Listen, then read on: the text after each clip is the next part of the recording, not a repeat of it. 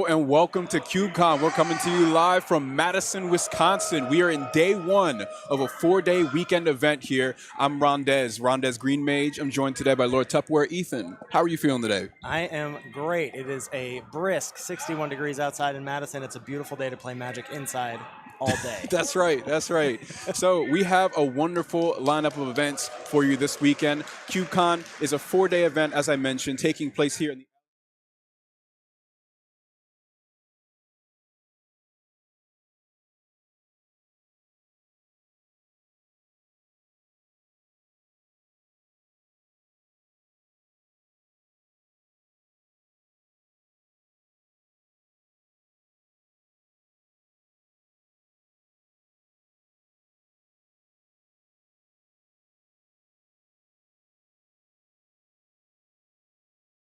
so far. Oh, it's fantastic. I mean, you can see we've got some real notables in the community here. Sam Black, Caleb Durward is here. We'll be checking in on Dana Fisher in our feature draft. So we've got a real, October is packed to the brim with a lot of Magic stuff. We had RCDC a few weeks ago. We've got Worlds next week. But people coming back into Madison, slotting in CubeCon. You can tell the people who are here this weekend, they really want to be here. Absolutely.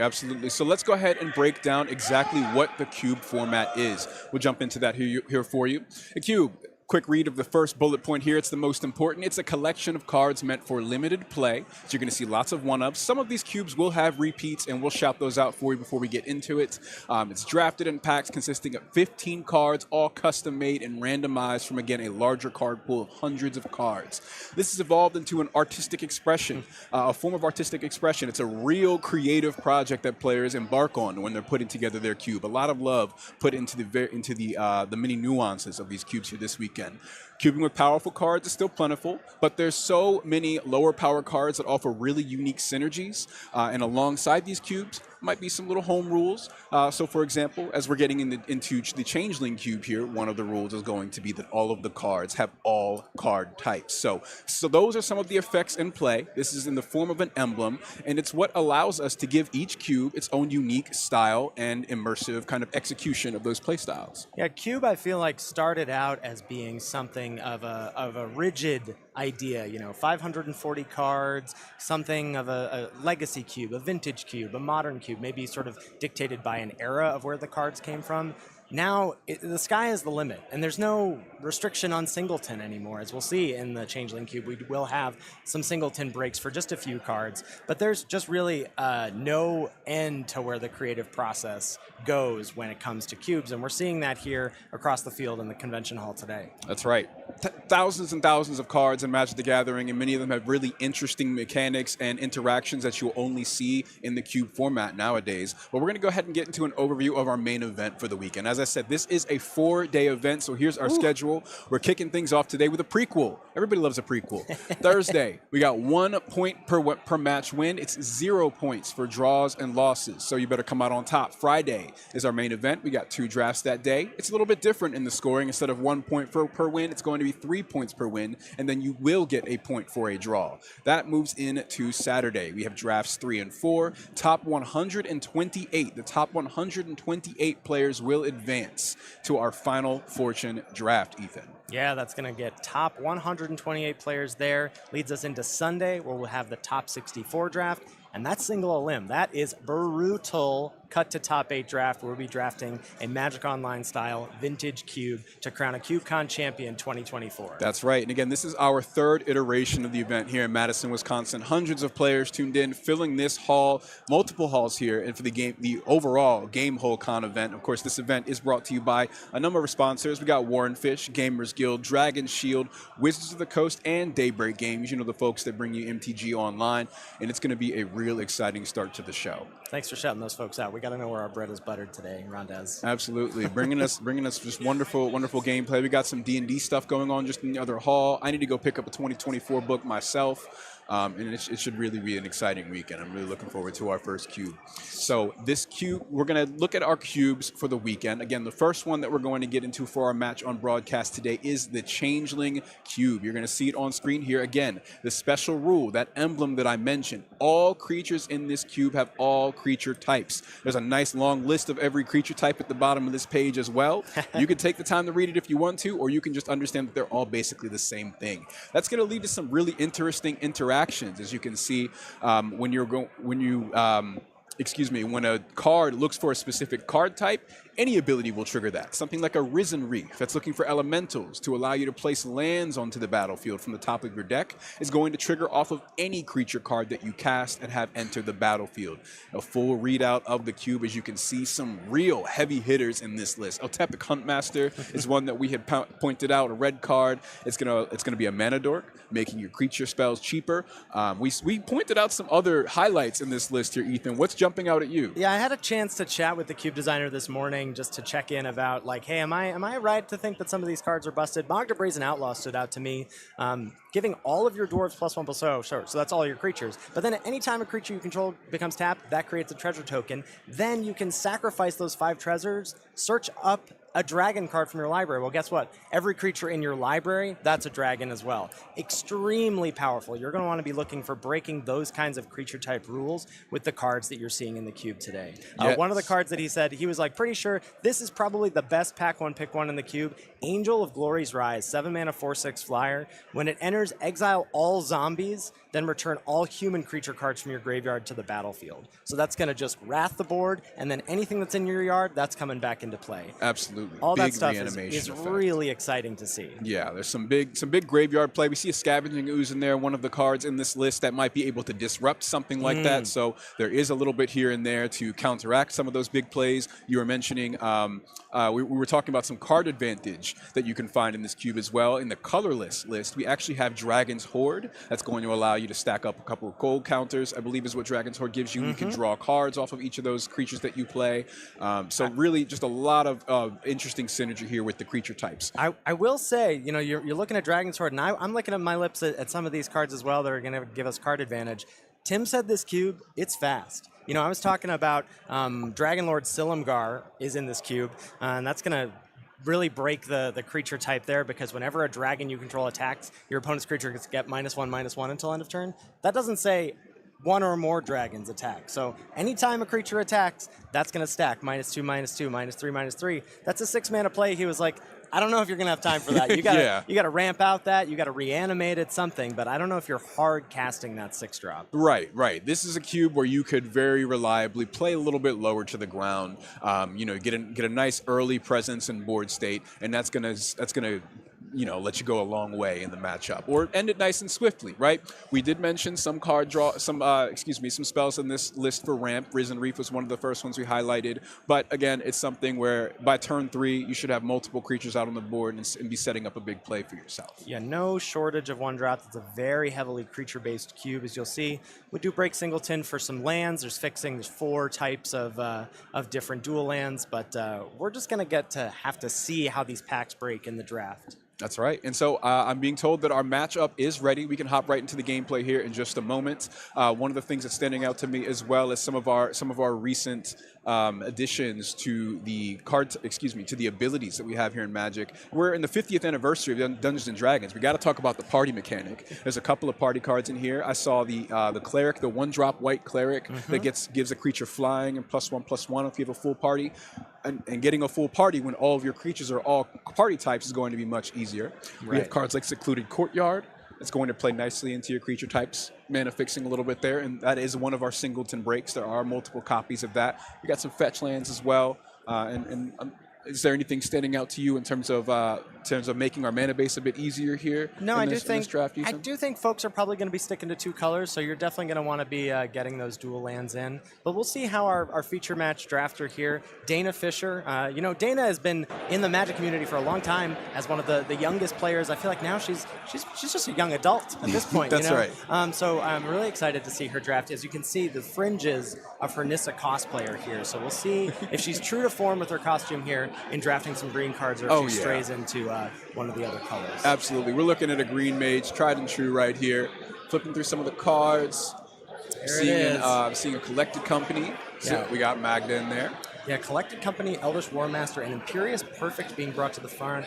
Magda, as you said, we shouted out earlier as that being a powerful card that I'm hoping to see someone get to play with, because that seems like one of the more broken cards to me.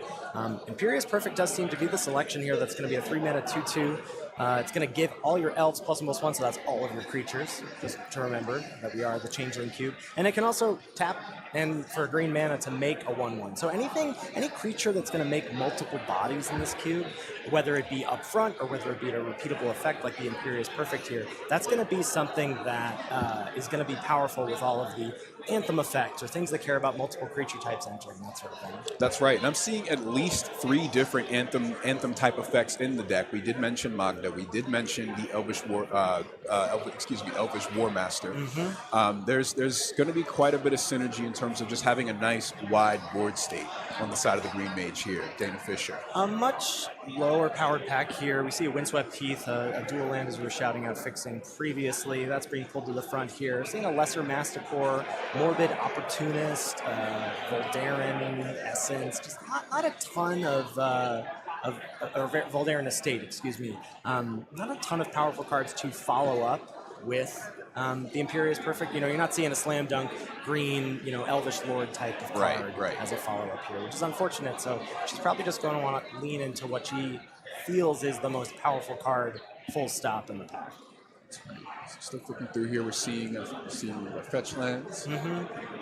Yeah, for that Voldaren Estate, that's an interesting card in the front there that she has, because that's going to care about vampires generally, but here and she actually ended up taking the Morbid Opportunist. Nice, so perhaps dipping into a second color here.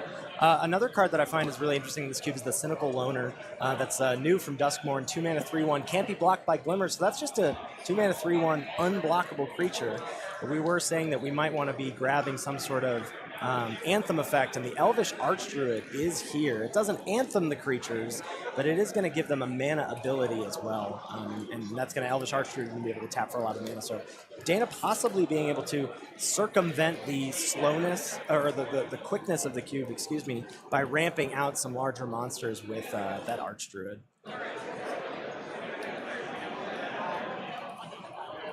Short pause here as Dana has selected the second card. Yeah, so we've got just 3 cards in the pile here: Imperious Perfect, the Elvish Archdruid, and the Morbid Opportunist. I will say, if I'm Dana right now, I'm feeling a little nervous about 3 3-drops. I've been told that the cube is a little fast. That's in the blurb. Previously, you can see Dana reviewing her picks here.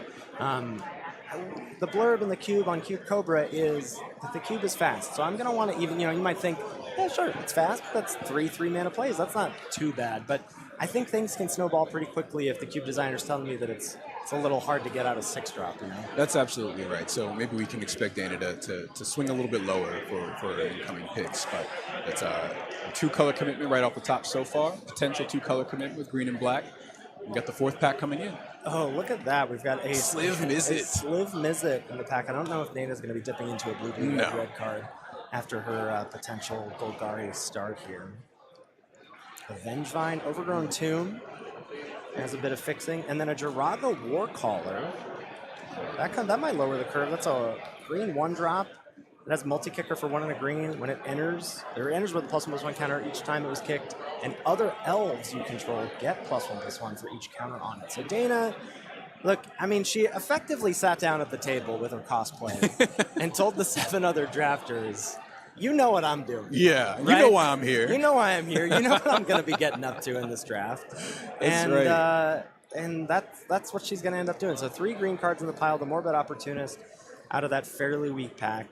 It's important to note that, 3 mana as a sticking point on the curve may not be exactly a problem for Dana, given that she's exactly in green, and there's quite a few 1-mana rampers in the cube, right? Elvish Mystic, Llanowar Elves, some other things that nicely break the creature type thing, like Ixali's Lore Keeper is a green mana, or a single green 1/1, taps add a mana of any color, but you can only spend it for dinosaur spells. Well, guess what, Rondez?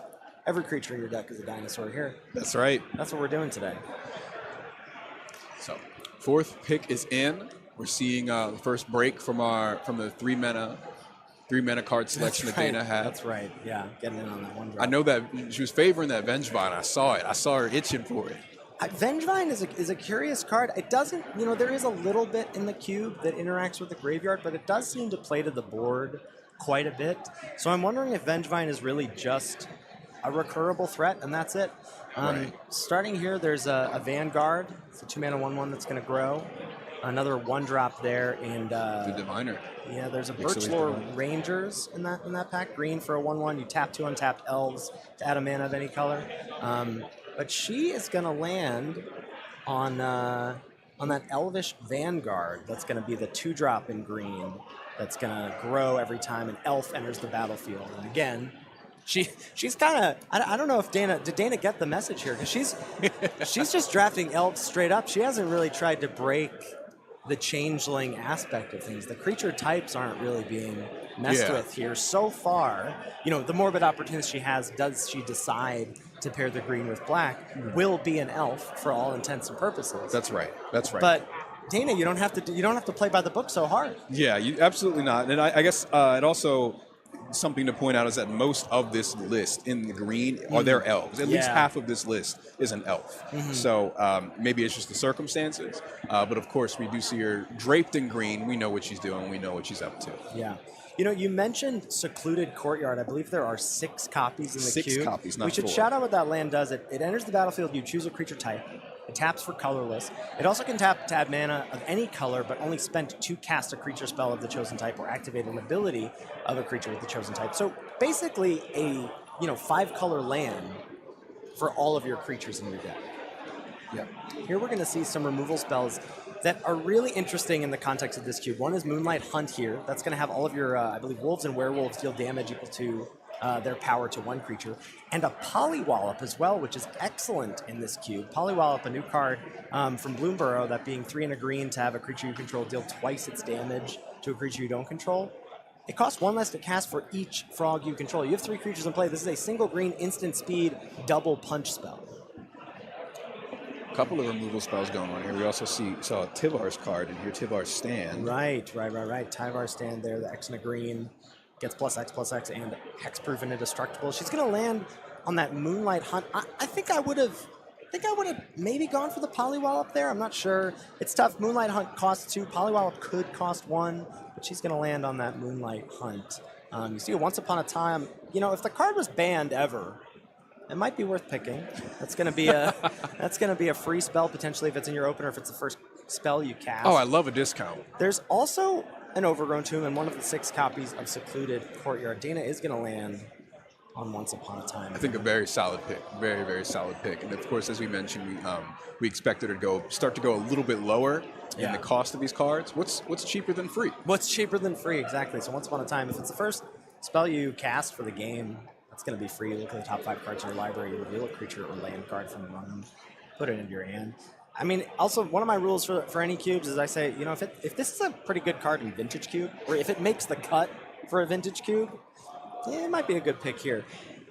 There has been a lot of green in these packs, and now we come to a grinding halt in that department. Not a forest pip to be found here, Rondez. No, lots of blue.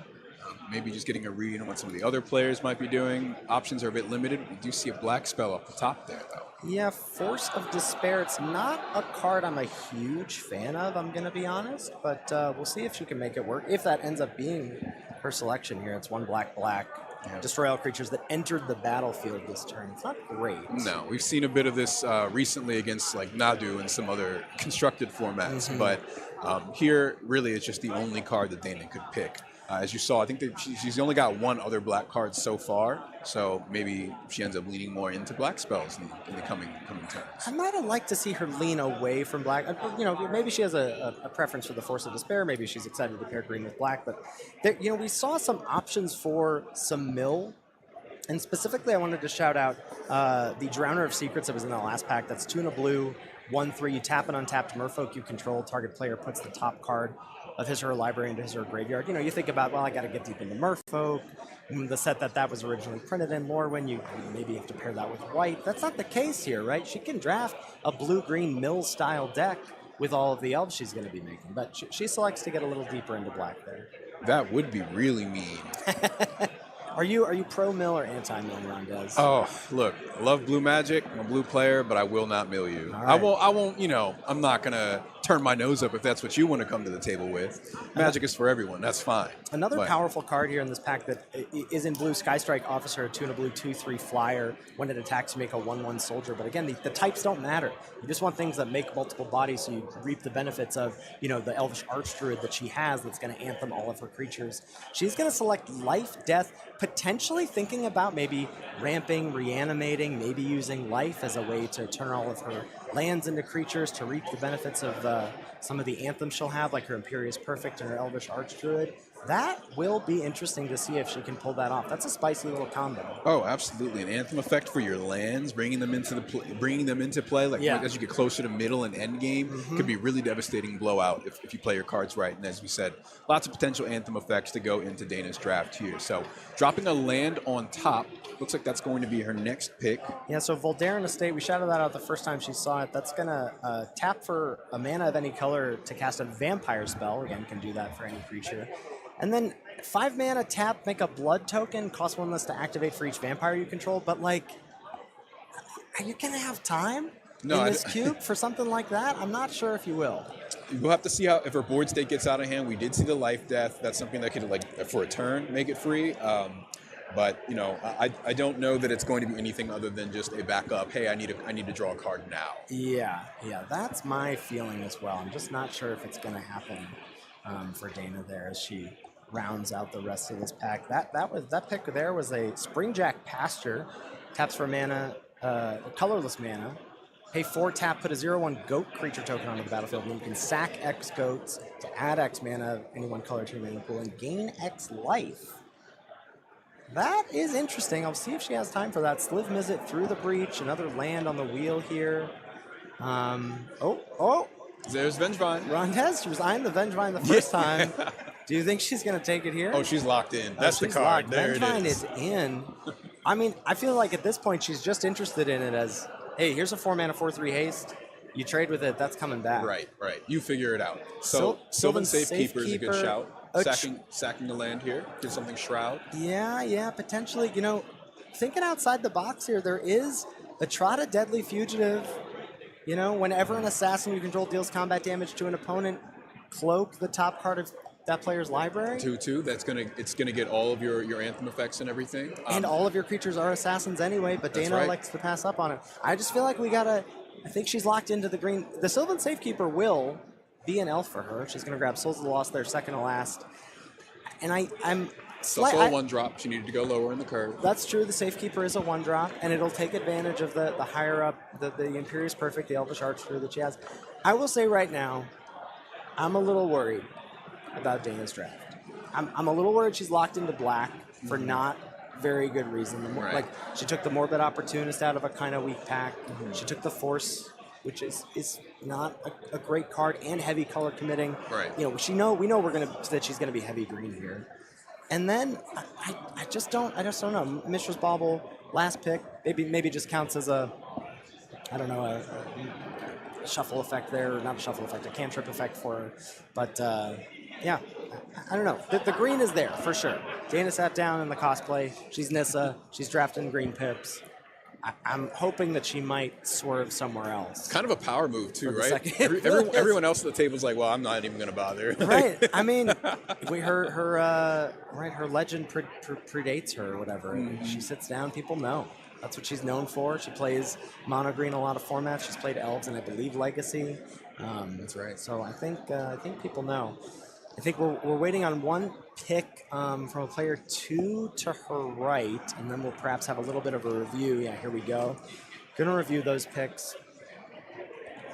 Nice to see the Archdruid. Nice to see some of those packs also that we haven't talked about. Some of those packs were heavy green, and right. and Cube, unlike a normal limited format where the packs to some extent are color curated, right? You're gonna see 4 of 5 colors in all the commons when you open up a play booster pack. Cube is not curated in that way. They are vigorously shuffled Completely randomized. prior to, and then the packs are made. some folks do choose to do that, by the way. Some folks do have cubes where they do seed, rarity in or make sure that it's color balanced. Here, not. So Dana had a lot of heavy green packs, which is great, but that may mean that she has inadvertently put some folks to her left into green as well, and that may play out as a ripple effect here in pack 2.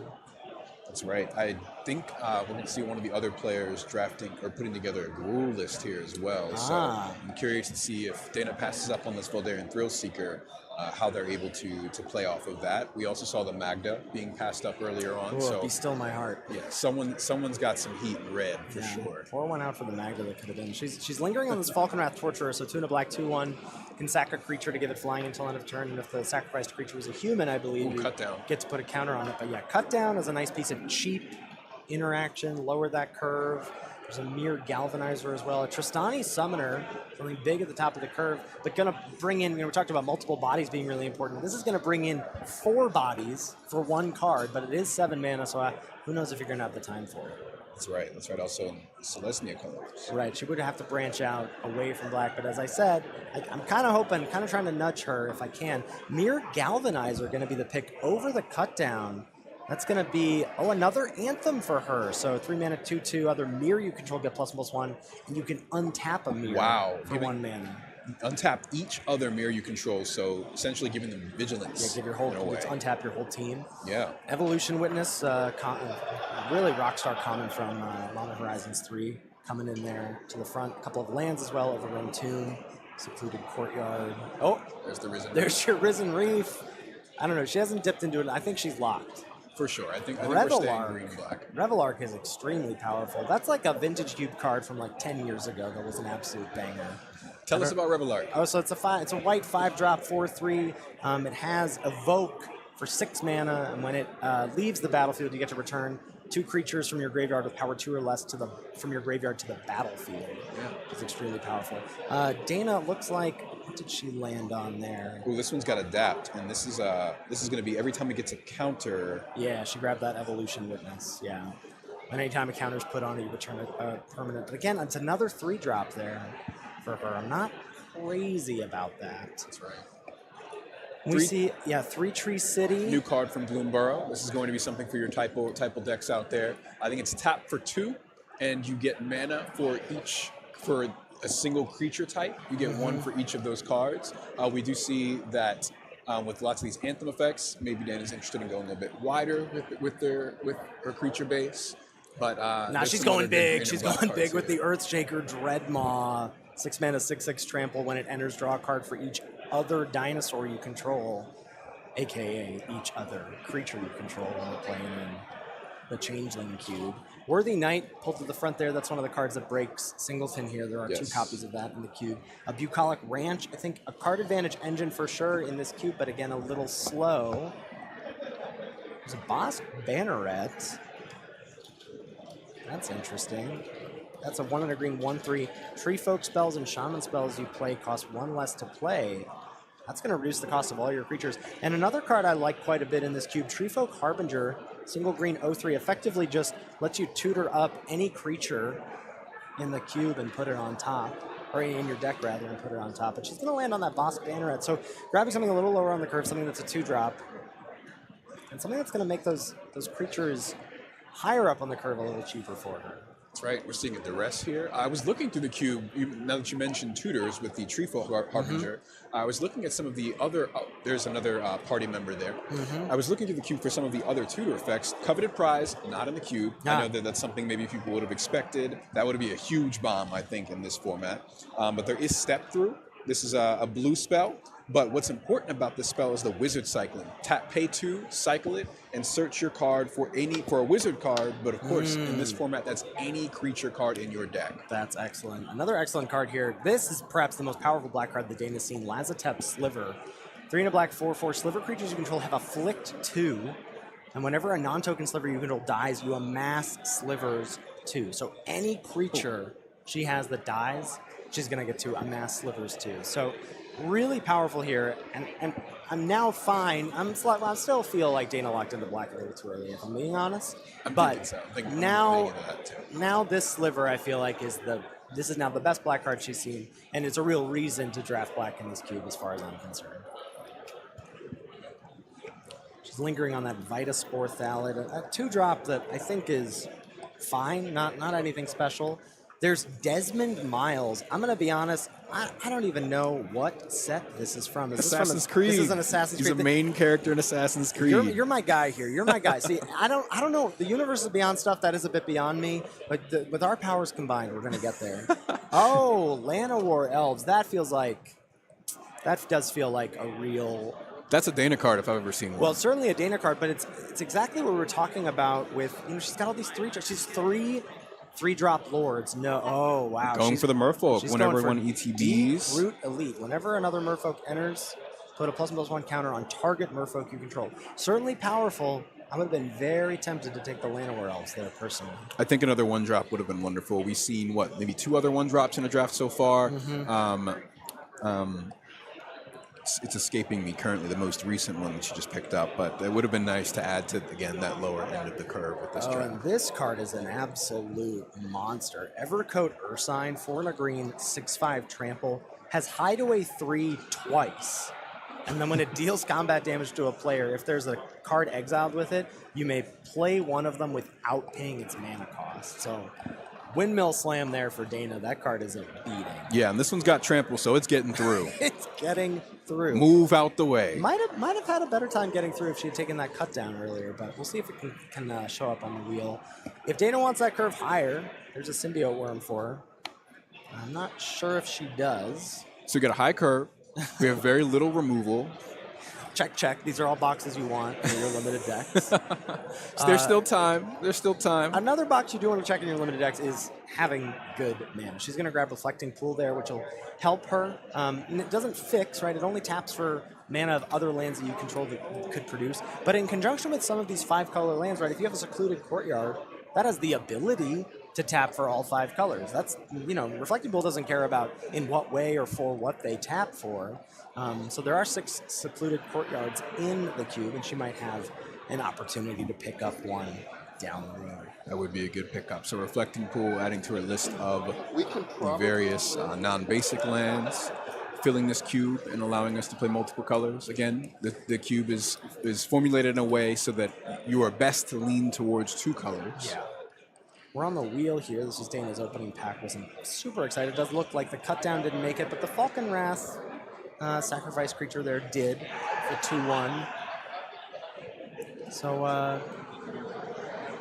we'll see as she reviews her picks here. You can see it's 3-drop after 3-drop after 3-drop. If I'm Dana right now, I'm thinking, okay, all we got to do is lock in for pack 3 and get something lower on the curve here. That's right. That's right. She did pass up the Llanowar Elves. She passed up the Elves, and honestly, and she's got in the 1-drop slot. We are seeing the Jiraga Warcaller, the green 1/1, can anthem your team based on how many counters are on it. You don't want to play that. You're not playing that on turn 1. No. Right? You want to play that for multi-kicker. Multi-kicker for more than one, ideally, and so that's going to be a 3-drop, a 5-drop, a 7-drop, if you can afford it to be one. Overgrown Tomb here on the wheel. There are 4 copies of it. Doesn't mean it's not any less sweet to see it here. Pick 10 when she's deciding to lean into green-black. Yes, we are locked into it at this point. Yeah, I would say so. Not seeing a lot of red come up either. It's not surprising, right? I mean, we passed some... I assume that Magda was scooped up Right. real quick on Dana's left, either 1 or 2 seats there. And I imagine the person who took that found it as a real incentive to draft red and stuck to it. So we'll see when we get to our matches a little later on what the decks ended up shaking out as. But I have to imagine that, heavy red to Dana's left is a good assumption. That's right. This is our second time seeing the Thunderkin Awakener come back to her. Yep. As well. That's true. So that's true. No one opting to go for the graveyard reanimation effect, a red 2-drop with haste. Just sitting here. So Dana really needs, like we said, I think the 1-mana rampers are going to be important. Elvish Mystic is.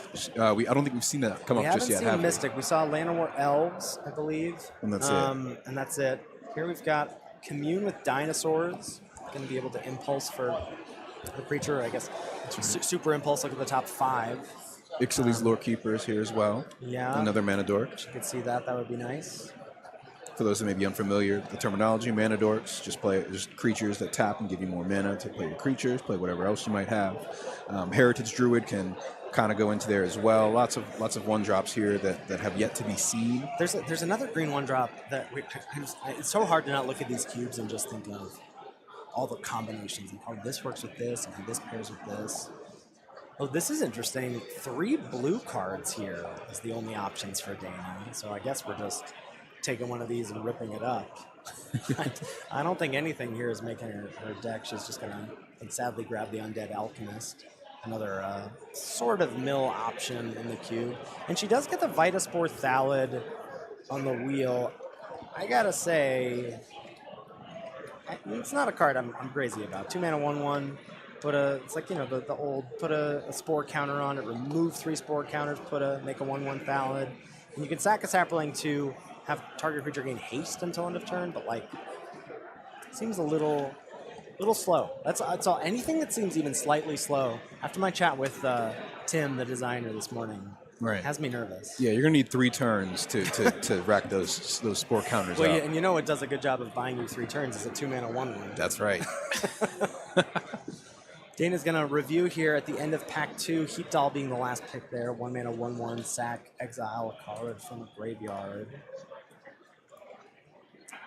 Some of our non-creature spells worth noting so far. We got Once Upon a Time. We're seeing Dragon's Horde, Commune with Dinosaurs. Mm-hmm. Lots of creatures in this draft from Dana, but we were talking about maybe the lack of removal. Very little removal in here. The Moonlight Hunt is currently has a lot of work to do in terms of interacting with her opponent.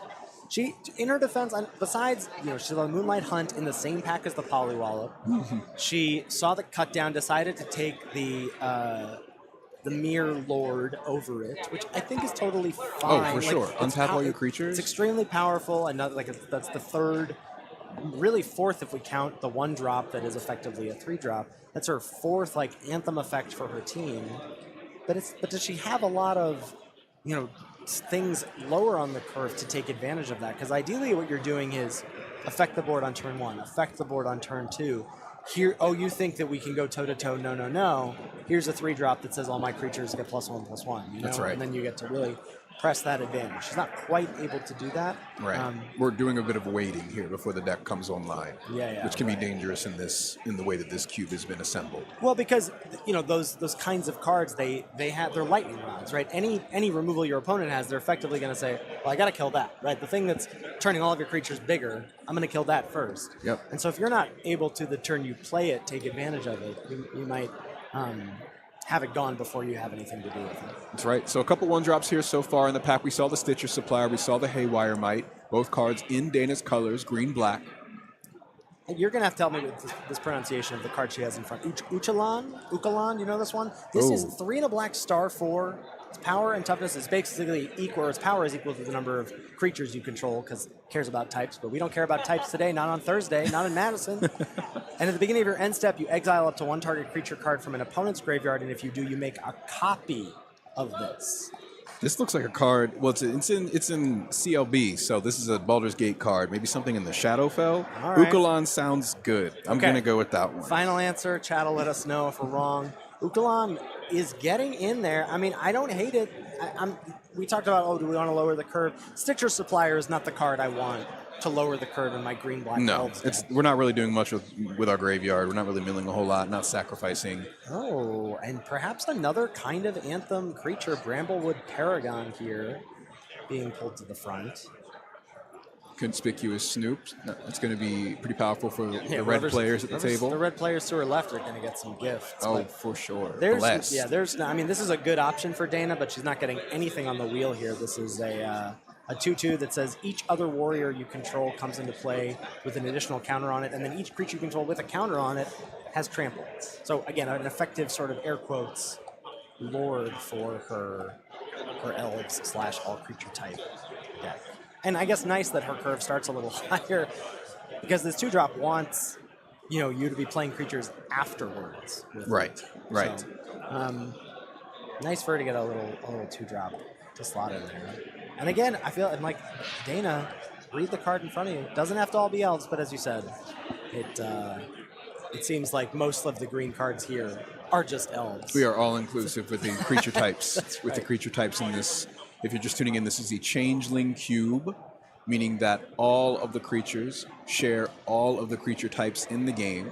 Some of the more powerful anthem effects that we've seen in Dana's list so far lean into that. We have the mirror.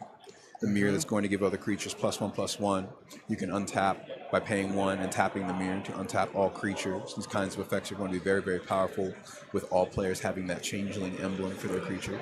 She already passed 1, but this is a card that does break Singleton, which is Elvish Warmaster. It's 1 and a green 2/2. Whenever 1 or more other elves enter, you get to make a 1/1 elf.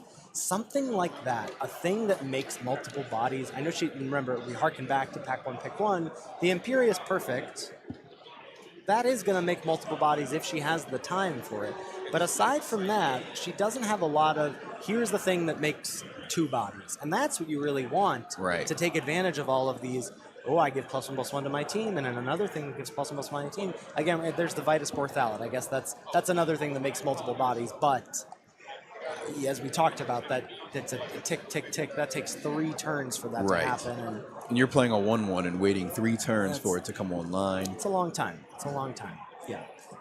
So as we wait here for Dana's next pick, she's just going to shuffle through to see if she can get her mind right for the next few picks. Fixing doing okay. I mean, she's got an overgrown tomb. She got a secluded courtyard. She's got a reflecting pool.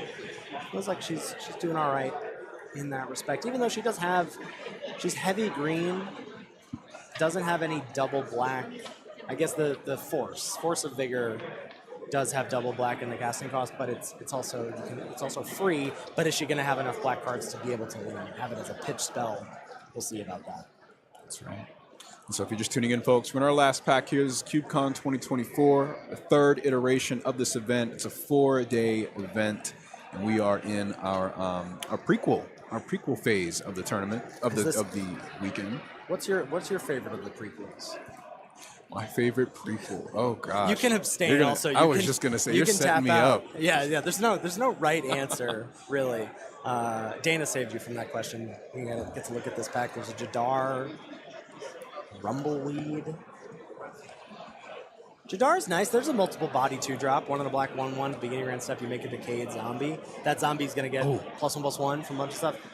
Agatha's Soul Cauldron. You like the Agatha's Soul Cauldron, a little graveyard hate. What are the combos? Oh, we did pass the vampire in pack 2, right? And that went the other way, and someone's deciding, hey, I don't need that. There's a Murderous Redcap. Ooh. Now there's a card for Dana. Lisa Lana Huntmaster, 2 green, 3/3.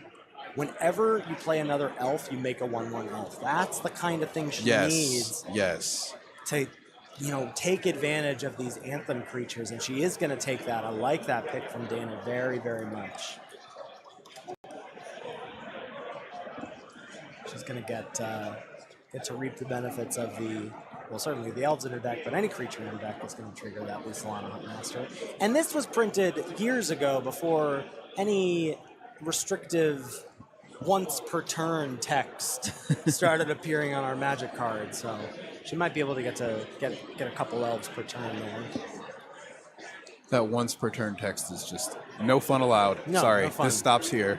Secluded Courtyard is one of the lands that we had mentioned is going to be powerful to pair with the that reflecting the reflecting pool. Thank you. Oh, interesting. So this is a Golgari card. We have Varyl's the Scar Striped, 1 black green 2/2.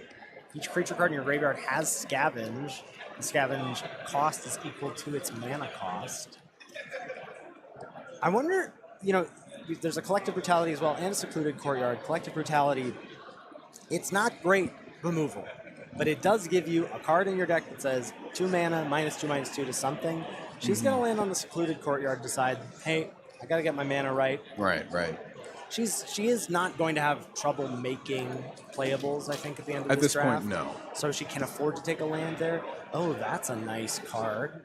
She's got a Headless Rider, 2 and a black, 3/1. Whenever it or another non-token zombie you control dies, create a 2/2 black zombie creature token. So that means any creature in your deck, when it dies, makes a 2/2 token.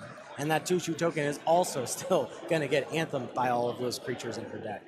So it's another 3-drop, but I like this as a pick over the Verdant Catacombs.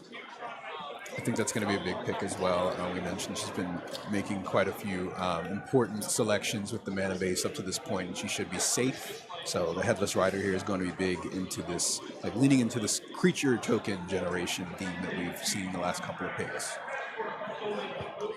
The last several picks. Not that many cards, less than 3 mana in her deck as she's riffling through here for us. Thank you, Dana.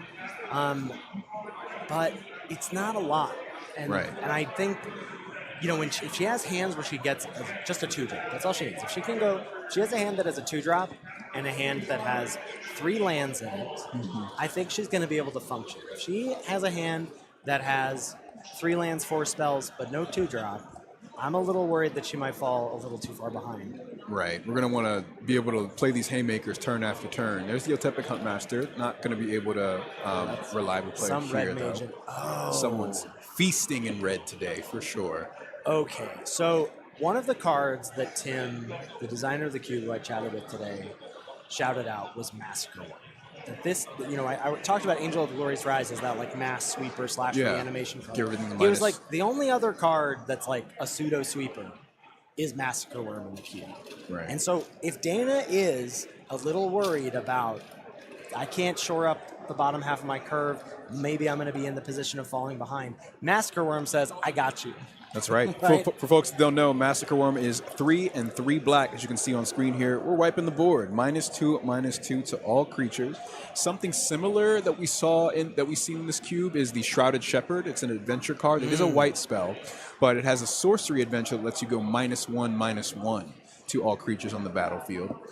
So as you mentioned, not many of those effects in the cube, but this is going to be a powerful one, and certainly one that Dana should lean into. So there's the Shrouded Shepherd on your screen. Yeah, she grabbed the Massacre Worm. I think that's going to be really nice, and I think it's going to pay dividends that she took the fixing when she did. I was kind of skeptical of, dude, you don't really need this many lands, I think, but you're going to make playable, so it's fine. Well, now you have a triple black card at the top of your curve. Right. You're going to be happy about that. The pick after she got an Elvish Mystic. She has a 1-mana Dork to ramp into those 3-drops. That's really nice. The pack was stacked as well. It had a Bitter Triumph. That would have been a really clutch removal spell for her to have. But she opted for, hey, I'm going to take something a little lower on my curve to ramp out, to get to where I need to go, to my 3-drops, and maybe take a bit of a role in the games that says, I'm doing my thing.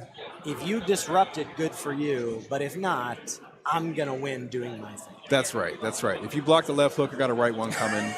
Right. Dana's just a hard hitter so far with this draft. The removal spells, though, could be quite disruptive as she's tapping out at sorcery speed. It's just going to depend on how the other folks at the table are drafting. Well, one of the things, and players at CubeCon, they get to rank the choice of the cubes that they enter. We have a room filled of cubes, and a cube is only for 8 people. So you imagine we have, I think, something like 70 or 80 cubes in our main event. We'll get those numbers exactly to you, but there's a lot of cubes to choose from. So players aren't randomly placed in those cubes, right? They get to, they are, I guess, sort of randomly, but it is by choice a little bit. You get to rank your choice of which cubes you want to participate in. So you would imagine that the folks who landed here in the Changeling Cube today, they know a bit about what's going on. Maybe they had some time to pour over the list a little bit. The removal is scarce. It's there, but it is a little scarce. So, the cut down that she saw, the Bitter Triumph that she saw, the Midnight Hunt that she has, the Polywallop that was right next to it, sort of unfortunately for her. There's not much more than that in this cube list as we see on Cube Cobra for her. As we get to, I believe this is the last pick before the wheel, there's a Nest Invader, 2-mana 2/2 in green that's going to make an Eldrazi spawn token, so the thing that makes 2 bodies. Scavenging Ooze, Savage Stomp, which is effectively single green, right? Because if you use a dinosaur for it, that's right, it's going to just be 1 green. So it's a cheap card that is removal, something that Dana hasn't seen. Wow, look at this, 5 green cards. The pick before the wheel in pack 3 feels like, Dana, you were in the right seat. You sat down. Oh, we're going for the Augur of Autumn, so no, going for another 3-drop. This one does let her play lands at the top of the library. Look at the top, right? That's a pretty powerful effect. But again, that 3-drop slot is so heavy, so crowded in this list. Haywire Might is just favoring that one as well. Yeah, that's a nice, I don't know if we'll make the main deck, but certainly there are artifacts and enchantments worth blowing up in this list, and I think that if she faces those, bringing that in for game 2 or game 3 is definitely going to be a powerful option for her. I really would have liked to see her take the Savage Stomp there in that last pick. I think so too. That would have been a great call. I think that would have shored up a pretty big hole in the deck here that Dana has, which I do think is powerful. I think she's got a nice looking deck. We've mentioned our concerns about interaction and curve, and that could have solved one of those problems, perhaps potentially 2 of those problems, giving her the opportunity to double spell as Savage Stomp would be so cheap. Here on the wheel, I believe she's going to land on this. She looks like Wild Canter, though. Is Rumbleweed going to jump in front here? Rumbleweed is another card I am not. This is a new one. This is coming out of OTJ, I believe. Okay. Well, that's the opposite cube. That's 11 mana, but it costs 1 less to cast for each land card in your graveyard. Vigilance, reach, trample when it enters other creatures. So it's like an overrun Crater Hoof type effect. That's right. I don't know how lands are getting in your graveyard, Dana, but I'm excited to see. We have the Sylvan Safekeeper, and that's really it. That's true. That is a wow. Is she going to do it? Pull off the 1/2, just like, oh, little old me, I've got my Sylvan Safekeeper and playing sack. Here's my 1 mana 8/8, giving my whole team +3/+3. Yeah, that could be a nice little slam dunk at the end. Maybe a tough play to pull off, but it is certainly a major synergy that she's drafted thus far. There we go. And you can see Dana ready to hand off the last pick. We do zone draft here at CubeCon. No funny business, no packs being stacked to the left or the right of these players. We have decorum here at CubeCon. It's fun, it's games, but there are rules. There are rules. That's right. Last pick, red card here for Dana as she finishes out her 45. The other thing about CubeCon, play boosters have not affected Cube. We still draft with 15 card packs here at CubeCon, except when we don't. Some cubes have different rules. Yeah. I drafted a cube before we started the event today because I just can't get enough. I'm going to be drafting cubes as soon as we're done. You're in the right place for that. I'm in told. the right place. Look. I'm toddler free for the next 4 days. Oh, nice. I'm taking full advantage of it. I drafted a cube that's meant for 4 people, and it's only 180 cards. So it really can be any flavor that you want. This one was the Changeling Cube. What'd you think? What'd you think of the first pass of the Changeling Cube?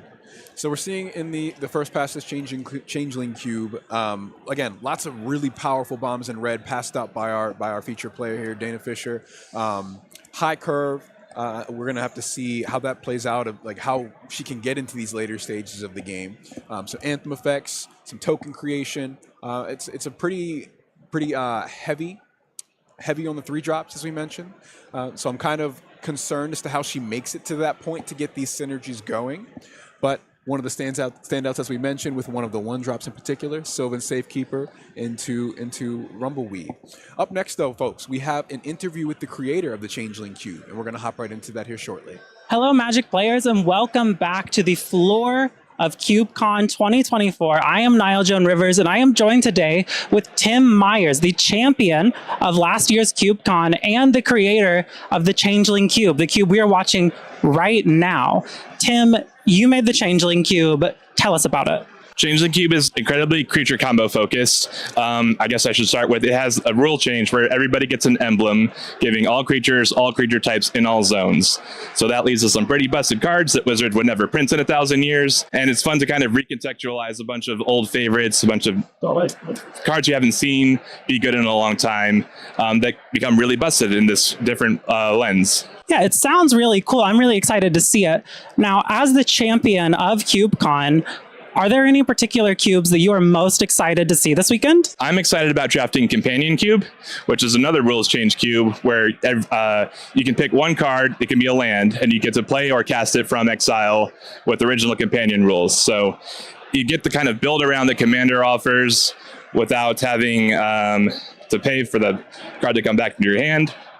It leads to some really busted strategies as well. I've companioned Thoughtseize in the 1 draft I've done of it, and getting to start with that in your hand and disrupt your opponents has been really, really fun. Now, you've proven yourself as a cube champion, cube expert.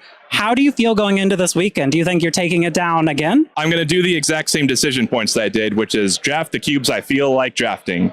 And we're going to see what happens from there. That's all I'm worried about. That sounds like a great strategy to approach such a fun event like CubeCon. Is there anything in particular you think viewers need to know about the Changeling Cube as they're watching it? You should know that this cube is very fast. And you should know that it's very, very easy to miss triggers. So be forgiving of the players if something doesn't quite line up right, or if they're missing an optimal line of play. Because when all of the cards in the cube are different in this way, it's very easy to miss things. Well, thank you very much, Tim. It has been great talking to you. I hope you have a great weekend. Any final thoughts? CubeCon is the best. Be here next year. That's right. All right, back to the booth.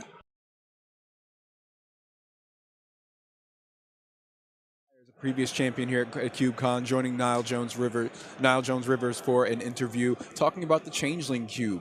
So we saw our packs, we saw our deck list drafted. We're going to cut to a quick break, and we'll come back to you with more gameplay at CubeCon 2024.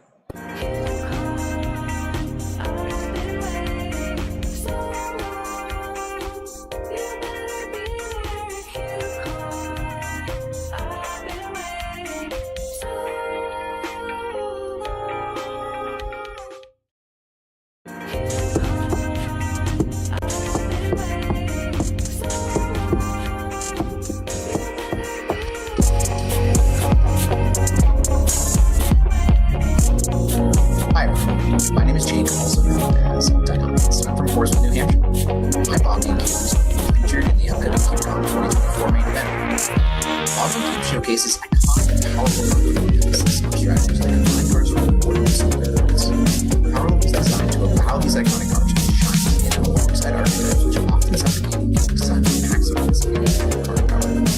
The strategy of the cube are set up to combine across the board to encourage emerging deck building and protect drafters.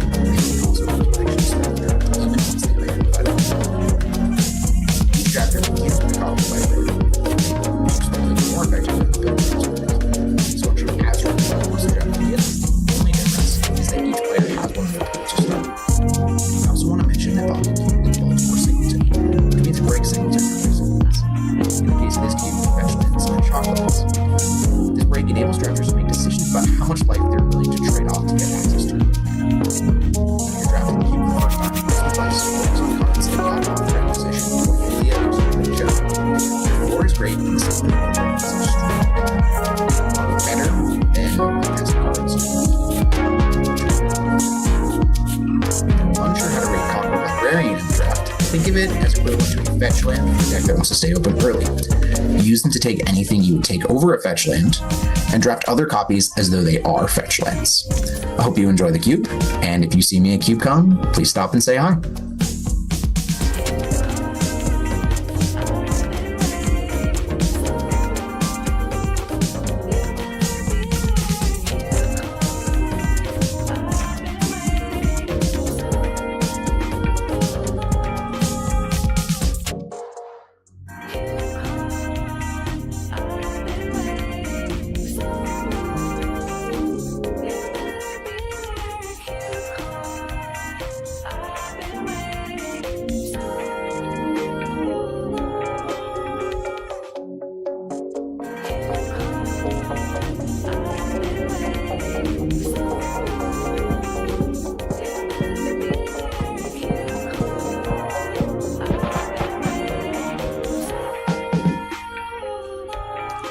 Hello and welcome back to CubeCon 2024, brought to you by our sponsor Warren Fish, an active member of multiple cube groups, including East Bay Cubing, that is eagerly awaiting teleportation technology to make it to every local cube event in a future year. Let me know when that pops up. I love some good space-time manipulation. Thank you, Warren Fish, sponsor of CubeCon 2024. We're going to get into our first matchup. Our first matchup after the draft has been completed. We're seeing Adam E. E-I-D-E is the spelling of that last name, facing off against Dana Fisher. We got to see Dana Fisher's full deck was being drafted, being in the Gokari colors. I believe that we are also taking a look at Adam's deck list here shortly to see what he's working with. Yeah, Adam Adam is, I'm assuming we're cross pod here. Adam is also in green, despite we saw the green flowing for Dana for sure. It's got to flow for some other players as well. Adam looking like he's probably going to end up in Selesny. I see his pool here, not full deck list, but he's got some interaction. That was the thing we were sort of a little worried about with Dana. He's got a Path to Exile. He's got a Polywall. He's got the Savage Stomp. I see. So it's going to be a little tricky. He's got that Elvish War Master, but he's also, it just looks like his curve might be able to be a little leaner, a little lower than Dana, but I'm not seeing the kind of explosive potential that... No Rumbleweeds. No Earthshaker Dreadmaws in there. Well, no combos there for sure, but none of those lords as we might expect because Dana snapped them all up. That's so right. We'll see how those two decks happen to mash into each other here for match one. That's right. And as we mentioned, that removal could be a big factor into maybe shutting down, disrupting some of these big plays that Dana might just have. The match is ready, so we'll hop right into the gameplay for you. Again, this is CubeCon 2024. We're getting into our first matchup. Dana Fisher facing off against Adam E. So we're coming in the middle of game one here. Looks like turn two. Dana let off with a free once upon a time. And deep three elite getting in, but no 3-mana play. Dana not missing the 3 drop, but luckily Adam not. I'm like 2 years retired, so Not double affecting check. the Don't worry about it. They've added a lot of text to match. There's a lot of text. I'm actually kind of They surprised. changed it in terms of the battlefield just so that they can fit more text on it. That's his cool. Seeing the fetch land into the Sacred Foundry coming down. Where's the green mana for Adam? I'm not seeing any just yet. Turn 3 without a play is quite dangerous here, giving Dana the time she might need. Spell Queller coming in. What Spell Queller is going to do here is exile that card, increase the cost. Dana would be, to exile that card as Dana casts it, so it never enters the battlefield. Does not trigger deep root ability. So it's not going to hit the battlefield. We thought probably as much as Dana did, like, hey, I got nothing happening here on turn 3. I'm free and clear. And she actually, it looks like, cast the first main, so not even going to go attack it. Which makes sense. She wants the creature in play, so she can get the counter really clear. Neither of those things are going to happen. Spell Fellas here. And we've got another, speaking of anthem effects, this creature here is a land. I believe this is Iridescent Soulstone. 2 red, 2/2.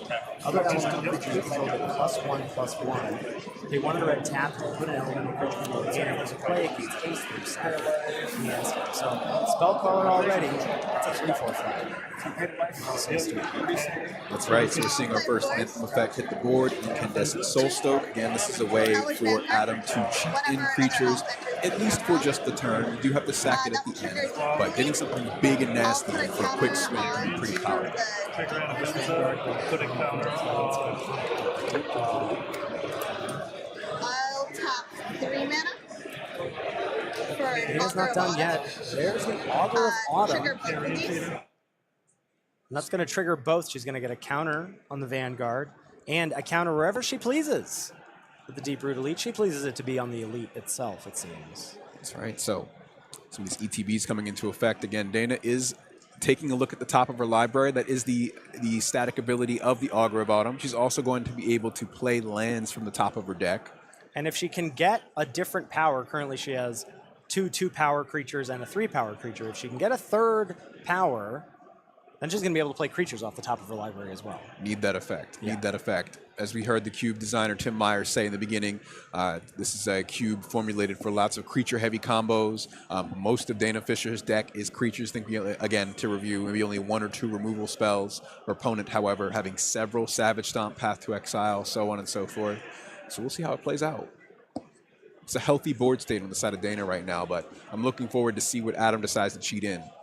I feel like I need to mea culpa here. I can't quite find the deck list here, but there's no way that the pile of cards I was looking at was Adam's pool. Right. We haven't seen a green card yet. 2 Sacred Foundries so far. I don't see Spell Queller anywhere to be found. That's all right. It'll be a surprise. So that's fine. That's 1 slap on the wrist for me. Chat, keep track of that. Some Jeskai action going on here. Mm-hmm. Red, white, and blue. And I got to say, I was told this cube was blisteringly fast. We're both players on 5 mana, and one of them at 20 life, the other at 16. Okay, there is a little bit of green. I saw Tristani Summoner there. I saw a 7-drop. Maybe Adam's just got the spice. You know, we were saying, you want to stay 2 colors in this cube. He said, what do you know? Said I do what I want. Yeah, so we're going to do see what I want here. our first creature coming in, being cheated in from the red 3-drop here. Okay, guy. All right, King Kong. Big We've got a Kogla. Yeah, Kogla's coming to play. 6 mana, 7/6. It's going to come in. It's going to fight a creature you don't control. And then it's going to attack. No artifacts or enchantments to blow up here. That is... Ooh. I wonder if Adam got that through the breach that was whipping around the table, too.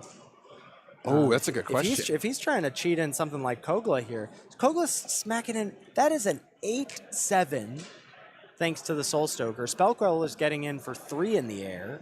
Yeah, no trample here, though, on the Kogla. Sure. Surprisingly, the giant, Yeah, right. the ape that's climbing towers does not have trample. Seems like a bit of a flavor fail there yeah, to me, but something's missing maybe here. it needs reach at least, right? He looks like he's got pretty good reach to me. I think so. I think it needs reach at least. Now, here's the nasty thing with Kogla in this cube environment, and in this situation with Adam is stuck on. Doesn't actually have any green mana, right? Was able to get the Kogla off the Soul Stoker. But you could, because every creature you have is a human. And so you could do this, cheat it in, pick it back up, that kind of thing. I wonder if we'll see that out of Adam here. Yeah, and Adam is in white. Lots of reanimation effects in the white spells for this draft.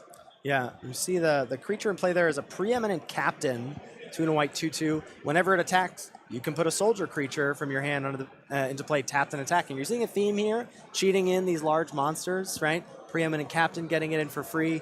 Iridescent Soul Stoker doing it for 1 and a red, only for a turn. But Kogla has done the damage here as Dana is down to 9. That's right. Who needs a fair fight? All right, so we've got, on Dana's side, she says, I can do some stuff too. I've got Evercoat Ursine. I've got my 5 mana, 6/5 Trampler. I'm Hideaway 3 twice. And maybe I'll get some cards cheated into play down the road as well. She selected her 2 Hideaway spells. We'll perhaps see what those are about on future turns. As the Elite Vanguard, or Elvish Vanguard, goes up to 4 power. Elvish Mystic come into play. We're going to get Trigger again. So pretty powerful turn here with that Ursine on the side of Dana's battlefield here, because next turn when this creature is able to attack, Adam's not too likely to be blocking with Spell Queller, right? Not likely to be blocking with the 3 mana red, the 3 mana red creature either, because that's what's allowing him to cheat in all these cards from hand. So it might be a bit problematic that this creature is going to be able to get through, do some damage, and trigger that hideaway ability. Yeah, the Incandescent Soul Stoker, you can do it at instant speed, right? Just like Sneak Attack, you can sneak block too. That's right. With the Soul Stoke. So we'll see how that plays out. I gotta say, when Adam cheated in the Kogla, I thought that's about it. We can wrap this up. We can go to game 2. But now the pieces of the puzzle are coming together for me about what that Tristani Summoner is doing in this cube, and in Adam's hand specifically. He's gonna get to cheat in this 7-drop. Now, sure, he's gonna have to sacrifice it, but he doesn't care. That 7-drop's just a 1/1. It's coming with a 2/2, a 3/3, a 4/4, and those are sticking around for good. Yes, and that 2/2 coming in with Vigilance, the 3/3 coming in Vanilla, and the 4/4 coming in with Trample. Could be the difference maker for some of the blockers here on the side of Dana, who's down only to 9 life. She's going to have to lose some of those creatures here. Yeah, here Trampler it comes. coming in. Well, There's Tristani. So Preeminent Captain turns sideways. Dana says, I'd like to block. Adam says, hold on. I have a trigger I'd like to resolve. Yeah. And that involves getting Tristani's Summoner onto the battlefield. Now, it's tapped and attacking. Boo-hoo. Eat a 1/1. But here's 3 extra creatures, and I feel like Pendulum's swinging back in Adam's favor here a little bit. We'll have to see. It's got to be scary too we don't have hand information here, and I feel like Dana's hands are a little tied at this point. She probably just has to block the Preeminent Captain, but that Captain has first strike. The Ursine only has 5 toughness. If Adam happens to have a deal 3, looks like the path to exile going to Huge. take out Ursine. No hideaway cards going to be making an appearance. Not this time. Those cards will remain in exile. She will get to go fetch up a basic, thin her deck a little bit, as I'm sure she's not interested in drawing lands at this point. Though, land number, I guess that's land number 7, but just looking at her lands, I was reminded of the Massacre Worm. The Massacre Worm here would be able to... Looming somewhere, either in her hand, in her library, be able to scoop up the Soul Stoker, or Soul Stoke, rather, Right. be able to scoop up the preeminent captain thanks to the Soul Stoke being down. But we should be reminded that, or should we remind our viewers, as I am reminding myself looking at this board, the Soul Stoke not only is a sneak attack, it's antheming the whole board. That's right. That's right. So, real close game here. Life score, I think, still representing that. Yeah. Dana's going to go ahead and untap and draw for turn. Let's see what she's got. Oh, I didn't realize she was hellbent too, and there is just a land for the draw. She'll be able to make some goats, though I'm not sure that that's exactly what this game is going to be about. No, I think those goats gain life for her, if that's right. She can sacrifice some creatures That's right. So to get some life. Not an ideal draw. The goat can come into play at instant speed, triggering the elite, triggering the vanguard. That'll perhaps make Adam's life a little difficult in the combat step. But if Adam has, cheating in Kogla, cheating in Tristani Summoner, the nail's almost in the coffin here. We'll find out if he's got one other thing he'd like to cheat in. As the preeminent captain turns sideways, it seems he does not. We're counting up damage here, right? Everything is +1/+1 thanks to the Soul Stoke. That's right. We got the Spell Queller flying over the top. No reach creatures on the side of Dana, so we should get at least 3 damage in here. Elvish Warcaller's going to come in. Whoa, another Anthem effect. Oh, I think not. Oh, because you have to pay for that. Right, you have to pay for the Death Touch. And again, Adam has now got in 3 green creatures. There's not a forest in sight on his side of the board. Dana is going to make a goat before blocks. And she has a couple counters to distribute. One has to go on the Vanguard. The one from the Elite can go where she chooses. She's going to choose to put it on the Elite itself. Now, nothing other than the 4/4 token, the Beastie, has trample. We're lining up blocks here. I gotta wonder what happens with Adam's hand here when he doesn't draw the incandescent Soul Stoke. You have to imagine there are some green-producing lands in the deck, whether it's just a secluded courtyard or two. Right. So Deep Root Elite on the preeminent captain. The 6/6 attempting to block the 5/5 trample, and it looks like even with some nice profitable blocks for Dana, it's not enough to stop 6 damage coming through, and that's going to be game 1 going to Adam. I got to say that is not a game, not how I thought a game was going to go from this cube based on Dana's draft. Yeah, no, the game went pretty long. Spell Queller came down right on turn 3 and was able to get at least 2 or 3 damage in every turn untouched. There's very little removal in Dana's deck. I think she has no flyers and no creatures with reach. So Spell Queller is just going to stick around and continue to ping and bring her even lower.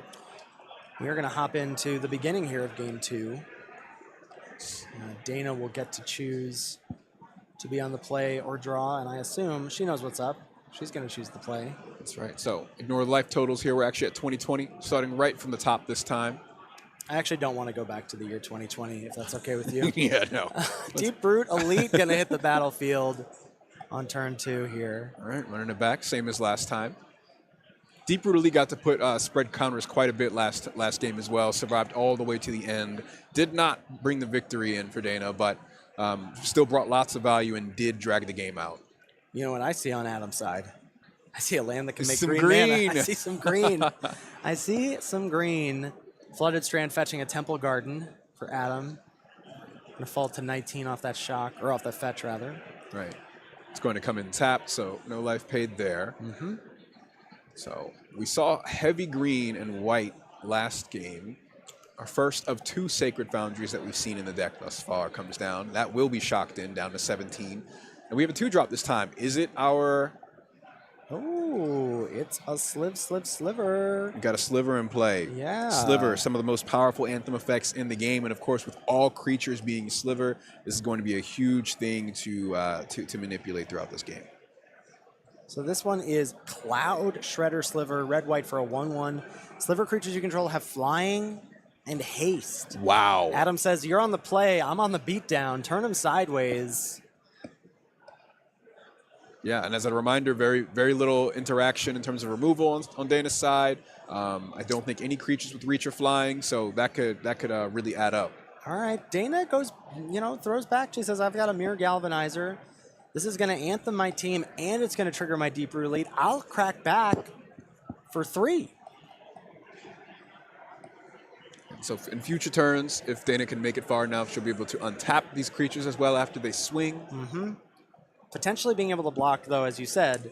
I don't know. As long as that Sliver's in play, I don't know if she's blocking any of these creatures, and she doesn't really have any reach or flying going her way. Adam. Oh, wait. Well, it looks like a little bit of a... Dana jumped the gun there on the untap a little bit. Adam got in with the Sliver for 1. Dana falls to 18. It might not look like much happening on the other side there, but I smell a Spell Queller. Arid Mesa is going to go fetch blue.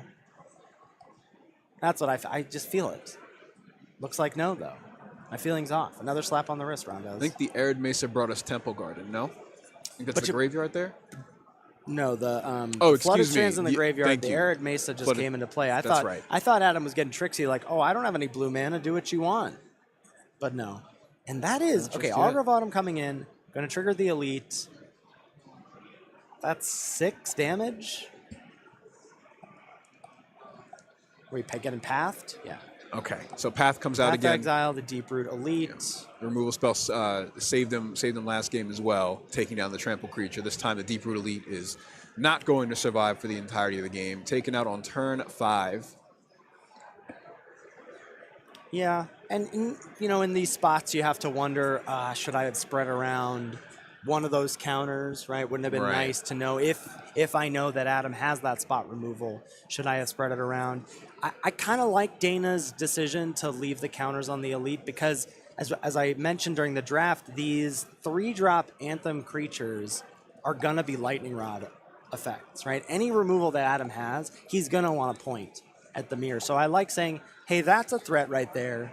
But also this Deep Root Elite's getting out of control too. So you pick your poison, and Adam said, I'm going to take out the 5/5 for now. That's right. So Adam still only 1 creature on the battlefield, so he has not been able to take advantage of this awesome Anthem effect on the Sliver, giving all creatures flying in haste. Well, and the flip side of it is does he want to start turning his creatures sideways when he's at 11? Right. Right? I mean, very dangerous unless you're doing big damage. Yeah, so I don't know. I mean, here's a Moira Trash Tactician, 1 red, green, 2/4. It's going to ramp, but he's not attacking with this. He can't afford to get that going. Oh, never. Okay, I gotta just slow my roll here. He is going to get in with the 1/1. That 1/1's not blocking anybody well. And so, with this Trash Tactician, this red-green creature, whenever Adam expends 4, he's going to gain 3 life. So that is going to be a big way for Adam to be able to maybe climb back into this game here starting next turn. That's true. Dana peeping the top card of her library as she is allowed. We'll talk about decorum a lot here on Des. That's allowed. That's allowed to be done with the Augur of Autumn in play. 1 different power coming in, and then she can start playing creatures if she can find a 1 power. Imperious Perfect, the pack 1, pick 1 for Dana Fisher, our featured drafter, going to come into play. That's 2 of her, 4, I think, Anthem creatures. She's going to play an Overgrown Tomb tapped. A combo that I hadn't even considered that we're witnessing right now is that the Mirror Galvanizer will untap the Imperious Perfect.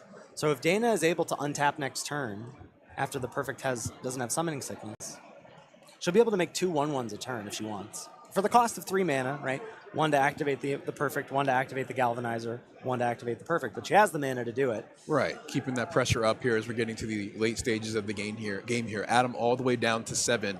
And with, as you mentioned, Dana threatening that combo, we got to imagine he wants to play some big spells here, gain some life, get both of those expend triggers off the Tactician. The first one, of course, expend 4. And the second one on where a Trash Tactician being expend 8, exile the top 2 cards of your library. Oh. Tristani's Summoner hitting the board here. The 2 mana from Moira, because at the beginning of your first main phase, you add red or green for each raccoon you control. Well, every creature Adam has is a raccoon. Plus the 5 mana. Tristani's Summoner is going to say, beep, beep, beep. Hold up. But also it's going to say, I can attack with these this turn. That's right. Because of the sliver. One's got trample, one's got vigilance, so we will have a blocker for when things go back to Holy Dana. cow. Huge turn of events here to get that Trostani in play. Somebody drew green mana in this game. Look at the difference. Look at the big brain on Brad. We've got forests in play here. And of course, thanks to the Raccoon, thanks to Moira, Trash Tactician, really pulling a lot of weight this game. It came into play just in time. See the life game here too. That's going to be +3. This is such a critical turn for Adam too, because the game's on like a knife's edge right now. It is. Right? He's been on the back foot because of his stumble. He's not been super mana efficient. Played Path to Exile on turn 3, etc. But now he has a real chance to turn the corner and close out the game quickly. But the emphasis has to be on quickly because of the combo that Dana has on the other side of the board. Yeah. But, I mean, all of a sudden, Dana's down to 5 life facing lethal plus in the air next massive turn. swing. So she draws for turn. She looks at the top of her library, finds a forest, plays that, looks again. And unless Dana can find, unfortunately, she can't play removal from the top of her library. So the Moonlight Hunt to kill that sliver, that's not going to happen from her library. There's a Morbid Opportunist. So that says whenever a creature dies that isn't Morbid Opportunist, you get to draw a card with the dreaded once per turn text. We can handle it, Watsy. We can handle multiple triggers a turn. I can be responsible. I can be an adult. I can do it.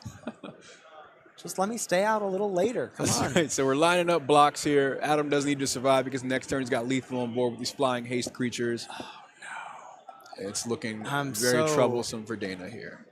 I hope she's sandbagging a removal spell for the second main phase or something. The Midnight Hunt that...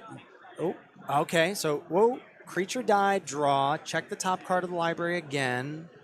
Off the Augur. 4 mana available.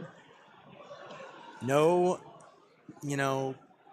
tricksy combo scenarios, as we mentioned with the... Oh, and There it Dana is, extends the concession. hand, and Adam gets it. What a very interesting 2 different games there for Adam. I really thought Dana was going to have it in game 2.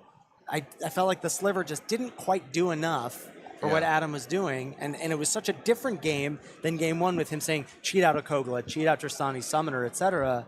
No green mana needed.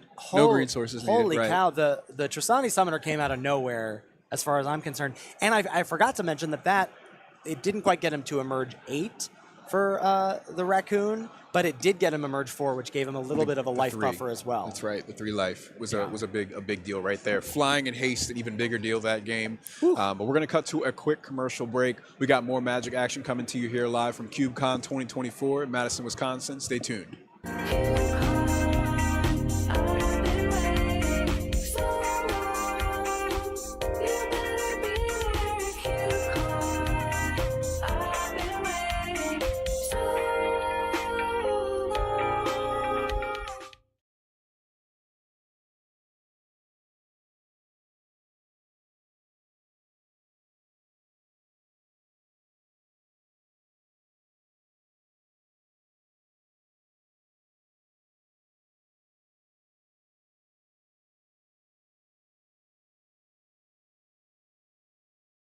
What's up, chaff aficionados? I'm Ben, coming at you from Morristown, New Jersey, and I'm a co-host of the Draft Chaff podcast. You know Draft Chaff, that stuff you find laying around after F&M draft? Well, we've been gathering all of your forgotten but beloved cards and giving them a second chance in the Draft Chaff Cube. We have some limited archetypes you really won't see anywhere else. Check out Green-White Splinter Twin. Kind of looks like a pile of counters and tokens until you look a little bit closer. We also have Is It Free Casting, which asks you to cast huge spells way ahead of schedule. We have Golgari Spider Spawning, which is, you know what that is. And we also have my personal favorite, Red-Green Power Pingers, which balances Enrage, Power Matters, and Burn for some unexpected value. Other archetypes you can expect to see are Simic Flash, Boros Heroic, Orzhov Aristocrats, Dimir Reanimator, Rakdos Madness, and Azorius Flicker. Now, I know I'm describing color pairs, but Even though draft archetypes are centered around color pairs, they're not rooted there. These archetypes are supported across all colors, so no two drafts of the same archetype or color pair will look the same. You could draft blue-black Reanimator, then blue-black Flash, then blue-black Spells, then blue-black Madness. Or maybe you could put together Orzhov Reanimator, or Selesnya Flash, or Is It Madness? It all really works. We have plenty of other hidden archetypes too, so keep an eye out for those during the draft. We've also got conspiracy cards and a whole list of achievements to spice up the drafting and the gameplay. If you get one of the achievements, let me know and I'll give you some stickers. The best part about this cube is that you probably already own most of it, and the average cost per card is just 25 cents. We hope you enjoy drafting the Draft Chaff Cube as much as we have. Happy CubeCon.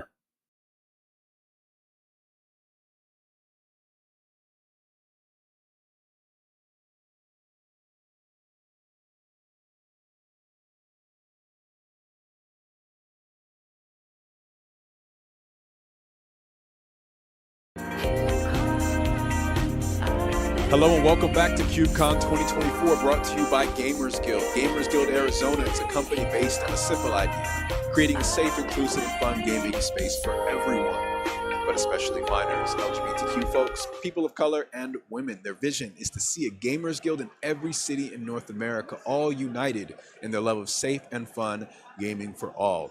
Love that. Love the energy here in the room today. You see folks diving into their cubes and draft matchups at the tables throughout the hall. We're in Hall B of the, I've butchered the name of this convention center so many times. I would love to hear you say it. No, why stop now? Do it again. let's go again. It's the Energy Center here in Madison, isn't it Wisconsin. Just Alliant? Alliant. How do you butcher that? We could go all kinds of different directions with it today. You've teased it now twice. We'll get him. We'll get him to do it later. Either way, we're here, and we're hopping into round two. We've got Ian Ellison facing off against Matthew Welsh for game number 2. If you're just tuning in, we just completed our first matchup between Dana Fisher and Adam Eade. Adam Eade was able to come out on top with a 2-0 victory. But at the top of this matchup, we're actually in game 3 for this round for Matthew Welsh and Ian Ellison. Yeah, we're still in round 1 here. We're just popping over to another table.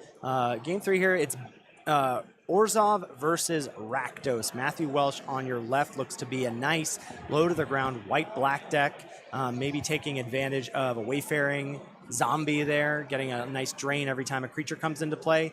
And Ian Ellison on the other side of the table, he's got Rakdos, and one of the cards that I was really kind of keyed into about this cube is Gev Scaled Scorch. It's a new card from Bloomburrow, black-red for a 3-2 with Ward, pay 2 life. Whenever you cast a lizard spell, Gev deals a damage to target opponent, so that's, again, any creature spell you cast. And when other creatures you control enter with an additional counter on them for each opponent who lost life this turn. So basically, you got Gev in play, and every other creature you control is going to ping your opponent as they come in and have a counter on them. So really strong there. Really dangerous card to get in nice and early. It's just going to put an early clock on your opponent here, as Rakdos does. Looks like from Ian Ellison, he's going to go tutor up a Lazier Goblin. It's a single red for a 2-1. When it enters the battlefield, it deals 2 damage to any target, and it has Motivate for 3 and a red. Can't attack or block unless you've paid its Motivate cost once. So that's what he went and tutored up there with, I believe that's just a 1-mana tutor spell. Katarin's Summon, single black, search for a mercenary card, reveal it, put it into your hand, then shuffle. That Laser Goblin. What do you think of those? What do you think of those test cards? Test cards, some of them are really goofy. We saw Sliv Mizzet in the draft earlier, so and I sick. literally threw my head back laughing when I saw Sliv Mizzet. But I don't think we've seen an Izzet deck just yet on stream today. The test cards, they make for some really goofy interactions, especially in this Changeling Cube, where, again, if you're just tuning in, all creatures and all decks share all creature types in all zones. So Archpriest of Iona was Matthew's turn 1 play here, and Amaroon Scout, a follow-up, 1 and a white, 2-1. It's this like rebel mercenary search thing, but again, all creatures are all types, so you just find it. Amaroon Scout says you can pay 4 mana tap to search for a rebel permanent card with mana value 3 or less from your library and put it into play. Oh, so we're just putting it right into play every time. So we're just searching up 3-drop or less whenever we want for 4 mana. That's instant speed too. Now, will it survive? We'll see. The Laser Goblin, Ian decided, that's going to target the Archpriest of Iona. That's a card I'm more worried about. then I am worried about this Amber Scout for now. I will say both of these players being a little deeper in black than Dana was, and one of them, Ian Ellison, being in red-black, perhaps removal will be a bit more plentiful for him in those colors. I'm thinking so. I think that we'll see a much more interactive game this time around. We are taking a look at the draft for these two players as we speak and getting an idea as to what kind of non-creature spells we can see in this actually very heavily creature-based cube. We're seeing these powerful tutor effects coming into play. We're seeing just how clutch a nice timely path to exile can completely turn a game around. Oh too. my gosh, so true. Well, luckily, Cube is singleton at least in terms of path to exile in this cube. Right. So no more here. We won't be dealing with that here in Matthew or Ian's deck.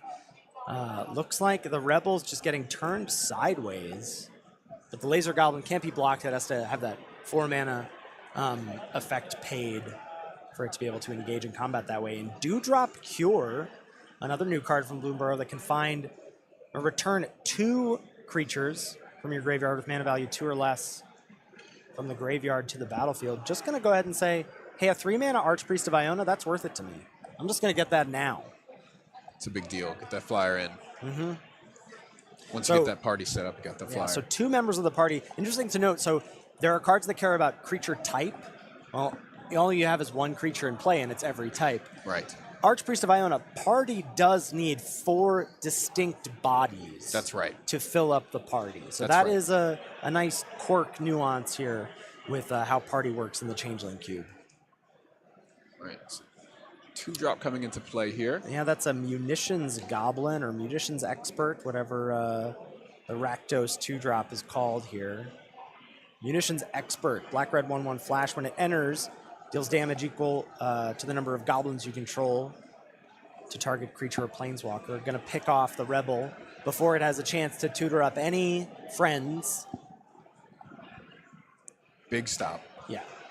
And again, like, what is that? That's both 2 creatures that are removal spells for Ian.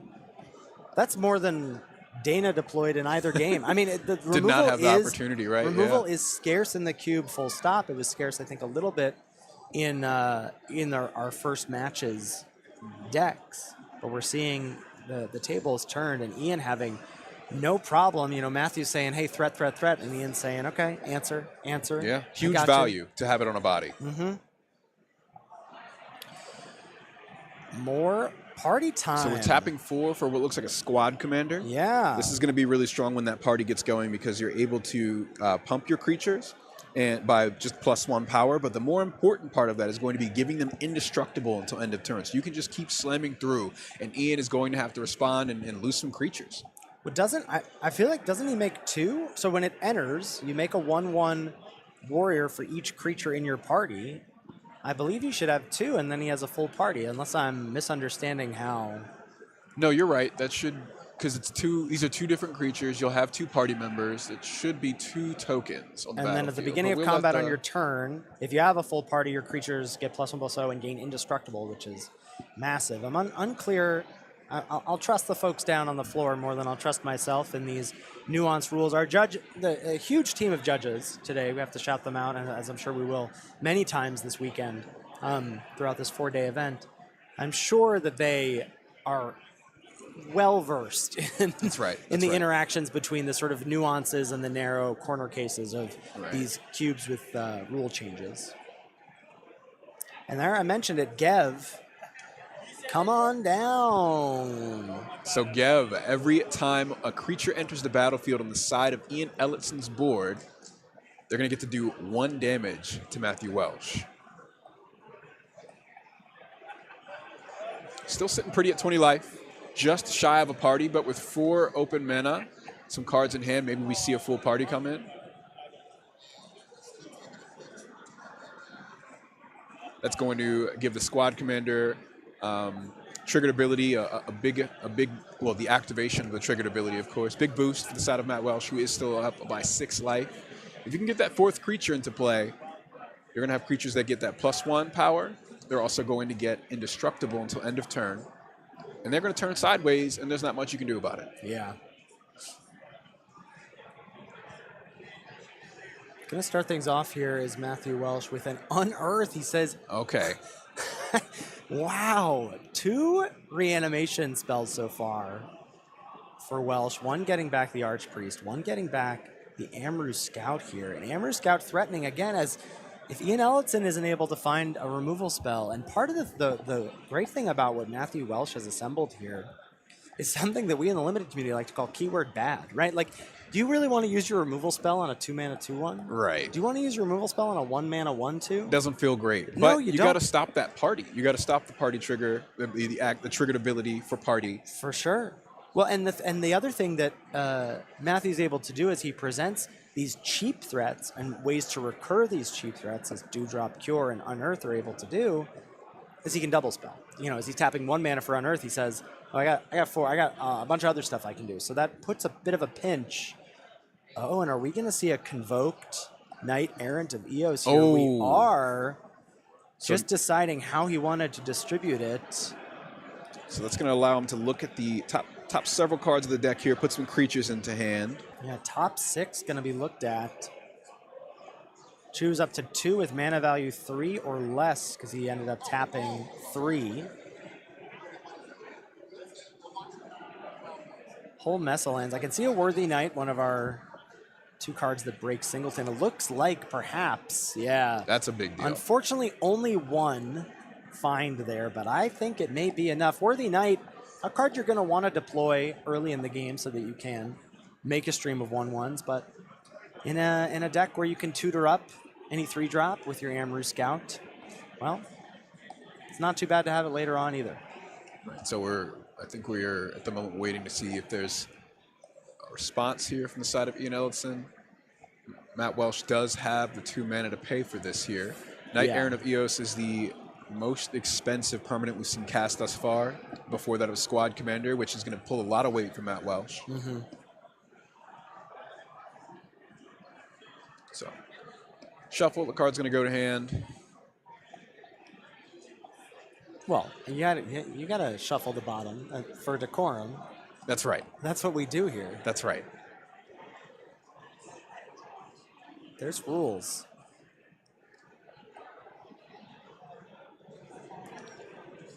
So, Worthy Knight in hand, and I believe other than that Matthew Walsh is hellbent. he is indeed. So just the Worthy Knight in hand.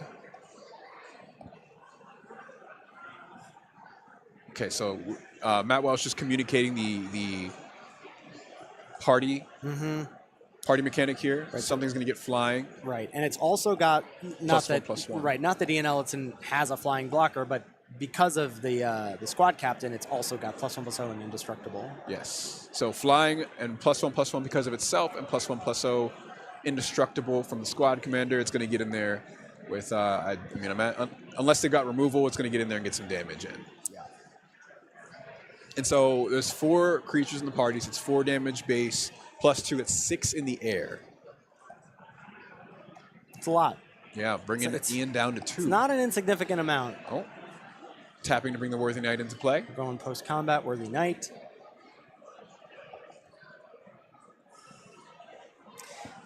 And again, you don't have to be too trepidatious of overcommitting. That's one of, okay, and Ian Ellison extends Yeah. the hand. And that is going to be the match going to Matthew Welsh here, as we did hop into game 3, saw 1 game apiece. Those were, I got to say, after talking to Tim, those were the kinds of games that I was expecting to see. Blisteringly fast, right? Wide board state, going for the Anthem-esque effects. We saw it from Squad Commander. We saw the Archpriest of Iona as well, getting in there for the last bit of damage to cause Ian Ellison to concede it 2 life. And so that's going to be the game. Matt Welsh is going to come up 2-1. Yeah. Yeah, those were the kinds of decks that I would like to think that I would have drafted if I were in those seats. Those were some powerful decks. Like getting the cheap creatures like Munitions Expert coming in and being like, I'm a body that affects the board that is going to count towards other things that care about creature types, plus kill your best thing. Exactly, Right. exactly that. And the value was there for those creatures on ETB, but that wide board state and the party effect really coming into play for the side of Matt Welsh, and he was just that much stronger in combat. So we're going to go for a short break before we get into round 2. Stay tuned. This is CubeCon 2024. Thank you so much for joining us. We'll be back in a minute.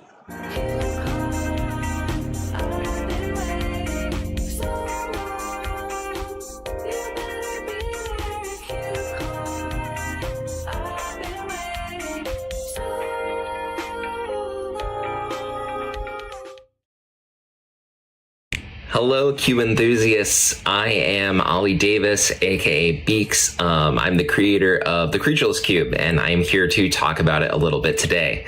So first question everybody asks, and I'm going to answer it, get it out of the way for you right now. Yes, there are creatures. I'm sorry. I tried to make a cube with no creatures. It was not fun. Magic requires creatures. But what you will not be doing is casting any creature spells. There are flip cards that turn into creatures, but you will not cast a single creature spell, I promise. So my cube is 450 cards. It's singleton except for shocklands. The other fixing we have are triomes, creature lands, Modern Horizons, 2 bridges. Most decks are 2-ish colors, sometimes with a splash. I do not recommend 5-color greedy piles because good stuff is not a supported thing. My cube is a very synergy focused cube. And if you just try to pick the best card out of every pack, your deck is going to get outpaced and outplayed by decks that look a lot worse on paper, probably. You will need synergy. You'll need to build something, even if that something you build is 1/1s and War Leader's Call, and you're just beating people up. Some tips that I like to recommend to people are that some of the cards are weird. There's going to be a lot of cards you've never seen before, and the board states can get a little bit complex, so you'll need to make sure you're playing at a good pace. You can think of disenchants in this cube as the card Murder, and if I ran the card Murder, you could think of it as a disenchant. So getting rid of non-creature permanents is really important here. Your deck is either going to need to apply pressure or have a plan to deal with it. You're not going to play Solitaire in this cube, and everything is supported. I've done my best to not trick you. If you see your pet card, pack one, pick one. It is supported. It is playable. I encourage you to chase your bliss and draft that deck. Have a great time with Creatureless.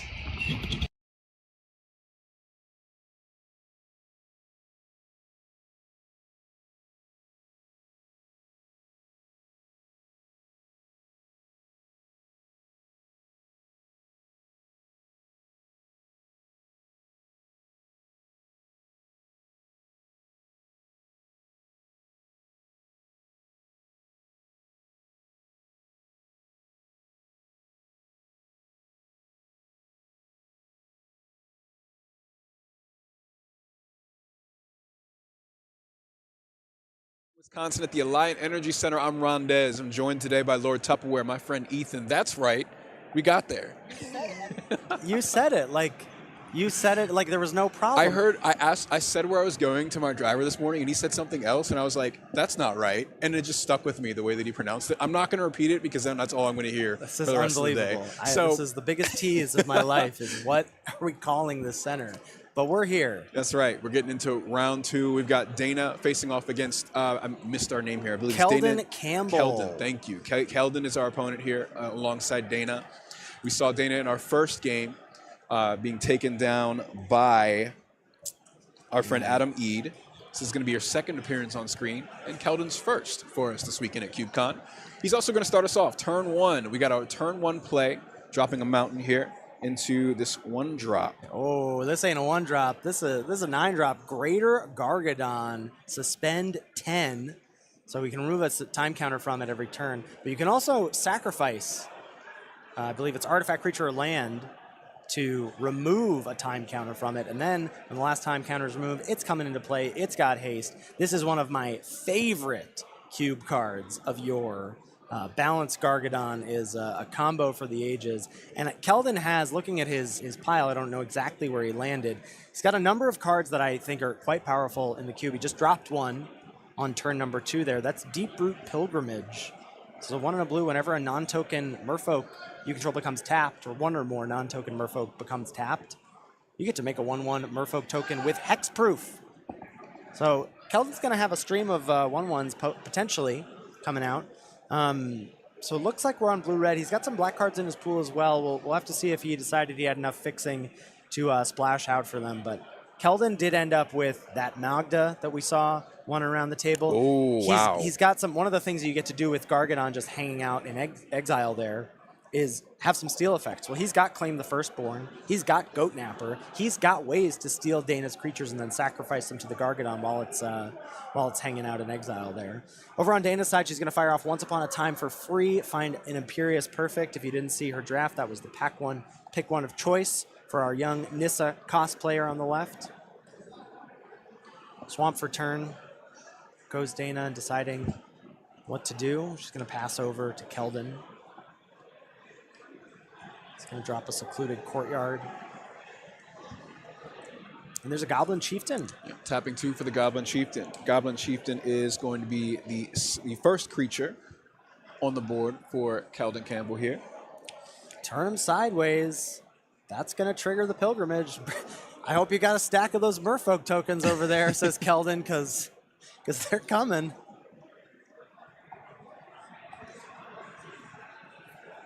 Chieftain hits in for 2, Dana at 18. I believe Keldon's still at 20.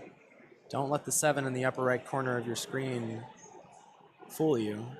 Land number 3, we know Dana has at least an Imperious Perfect, but she's going to go with the Hollow one. So 3-1, which she can potentially trade off with and at least get a 2-2, buy her some time. Keldon's going to tick down. 7 counters left on the Gargadon. So interestingly enough here, making those tokens each turn when Keldon attacks. You can also set up those merfolk that come in with Summoning Sickness to block and then sack it at instant speed. Exactly. She's got defense for quite some time. Headless Rider here on the opposite side, though. Whenever a creature dies, Dana's going to get a bit of an advantage here, creating a zombie token each time. Looks like we've got a Magma Spray taking out the Hollow nice. Headless Rider. Sorry, not Hollow one. Hollow one's an artifact. That's a slap on the wrist number 3. The colorless artifact for today. Yes. There's a Headless Rider, but the Magma Spray says if it dies this turn, Exile it. So no 2/2 zombie for Dana. And Hellspur Brute, I believe, has affinity for some creature type. Doesn't matter. It's going to get affinity for any creature type here. So just costs 3 mana. And it has haste. And they're all turning sideways. Gonna get a Deep Root Pilgrimage. Again, this is the kind of stuff I was expecting us to see. I don't know if Keldon suspended the Gargadon on 1.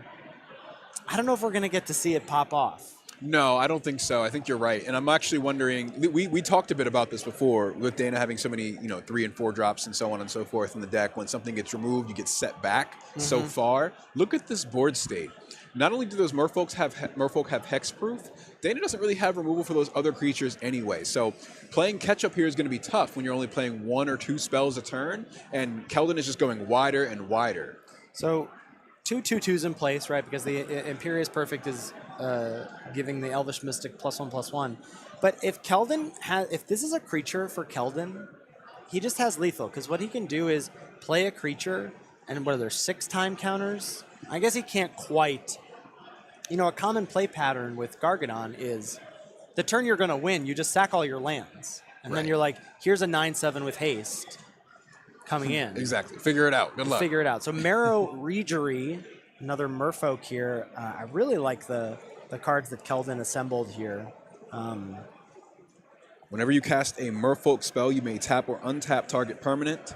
What's also important here is that this is another Anthem effect. Yeah. +1/+1 to all those Deep Root Pilgrimage merfolk that we got. That's going to spell the end of the game there. There it goes. Swift defeat there, and a swift victory there from the side of Keldon Campbell. The turn 1 play, then the Deep Root Pilgrimage on turn 2 is huge. Right.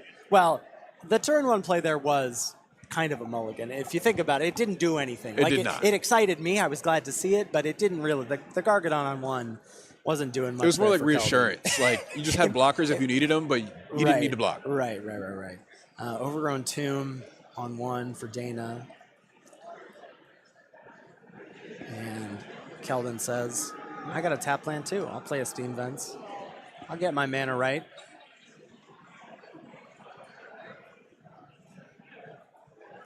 Elvish Mystic. Okay. Good And start. Good start. The Spring Jack Pasture, that's the goat-making land, otherwise colorless, for Dana.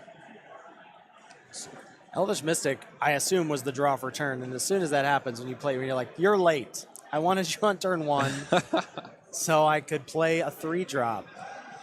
There's your card. Conspicuous Snoop coming in. Conspicuous Snoop. So this is basically, it's Augur of Autumn for 2 mana in these decks because, yeah, you can play goblins. You can't play lands, but you can play goblins. Well, that's any creature.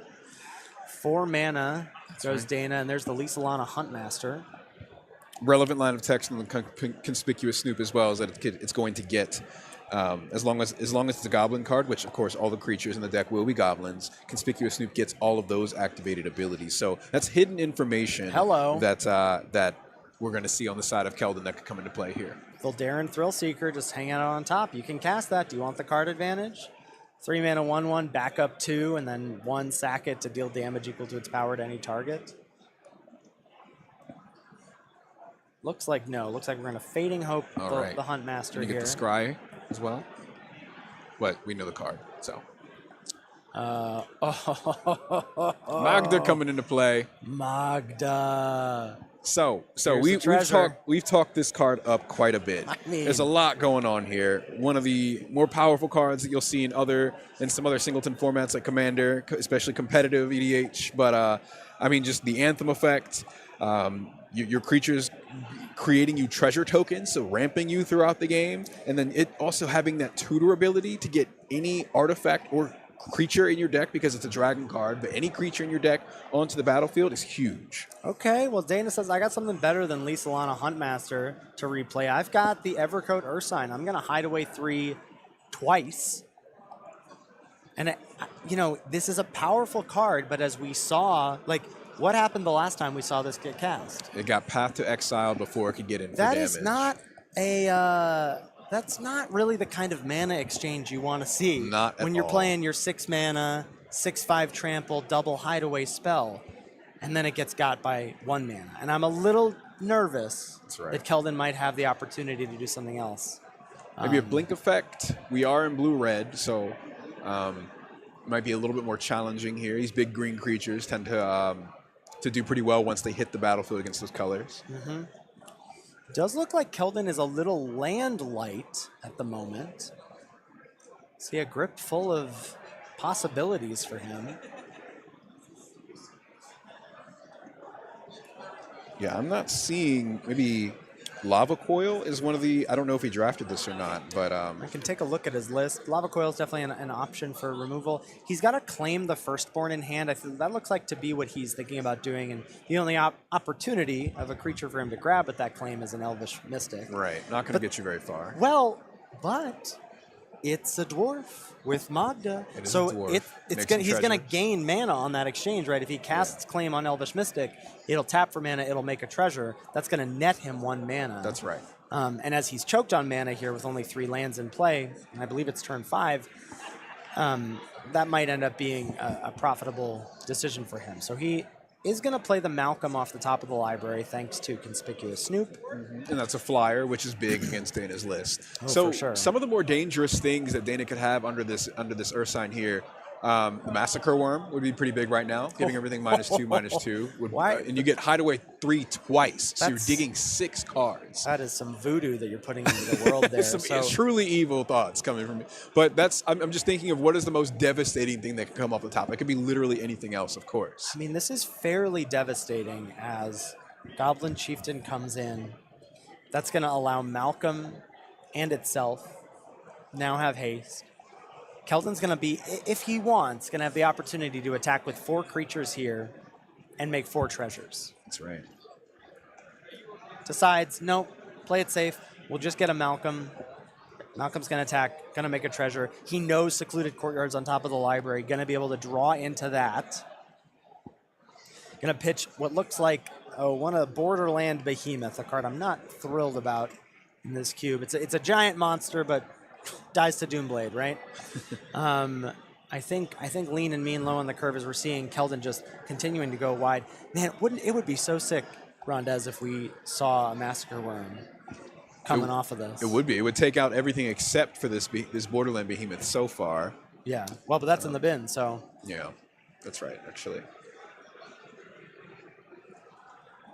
So counting it up, doing some math here, I suppose. Yeah, they're just checking that the clock in there from Malcolm was correct. It is getting +1/+0 from Magda. It's getting +1/+1 from the Chieftain, so that's going to be 4 total damage coming in from Malcolm. That's why Dana finds herself at a spooky 13 life at this point. Lisalana Huntmaster. Second verse, same as the first. The Ursine coming in. Oh, show me a massacre. Oh, here it is. Show it. Do it. Oh, no, she would have played it much faster if that's what was in her hands. No, I think Dana's got the slow roll in her. That's what I think. Oh, really? I think she's yeah. Showmanship. Love the suspense, you know? No, I think you're right. I think this would be too long, even for my taste. That would be a snap play if it was Yeah. the Massacre Worm. So thinking carefully here, how do we get ourselves out? Is that Headless Okay. Rider? That's Headless Rider. So Not Headless Rider Hollow comes One. in. No. That's Headless Rider that comes in. We're going to get a zombie, or an elf, excuse me, not a zombie. And when some of the other creatures It's die, also we'll a get zombie. zombies. It is also a It's zombie. also a That's zombie. true. No rules, just right here in the Changeling Cube. Misty Rainforest. We knew that was coming. It's off the top. We're going to get a shuffle here.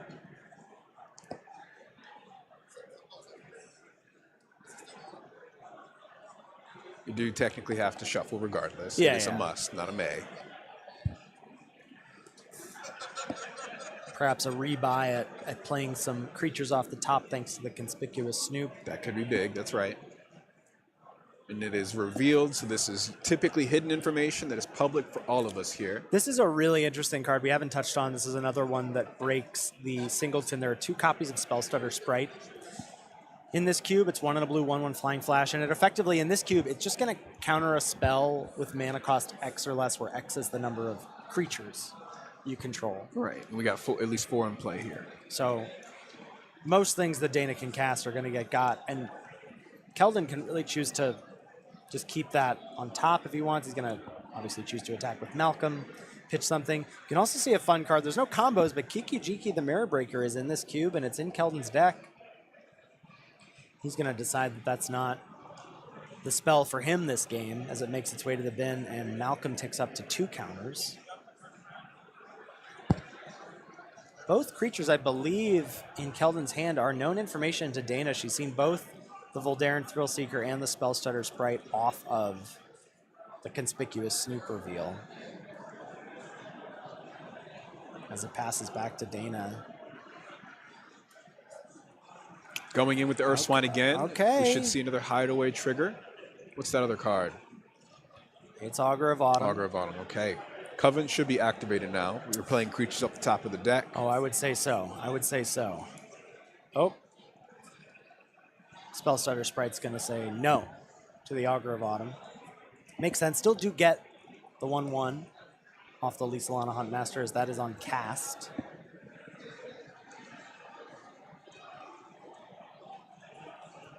Dana taps 4 mana. Oh, we haven't seen this in play yet from Dana. This is the Uchalan? Yes, from Baldur's Gate. Yeah, so the star 4. And she's going to get another copy of that. There's plenty of creatures in Keldon's graveyard. No thanks to Dana. She hasn't been sending many of them to the bin with any removal, but Keldon's been looting thanks to Malcolm. That 6/6 giant is calling her name, I think. The 4/4 giant with Yeah, the... you can just nom that. Whoa, what a turn from Dana. That was Augur of Autumn, which seems to be bait at this point for the Spellstutter Sprite, as the 2 follow-ups have been quite powerful. Where did all this mana come from?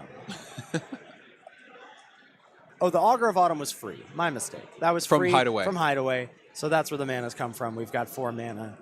So no for more... Lugalon, That's 3 right. mana for Mirror Retriever, and I believe 1 card left in Dana's hand.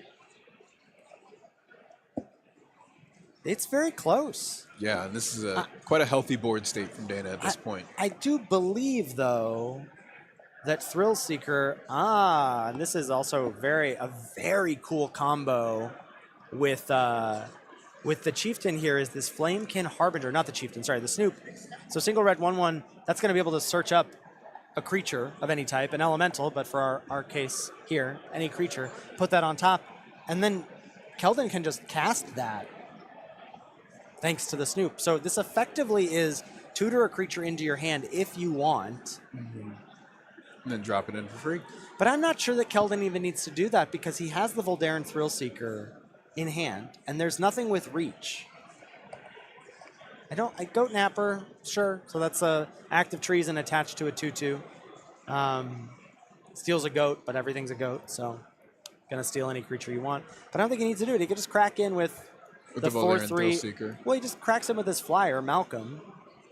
Gets in for 4 plus the 1 from Spellstarter Sprite, and then Voldaren Thrillseeker puts some counters on the flyer, and then it can sack and go 6 face. So not sure it's necessary, but Keldon's going for style points here. He's going to Goat Nap the Mirror Galvanizer.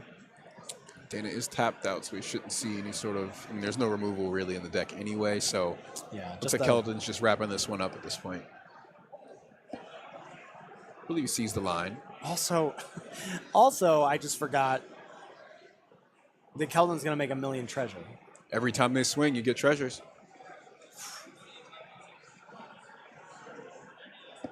Wow, wow, wow. All right, so we're getting in for 5, as you mentioned. Dana should be scooping here. Yeah, so that's gonna be the end of it there. So Keldon will come out on top 2-0 here. First game blisteringly fast. Second game we did finally get to see the Earth Sign get 2 hideaway triggers off, and it was quite impactful. However, that Magda, the value from Magda, the tutors in this red-blue deck really paid off in a big way. Again, as well, Dana ends up falling victim to a flyer, dealing the finishing blow in this game. Yeah, I mean, it's not going well for our intrepid hero in Dana Fisher, unfortunately. But it's prequel day, so you get some points that can count towards your ultimate standing as you make your way to getting to top 128. But you would hope for a bit better, as it seemed like even with being stuck on 3 lands, that Magda really helped Keldon get out of any jam he was in. Absolutely, and with this being a prequel, retcons are always possible. We're going to take a quick break and get into our next game. See you soon.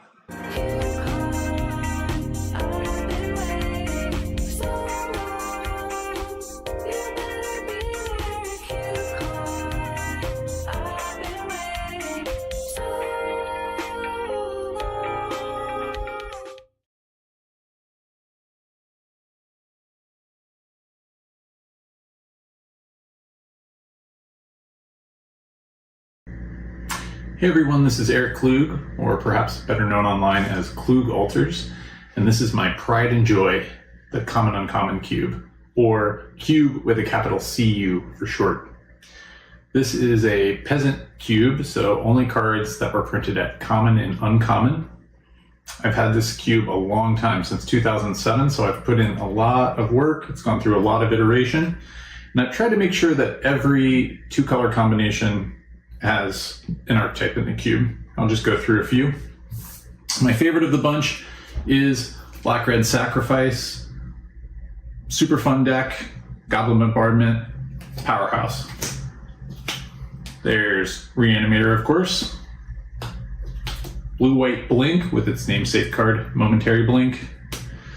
Green-based Ramp, and Blockworm is one of the best cards to ramp into. Also, really good Reanimator target. Blue-based control decks, and what's more controlling than control magic? A lot of options to go with in blue. And newest to the cube, there is a wall archetype in the Bant colors, and I really hope to see someone do well with this in the main event at CubeCon. And of course, if you're playing this cube, you can expect to be playing these Korean 4th edition basic lands, some of my favorite. Thanks, and I'll see you at CubeCon.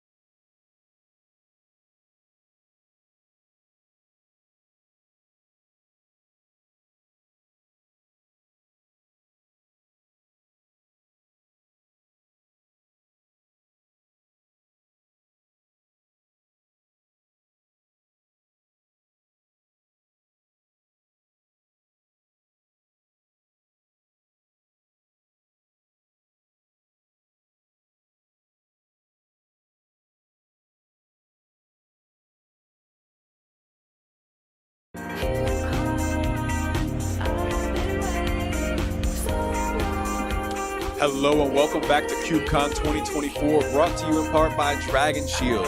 Dragon Shield, as many of you know, has been providing players with reliable gaming accessories since 1999. They are passionate about creating high-quality accessories that protect the games we love. And in this case, most often, we're talking about deck boxes. We're talking about card sleeves to keep these oh-so-precious game pieces in order and playing condition.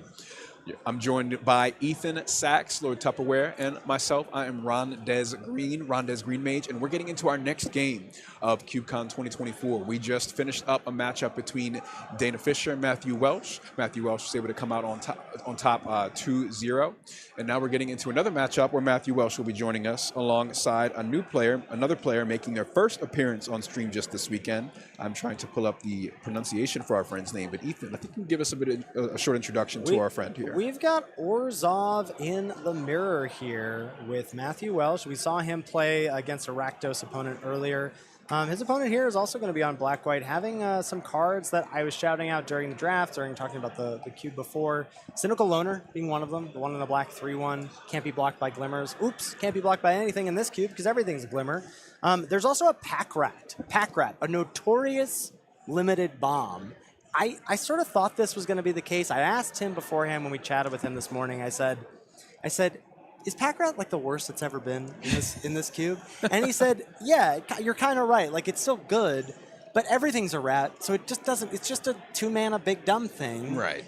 There's a lot of those. Like Dana's got plenty of those. Like, you can do that in this cube fairly easily. So for Pack Rat haters, this might be the cube for you. For now, I think our match is ready. Yeah, we're going to hop right into our game, and Pack Rat haters, you are feasting today. Getting into game one, Matthew Welsh facing up against Derek Blemberg. Excuse me for missing my friend's name here. At the top of the game, we'll be at 2020 life.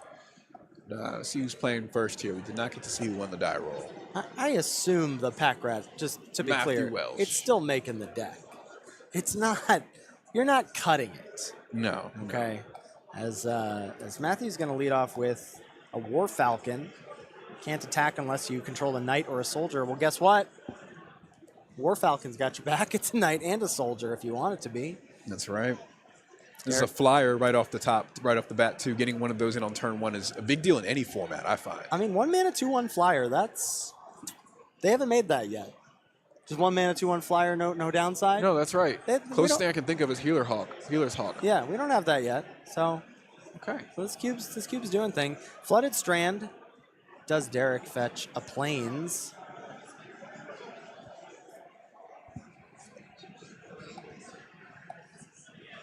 So if you're just tuning in, again, this is round 2 of the Changeling Cube. Changeling Cube, both players have a bit of a rule change. All creatures share all creature types in all zones. So a lot of these typal and kindred effects are going to be huge. One of which you're seeing in effect right now, War Falcon giving itself flying. The only other 1-drop that I think that can give itself flying in white in this cube is Archpriest of Iona, which we've seen already today. Get that party effect in. And 2 cards here already as a follow-up, breaking that nicely. Kinjali's Caller, the 1-mana 0/3 in white that's going to have dinosaur spells be 1 less to cast. So that's just a super mana dork in white there. And then a nice card here from Outlaws of Thunder Junction is Frontier Seeker, 1 and a white 2/1. It's going to look at the top 5 for either a Plains or a Mount creature. Well, my whole deck's Mount creatures, baby. Yeah, and so that's what's going to be so powerful about these scout creatures. They have these abilities where you're able to look at the top X amount of cards of your deck and do something, right? It's just card advantage on a body. So that's actually usually you play Frontier Seeker in OTJ. You're mostly getting the Plains. Yeah. You probably maybe if if you're streamlined white-green mounts, maybe you've got your choice of 1 or 2 mounts to pick between. You got a whole mess of options here. Everything is up for grabs. Cryptbreaker looks to be the selection for Matthew Welsh.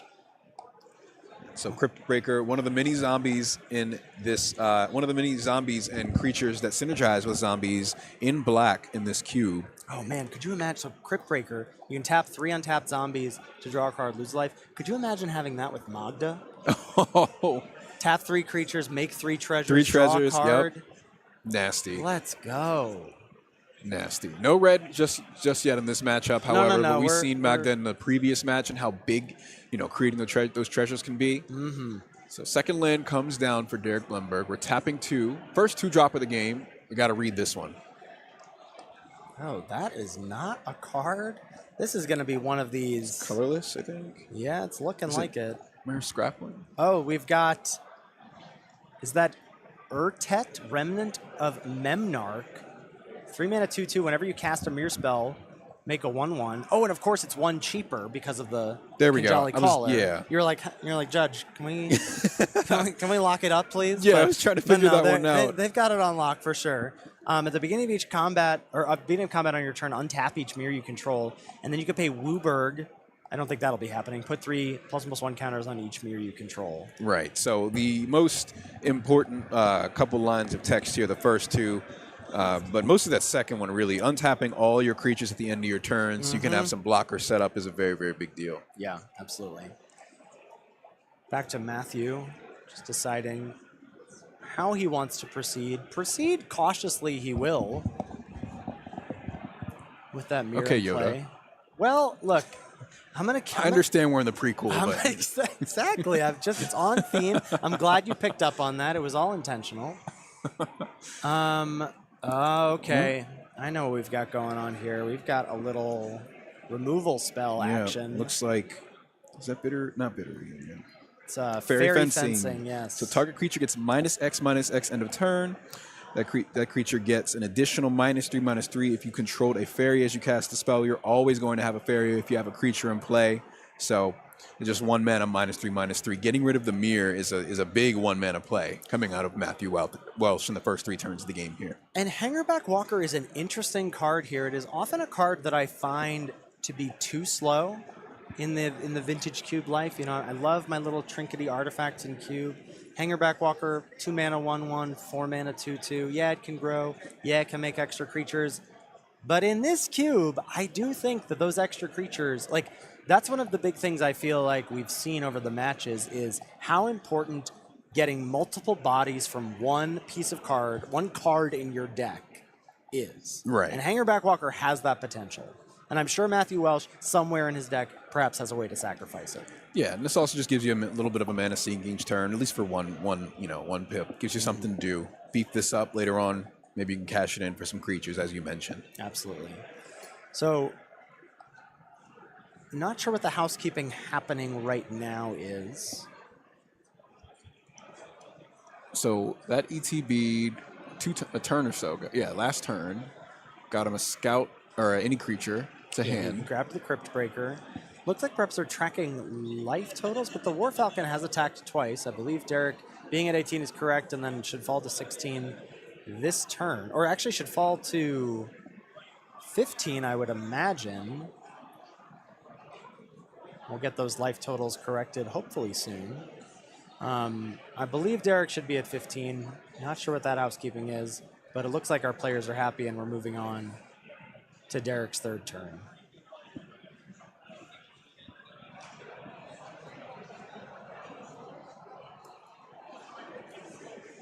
So players are getting things sorted here. Going into our turn 3 for Derek Blemberg.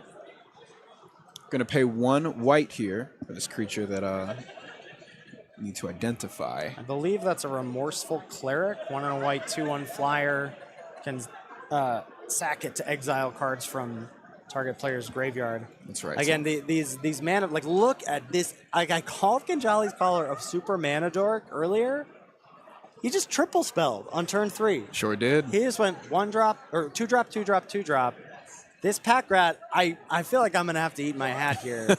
It is coming in as a 1 mana 4/4 at the moment. It is. And so now what's also important about this Remorseful Cleric is that Derek Blemberg did get another flyer into play to block that hawk on the other side. That will be, War Falcon. That will definitely be important.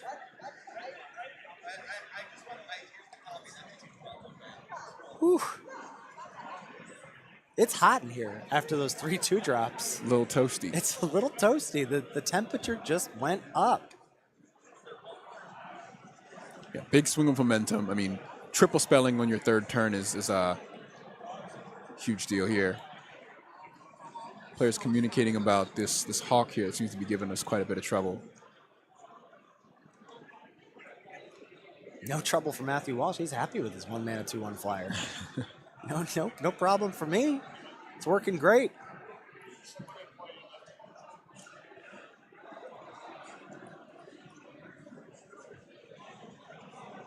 We have not made our 4th land drop on either side. Well, it is Matthew's 4th turn now. He would be able to, and we see it is available. That's right. But he hasn't chosen to make that call yet. Another creature taking advantage here. A lot of these creatures from Ixalan. Imperial Lancer, single white. It's got double strike just on its own. It's a 1/1 with double strike. Will we have a way to grow it later in the game? I don't know. Looks like we can see all of Matthew's cards. He's got Plains, Crypt Breaker, as we know from the Seeker, and the Dewdrop Cure in hand. That's right. In the game we saw prior, that only grabbed 1 drop. 1/1 drop. In this game, I imagine it's going to grab some more. I imagine we're going to see quite a bit more creatures coming back with that Dewdrop Cure. Mana available still to pump the Hangerback Walker. And the Flyers traded in combat as the War Falcon was blocked by Remorseful Cleric. He's just put in that Plains, nestling it up to the Hangerback. You know what that's for.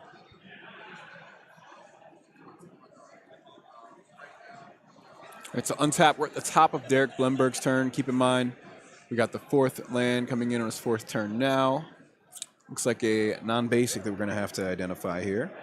I think that is some kind, Haven of the Spirit Dragon. Taps for colorless, taps for a mana of any color, spent only to cast a dragon creature spell. 2 tap sack it to return a dragon creature card from your graveyard to your hand. Okay. We've seen quite a few of these utility lands.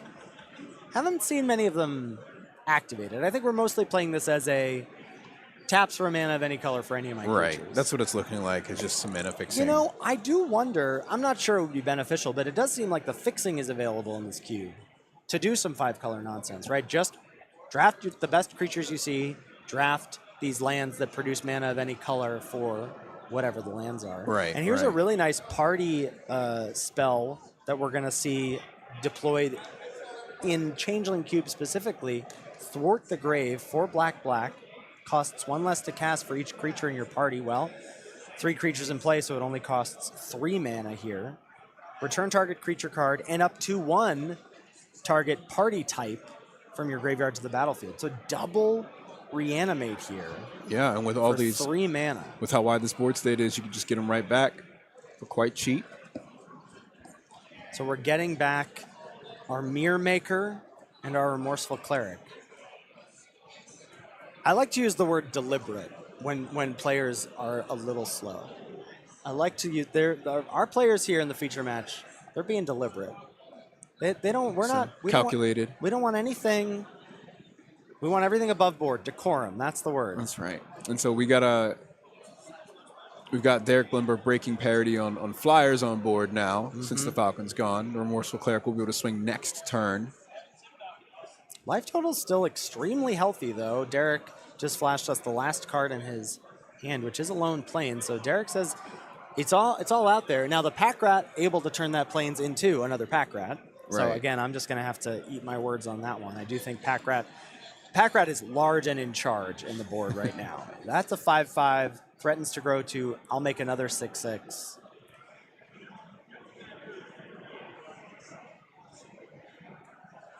Matthew gets to untap here. Oh, looks like he did draw potentially end of turn with the Crypt Breaker. I missed that. I saw the Hangerback activation, but I do believe the Crypt Breaker also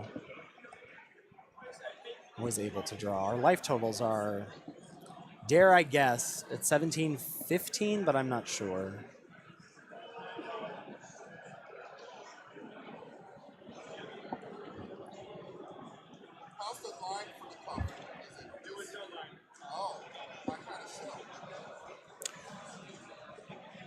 So we're taking our time here on the side of Matt Welsh. Dewdrop Cure, and it looks like Godless Shrine in hand. And this Pack Rat is going to be a problem. And not only is the Pack Rat a problem, but the Cynical Loner has to be, that is a fast clock. Don't let the life totals on top of the screen fool you. We're actually not quite sure where we're at, but we know that that Cynical Loner gets to crack in for 3 every turn, unopposed. That's right. So just taking some time to plot what's next here. We will have some damage coming in shortly. Oh, absolutely. At least 5. And I think that's probably it, because we're now at the point where, sure, could Derek press the advantage with a Pack Rat making another Pack Rat, saying, here's a 6/6? Yeah, vanilla 6/6. But then Matthew gets to block, activate with Hangerback, make 3/1/1 Thopters, and all of a sudden this Remorseful Cleric that's ending the game quickly isn't doing that at all. It's going to just trade off with one of those 3 Thopters. So I like holding back on the Pack Rat here on Derek's side.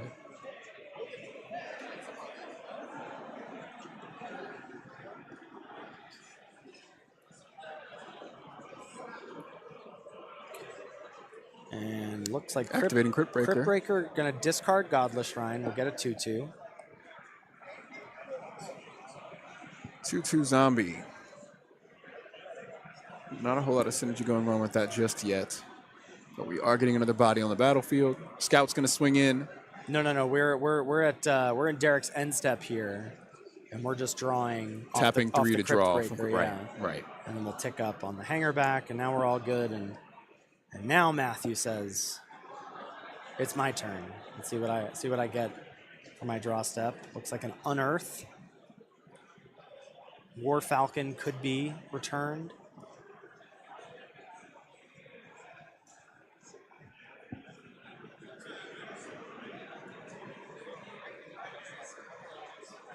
So Matthew at the top of his turn here. Oh, that's a big draw. That is a big draw. That's a removal spell with some English Dark on Salvation. it. That's Dark Salvation. That's XX black. Target player puts X 2/2 zombie creature tokens onto the battlefield, and then a creature gets -1/-1 until end of turn for each zombie that player controls. You think we go for the mirror? Which one are you going for? I mean, the Glimmer Seeker, or the 3/1 unblockable right now seems to be the biggest problem. Like, yeah, there's a Pack Rat, yeah, there's a Mirror Maker, but the Cynical Loner, I think, is the biggest problem as far as I can tell.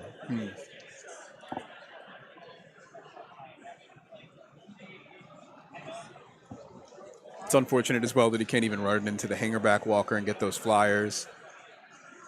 This unblockable creature is just going to keep getting in for 3.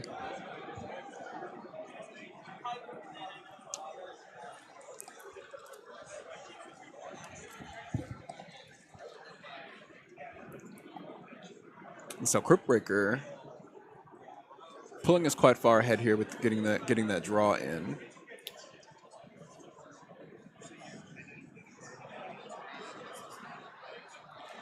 Yeah, you're in a bit of a rock and a hard place in terms of, it's not like Derek is pressuring Matthew on just one angle. Right. He's pressuring him in the air, he's pressuring him with an unblockable creature, and he's pressuring him with the Pack Rat.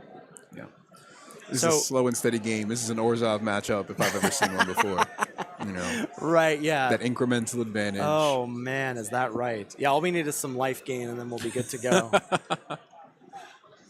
If you're just tuning in, this is Changeling Cube. Creatures like that mirror on the battlefield, quite helpful in having the Anthem effects applied to all creatures because of the emblem that both players have, where all creatures share all creature types in all zones. On the opposite side, Matthew Welsh has a Crypt Breaker, able to tap 3 creatures, which are going to be zombies, in order to draw a card.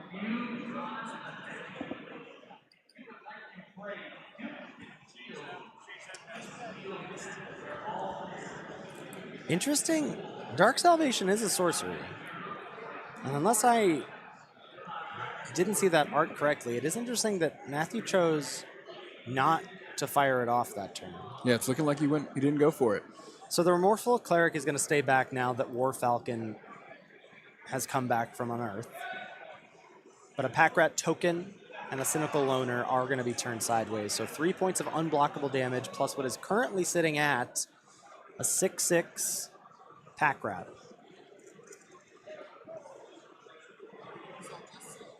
Pack Rat's looking pretty good this game, huh? Yeah, Pack Rat's he's pulling his own weight for sure. Pulling their own weight. Pack Rat's not looking too bad this game, I have to say. Not at all. I don't think that was a good call by me. All right, hanger back. Okay, so now we might get to see the hanger back cashed in for some flying Thopters. But what's the plan? At this point, it feels like Matthew is in eternal chump territory. That's what it's looking like. So sure, you'll get 4 Thopters this turn. Then what? Then Derek makes another Pack Rat. Sure does. I'm sure you've got some flyers that can peck in, but do you have enough of a stream of creatures to stop these rats? And I'm not confident that Matthew does, to be honest. 3 more life down. So you're seeing the Thopters come into play here, and to be clear, that does not mean that there are... it's not 1 Thopter with not, 4 counters on it. It's 4 separate Thopters. We just don't have 4 tokens immediately available for the player. Sunlance going to take out Crypt Breaker. So Single card white. advantage and engine turned off. He's going to crack it one last time. He can do it a whole mess of time. Looks like he can do it 5, 3 6, times. 7, 8. He's got 9 creatures 9. in play. So he's going to draw 3 cards, lose 3 life.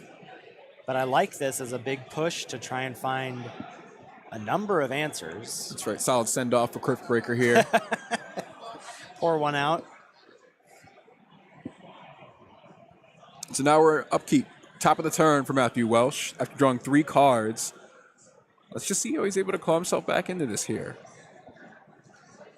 Again, still that unblockable 3 damage coming in each turn is chipping away at that dwindling life total on the side of Matthew Welsh. But drawing 3 cards is a big jump. Can't quite make out what they are in his hand. It's like a Thalia's Lieutenant for sure. Okay. But that's not going to do it. That's Not yet. a You card. need some There's other creatures. There's a Plains. We still have the Dewdrop Cure, so that can currently get back Crypt Breaker.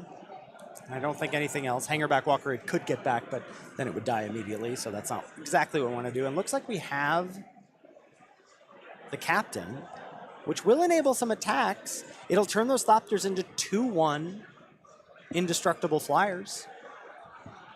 I'm glad we weren't on camera. I started doing Trump hands there for a second. I don't know what that was about. That Thalia's Lieutenant would have been huge a turn ago before the Hangerback Walker was cracked. Right. Maybe that was what I was seeing. The card you just played, the Squad Commander. Maybe that's what I was thinking was Thalia's Lieutenant. They have similar small art. They're both. Yeah, we me. got the core. Well, they're humans, right? Thalia's a human, but Thalia's Lieutenant's a human. But either way, what we're seeing here is the the triggered ability of Squad Commander coming in, or is that when Squad Commander attacks? No, that's when you attack and you have a party. So creatures you control get +1/+0. Those 4 Thopters get +1/+0, and they're now indestructible. They're flying over the top of the head of most of Derek's creatures, except for that Remorseful Cleric. The creatures on the ground also get +1/+0. It's a big swing. I mean, It is indeed. Gotta have to respond to some of this, and they're not going anywhere. These are indestructible creatures. right. And he does have enough hanging back, no pun intended from our creature that just died, but he does have enough creatures hanging back to mitigate these Pack Rat attacks that he might have put himself in a good spot here. Yeah. I wonder if Derek shouldn't have attacked with Pack Rat, giving Matthew the opportunity to get those Thopters. Yeah, he did just turn on draw 3 cards, play your big thing. This Squad Commander has been putting in work every time it's hit the battlefield. I mean, That's a good shout. indestructible for your whole battlefield is nothing to laugh at. No. Especially when you get into these kind of like stally board states like this. That's a way to break the game wide open. Oh, yeah.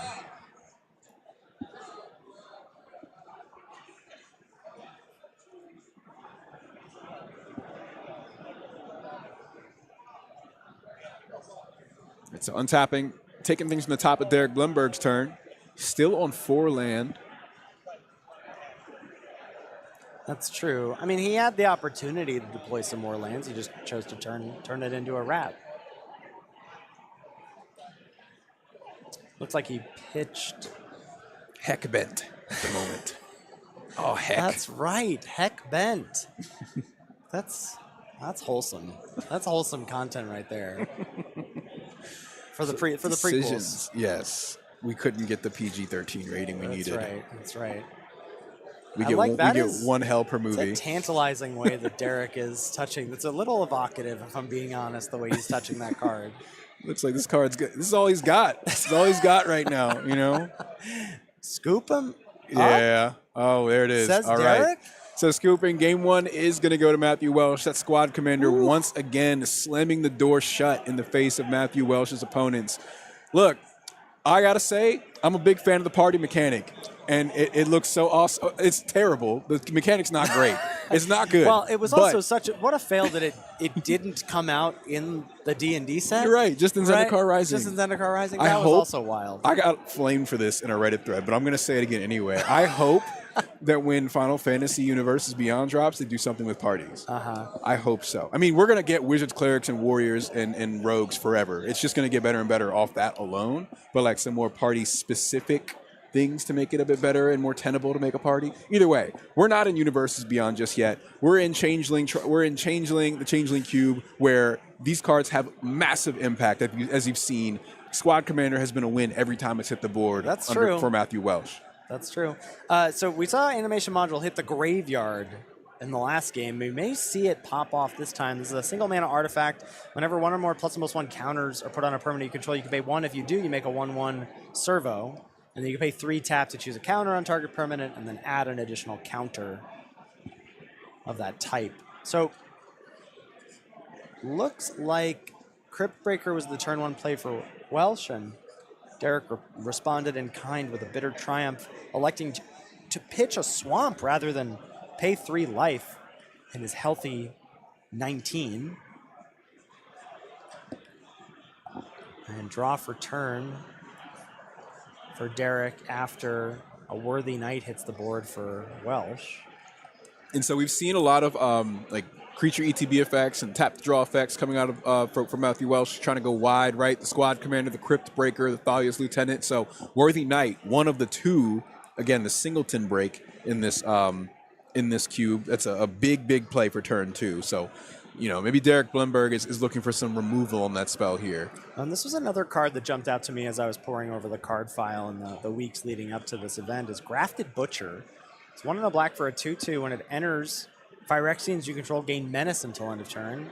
Other Phyrexians that get +1/+1. So a lot of the lords that we see, the Anthem creatures that we see are 3 mana. This is a 2-drop, and it's recursive. Oh my You can sack goodness, an that's artifact or creature nasty. to return it to the battlefield. This So- is a really awesome draft, a really awesome Orzhov draft out of Matthew Welsh. Really excellent synergy from the Anthem effects to the recursion to the card advantage. The fact we've seen Unearth, we've seen Dewdrop Cure, like he has cheap threats and they all matter, and he's got ways to get them back. And this card rules too. I feel like Matthew Welsh drafted an excellent deck, and it is providing for him. Here's a Sling Gang Lieutenant. So that's going to make 3 goblins. It can sack any goblins to drain your opponent for 1.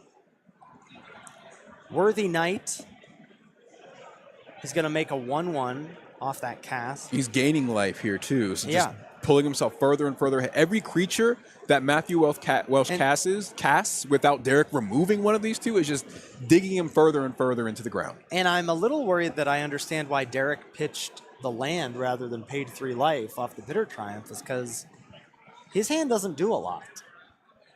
I think he might be a little full of lands there.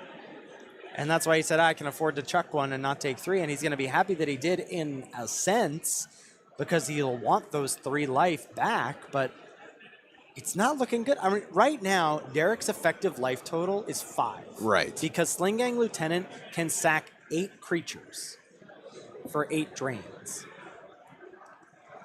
That's right. So we're identifying a white spell here from Derek. It looks like, is that a Thraben Charm? Yeah, 1 and a white, deal damage equal to twice creatures, destroy an enchantment, or exile any number of target players' graveyards. It looks like, yes, it looks like Derek had Thraben Charm in hand, maybe just through the Thalia's Lieutenant, was bemoaning the draw to Matthew as Matthew gets the win 2-0 over Derek, and they're just comparing notes there at the end there, as decorum would dictate. Absolutely. You The do. Sling Gang Lieutenant and the Worthy Knight just really an immense amount of pressure from turn 2 to turn 4.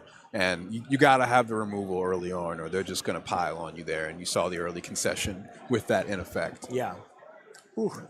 So thank you all for joining us. We're going to head to a quick break before we go into round 3. This is CubeCon 2024 at the Alliant Energy Center in Madison, Wisconsin. We'll see y'all again soon.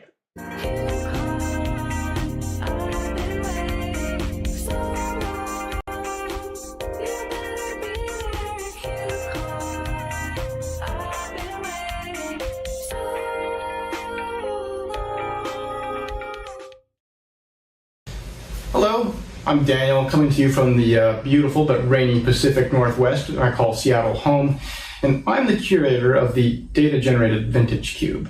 And it's a classic vintage cube, so it really harkens back to the origins of cube, where people were just kind of putting the most high-powered broken things in a cube, jamming it. And the real twist here is that it's data-driven curation. So really, there's an algorithm behind the scenes that's analyzing Cube Cobra data and doing all the card choices. So when we're analyzing cubes, we've got an algorithm that's running and it's considering things such as, a card's inclusion rate in a subset of cubes, maybe a card's ELO, things like that, to sort of weight how important a card is and if it gets into the data-generated vintage cube. A few cards I'd like to highlight are, first off, things you think about when you think of vintage cube, the peaks of power. That's things like the Power 9 Black Lotus and things like that. People love drafting these cards, love playing with them, and I'm super excited to be able to share these kind of pieces of Magic's history with the greater cube community. It always brings me a little bit of joy when people get to crack a pack and draft a piece of power. Second thing, I'd like to sort of highlight is really just, I'm not going to talk about the archetypes. I think that Vintage Cube is a well-known entity, but I would just highlight a lot of the engine cards that you will see here that speak to a lot of the common strategies in Vintage Cube. Things like Channel and Tinker, and maybe something like a Sneak Attack, which really enables you to cheat on mana to put big things into play faster than you would in a normal game of Magic. The third sort of category of cards I'd like to highlight for you are just some sort of aesthetic choices. I really pride myself on the aesthetic choices that I've made for this particular cube, so please enjoy the sort of judge promos, beta dual lands, anything like old cards that are rare and hard to find. So I hope you will enjoy opening packs, drafting these, playing with these old and beautiful cards just as much as I enjoy sharing it with you. Again, this data-generated vintage cube is really about the community, the choices that everybody makes in creating a vintage cube and what goes in there, and this cube is really that amalgamation of those choices. Thanks for listening, and I hope you'll give the data-generated vintage cube a try at CubeCon. Hello and welcome back to CubeCon 2024. We are live from Madison, Wisconsin at the Alliant Energy Center, and this event is brought to you by Wizards of the Coast. As you know, Magic is about gathering. Play the game your way, whether at your local game store, at home with friends, or online with Spell Table, or in a convention center filled with your favorite nerds. We have a wonderful 4-day event going on this weekend, and it is thanks in part to Wizards of the Coast and other friends supporting the show. We're in our final round as a duo here for your commentators. I'm Rondez, joined by Ethan. I believe this is game 1 in round 4. Again, we are in the Changeling Cube, and we've seen some pretty exciting interactions with the emblem that both players spawn into the game with. Start the game with. A little bit of Overwatch over here. A little bit, right? We're spawning into the game today. So, Ethan, some of the standouts we've seen so far today, right? Squad Commander, really, really big deal. Lots of zombie synergy, not just with Crypt Breaker, but also some of the removal, the fairies as well. What are some other standouts to you? I mean, Magda for sure. I got to say, Conspicuous Snoop did a ton of work in that same deck in tandem with Magda.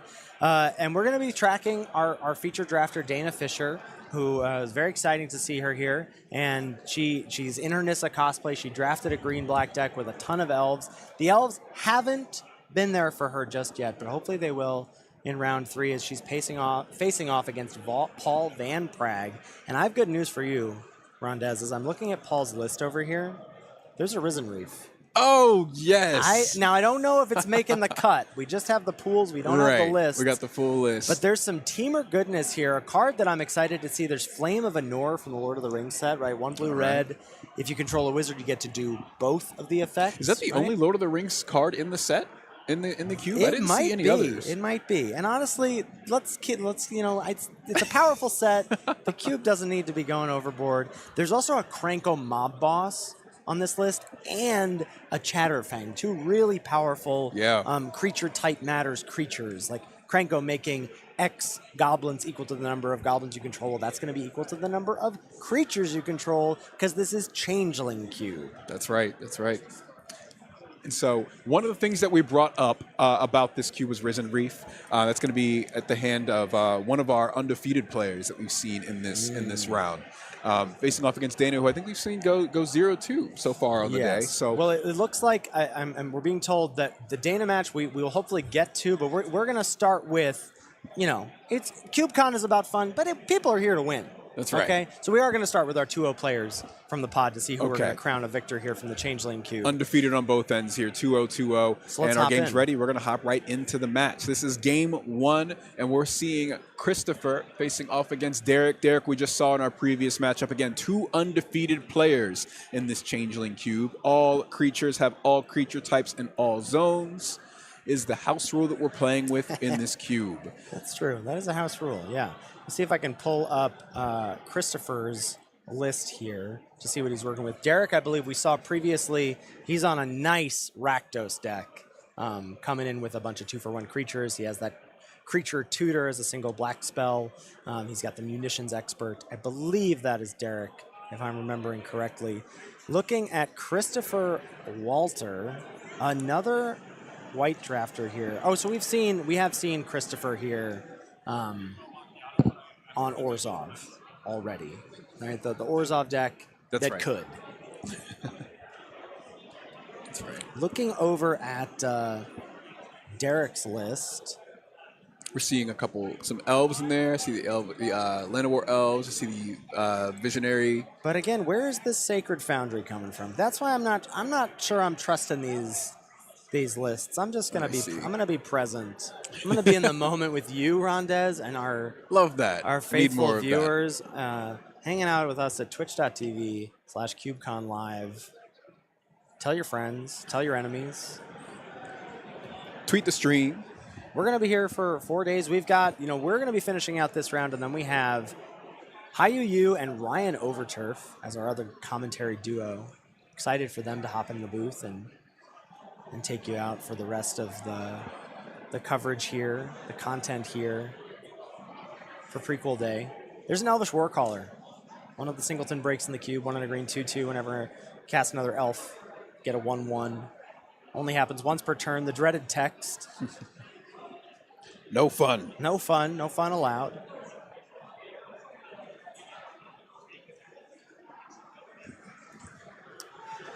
Top of the turn here. Forest. Oh, Derek. I'm sorry. Wasn't Derek the one? Yes, I know. Derek was our friend earlier. He was cheating in the big fatty boom booms. He was getting the Koglan. That's right. He was getting the Tristani Summoner. And with almost no green in the deck. He's got some green mana now, but didn't need it earlier. It's not always the case. Yeah, it's absolutely. Not always the case. So really interesting mana base and some powerful effects to cheat in creatures without paying for them here from Derek. Seeing a 2-drop come into play now. Okay. Yep, there's the Sliver. So that's the red-white 1/1. All slivers have flying and haste. Oh, and this thing is so devastating. Well, all and look creatures at this. coming in with it. It's going to trigger the Warcaller, so that's getting a 1/1 that also now has flying and haste. So wow, the pressure is on. Send in the clowns. You've pegged this earlier, Rondez, and it's really borne out to be true. Flying seems to be the name of the game. I don't think I've seen the keyword reach on a single card today. I don't think anything in this cube has reach. I'd have to do another review, but in my research coming into this matchup, I don't think there's any, it's just all flying. And there's not a lot of removal, so flyers are quite devastating here, especially when you can give them haste, especially when, you can just make them come in off a cast trigger. Really powerful. Looks like Christopher's stuck on white mana. We do know he's on Orzhov. We see a Crypt Breaker. Pulls to the front of his hand. Oh, I just don't know if his deck is like going to be able to keep up with this pressure from this sliver. He's got to draw some removal. Worthy Knight is big. This is something that could maybe get him going on the ground here, but But he's already on the back foot. I mean, it's such a tough spot to be in when you're on the back foot and you have to turn your creature sideways. And you're playing with one of your two colors. Yeah, I mean, right. the deck is quite literally stacked against you right now. Right. Really tough your spot deck to be and in. Derek's deck Yeah. are stacked against you for sure. Not a fun spot to be in. 3 land. Derek will he have the 4th land drop here? Waiting to see what's going to come out next. Whatever Derek casts is going to bring a goblin into play. A flying hasty goblin. So we're tapping 2. Devoted Druid. Devoted Druid comes Does in. have haste, so mana neutral if he wants it to be. We'll trigger the War Caller. Or is it War? It might be War Leader. Elvish War Leader is I right. believe, thank you, sorry. Slap on the wrist number 5. Elves are always ready for war. It gets kind of... They're calling war, they're leading war, they're hunting. Like, settle down. Like, just relax. Take it easy. Where's the Elvish Napper? Amen. The restful elf. Doesn't quite have as nice a ring to it as you might think. No, it doesn't. We've got a removal spell here. Well, removal adjacent. Swift configuration, reconfiguration. Single white enchantment, flash. Enchanted permanent is a vehicle, and it loses all abilities and has a crew cost of 5. So... Oh, we're doing the tap. So we did the Devoted Druid tap because it has haste. Wait, he's playing it on his own creature. He's turning his own creature into a 5/5. Sure, he's going to have to crew it. Is that what you want? Wait, what is happening here? Christopher just played this spell at instant speed onto the Devoted Druid. With what mana? He had 2 up. Oh. We played Worthy Knight last turn, no? Yeah, so he's tapped out. I think that's... Okay, I think that was Derek's spell. I think and you're he's right. able to like make a bunch of... Oh, because he can make a bunch of mana and pump his whole team. Because Right. once Devoted Druid is no longer an 0/2, once it's a 5/5, it can have... Oh, the green. It can have... You can tap it 4 times. That's right. That's right. That's pretty sick. A Tons of little green mana. dark Swift ritual end of that action. game. Slamming the door shut. Derek is going to go up 1-0 in what is our last match for this round. Tap land opening things up. Going to pass to Christopher Walter. Will you have a turn 2 play? Oh, and chat is helping me out here in my ignorance. They're letting me know it's just infinite mana because it's not a creature. You can put as many -1/-1 counters on a vehicle as you want.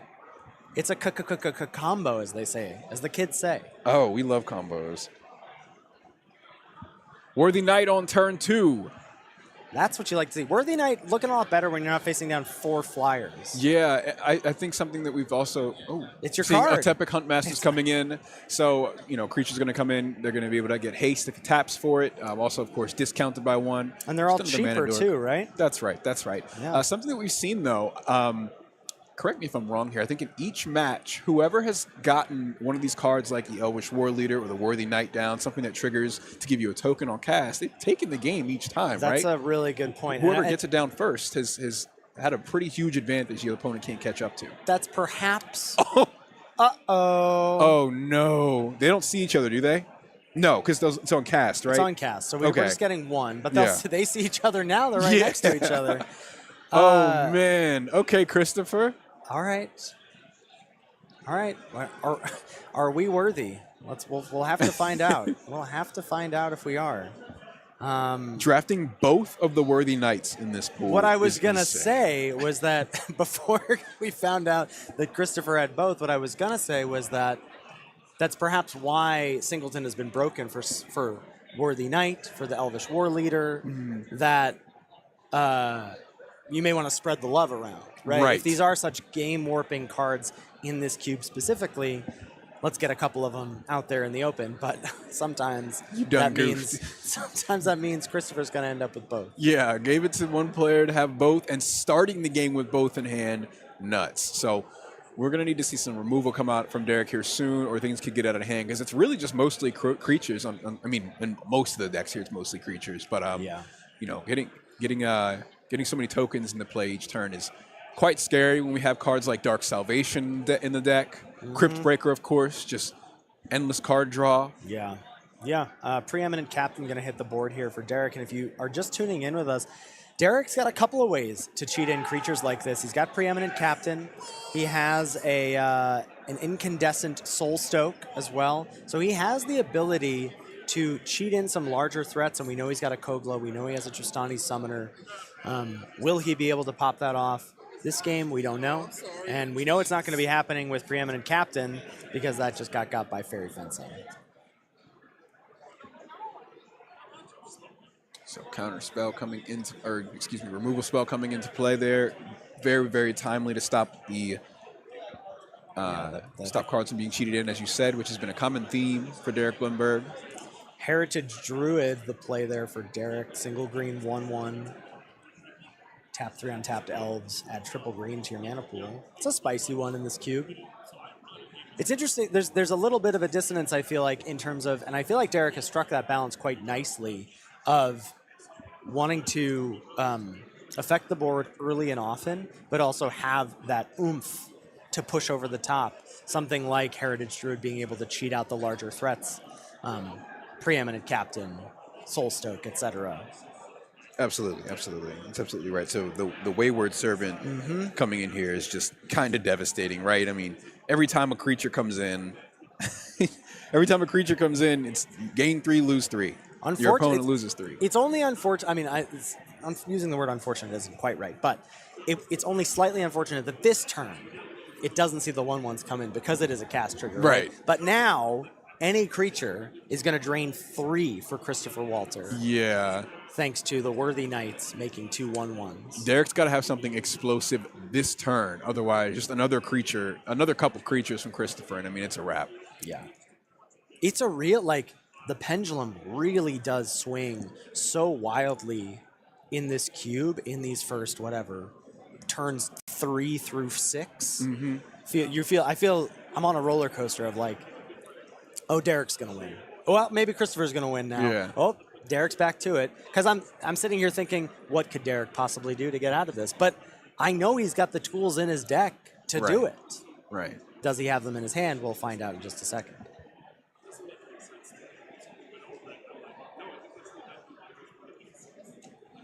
So Arid Mesa into Pass play. doesn't seem like the path to victory here. And not in these colors. I don't know what could happen at instant speed I here. believe he's got a Spell Queller. Okay. Right? I don't know if it's in his hand. I don't see it. But we do know that is available to him. Problem with that, though, is Worthy Knight is still a cast trigger. Oh. So the spell, even though it doesn't resolve, we're still getting the Wayward Servant and both Worthy Knights to trigger. The spell will be quelled. The life total, not so much.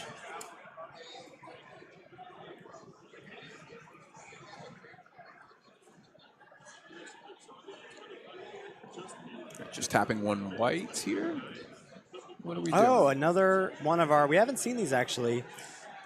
Again, chatting with Tim about this. Hada Freeblade in hand, but we're going to lead off on Collective Brutality. Looks like only one mode being chosen. I haven't seen any cards being discarded for Christopher Walter, so I'm assuming... Right. You have to do that as you cast. We're doing... I guess I'm not sure. Neither of these creatures feel threatening, so I would imagine you would want to just look upstairs and see if there's any funny business. Yeah, but I would also sorcery. I would also imagine any funny business would have been cast or can be cast in response. So it's often the problem with Collective Brutality later in the game. Yeah, I mean, I don't know. Like you said, nothing really on the battlefield is too threatening, even with the amount of mana that he's got. I mean, maybe Otepic Huntmaster just to stop something from getting haste, but it doesn't really matter. Like you don't even have to attack Christopher. And you got blockers. And there is Spell Queller. Yeah, Spell Queller comes in. Going to take Collective Brutality. That's fine. That's fine for Christopher. It's Yeah. not one of the creatures. You just want to keep gumming up the board, keep getting those ETB triggers, Well, and cast triggers. you especially are happy to get a spell and not a creature because remember, if he were able to deal with Spell Queller and then recast, because it is a cast, you cast it, you don't have to pay the mana for it. So Right. then that would trigger the Worthy Knights again. Yeah. And trigger the Wayward Servant again. And it's still worth the mana because of how much you've got going on here. But none of that is a problem here. And yeah, the other card I believe we're going to see cast here, or at least it is at the front of his hand, is Hada Freeblade. Single white 0/1. When it or another ally enters the battlefield under your control, you may put a counter on Hada Freeblade. So just a 1-mana 1/2 that grows. Again, won't see the 1/1s that the Worthy Knights make this time, but they will. But it will eventually. There it is. There's Hada Freeblade. So, of course, trigger for the cast. Worthy Knights come in first. Wayward. Then trigger for the Wayward Servant. Drain, drain, drain. Yes, indeed. And, we probably don't send into the red zone this turn, but honestly, we could. You could, but Like, you get to eat. you know there's no board wipes, so like there's not even really a reason to risk it. Just cast another spell, right? Right, I guess that's true. Well, I was just thinking of, is Derek just dead? If Derek is actually at 5 right now 3 blockers. with We got, how many zombies is that? Christopher. Humans. 2 humans. So this is 6 coming through. It's not lethal. Looks like Christopher wants to assume blocks first and then decide what he's going to do. If he wants to attack all, he is going to attack all. Made some assumptive blocks. A little bit of a double fist pump there from Christopher. And yeah, Derek can eat a Worthy Knight, he can eat a Wayward Servant, and then chump chump or chump trade.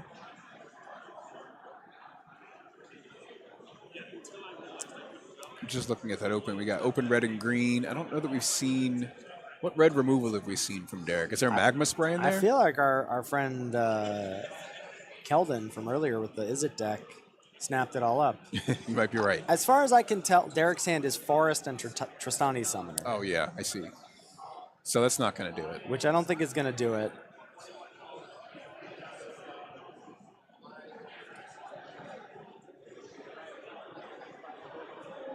Okay, so the Wayward Servant's gone.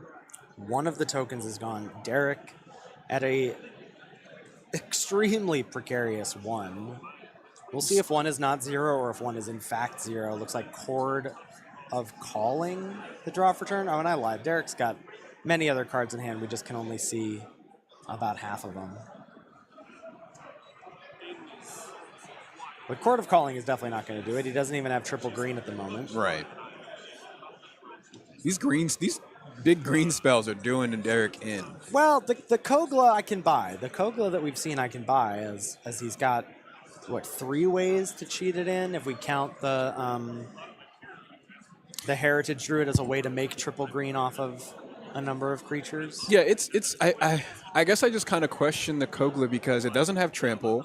It also doesn't have reach. But it's or a anything, removal spell. And it's a removal. Sure, and if you can pay the green, which we haven't seen happen yet, Well- it just gets chunked and then it dies. Well, one of the ways it gets sacked immediately, right? What I'm saying, one of the things we haven't seen is the recursive nature of it. The way that if Derek cheats it in, he can then pick it up for only a single green, which he's not had any real issues finding here. Right. So it looks like we're 1 apiece in our finals match. Wouldn't have it any other way.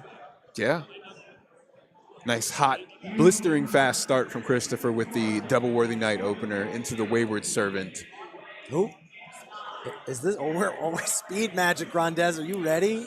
Vroom, vroom. All right, so we're getting into game 3 again. This is the Changeling Cube. The emblem is all creatures have all creature types in all zones.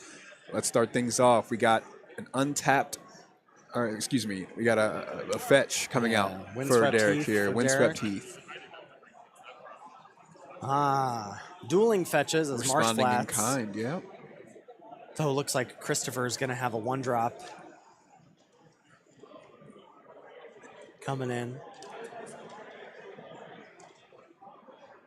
We've seen Crypt Breakers, some of the more powerful one-drops. We got Plains. It could be the Hada creature again.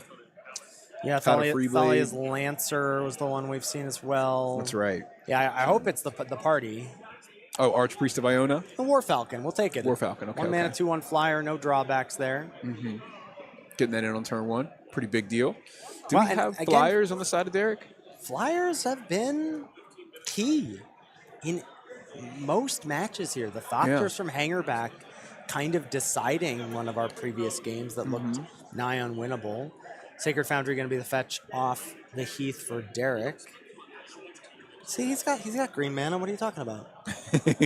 Got her up the top of the deck. You knew it was there. I sense it. Oh, and we haven't seen this. We have not seen this. Amara? This is Amara. Green-white 2/2. Whenever it becomes tapped, create a 1/1 white soldier creature token with lifelink.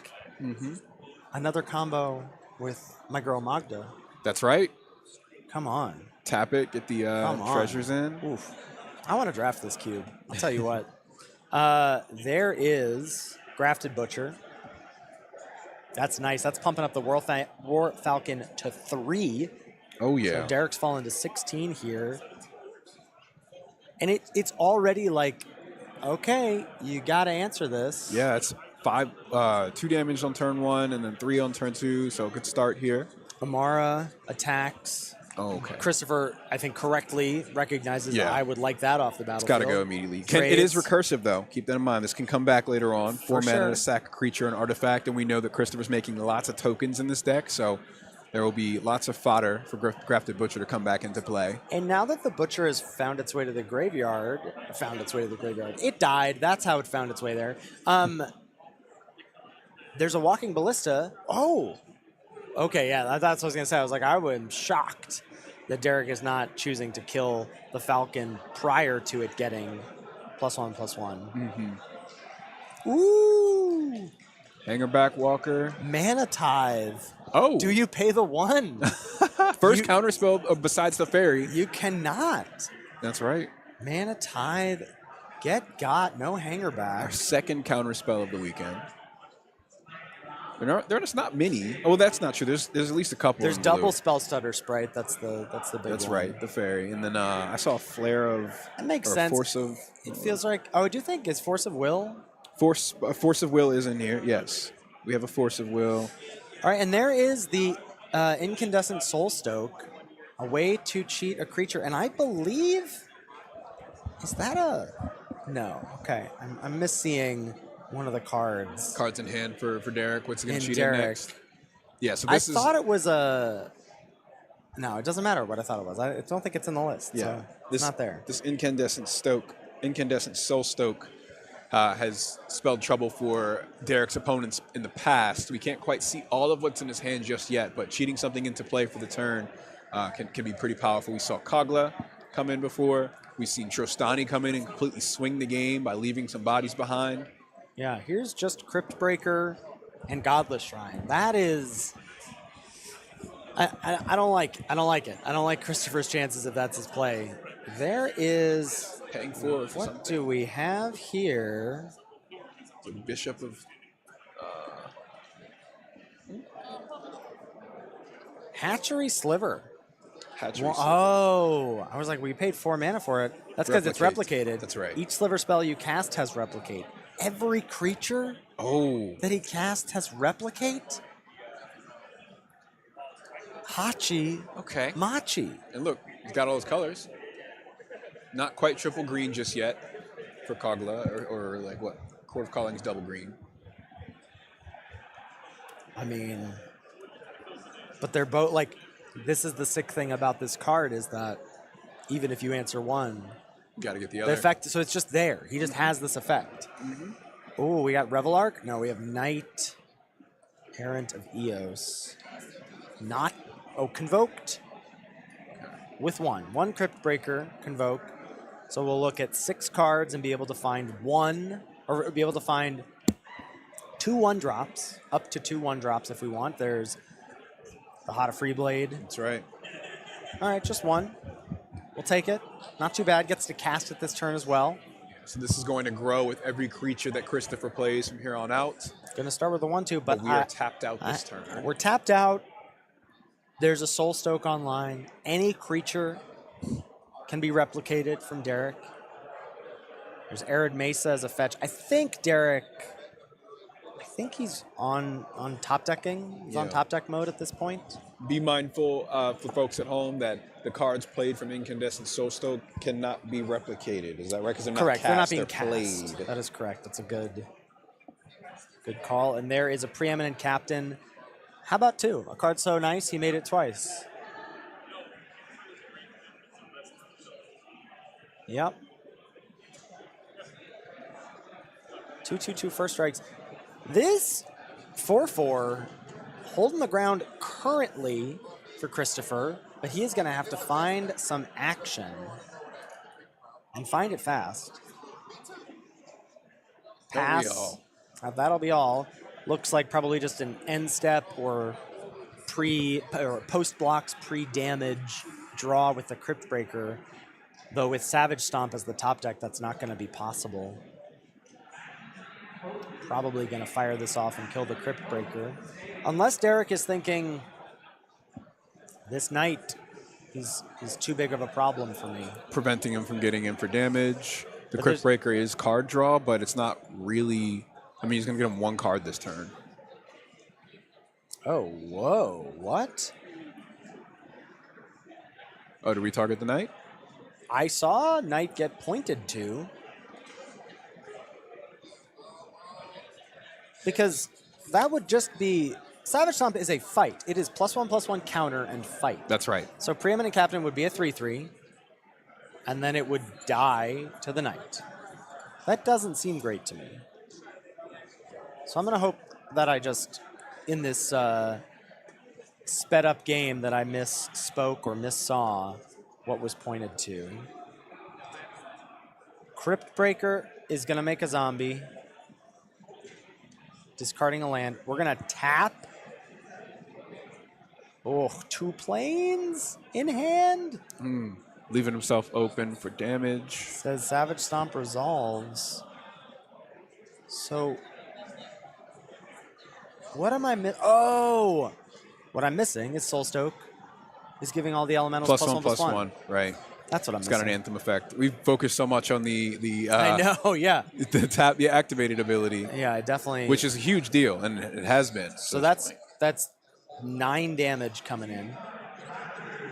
Yep, well tapped out, going down from 17 to 8. Derek is hellbent. Christopher is not, though he might as well be, as he has 2 planes in hand. Those planes can be turned into zombies thanks to the Crypt Breaker, but that is a far cry from being what he's going to need to deal with the board of 3/3s. He's got to start with the Soul Stoke answer if he can.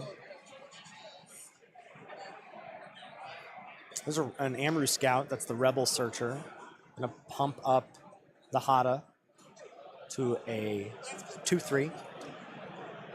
Threatening to become a 3/4 if Crypt Breaker is activated this turn. So that could stand to answer or stand to possibly fend off these 3/3s that Derek has.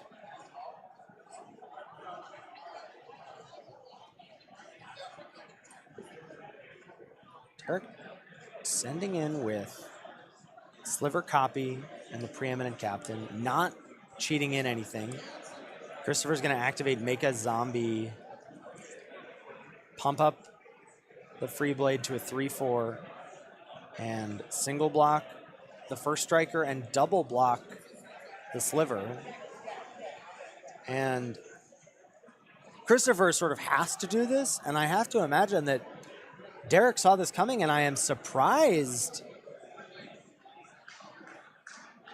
to see that work out in Christopher's favor. That's a pretty big swing. Now, it's not over, but Christopher definitely has the upper hand on board with this card advantage engine. That's a worthy night. That's an Amru Scout. That's the first Rebel Search we're going to see. Oh, yeah. Go tutor up any 3-drop you want. It's never been able to last a turn cycle before. There's a Wayward Servant. Oh, with Worthy Knight in play, this is dangerous. Yep. Yes, it is. Christopher's going to be able to pull himself right back in the game. As you can see on the left-hand side of your screen, whenever a creature ETBs, Christopher will gain 1 life. His opponent will lose 1 life. And so by casting spells, He's able to gum up the board with blockers and do Orzhov things. Slowly pull away from the opponent. This is a tight game 3. Okay, Spell Queller was the draw for Derek. Oh. So Worthy Knight is going to get trapped. And the keyword of the day is flying. It sure is. 3 turns. What? That's 3 two- turns. two and it's turns. over. It's a Oh, because it's got 3/4. pumped. That's right. 2-turn clock. Look, there it is. Flash. So as soon as they pass, he's able to get the damage in.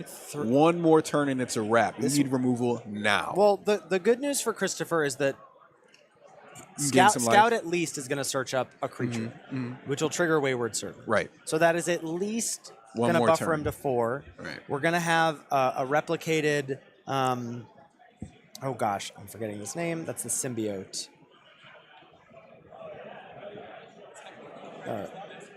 Heritage Druid, my bad. The 1/1 That's going right. to get reflected there. The other Worthy Knight as the top deck. Oh no, not the top deck. The search off the Scout.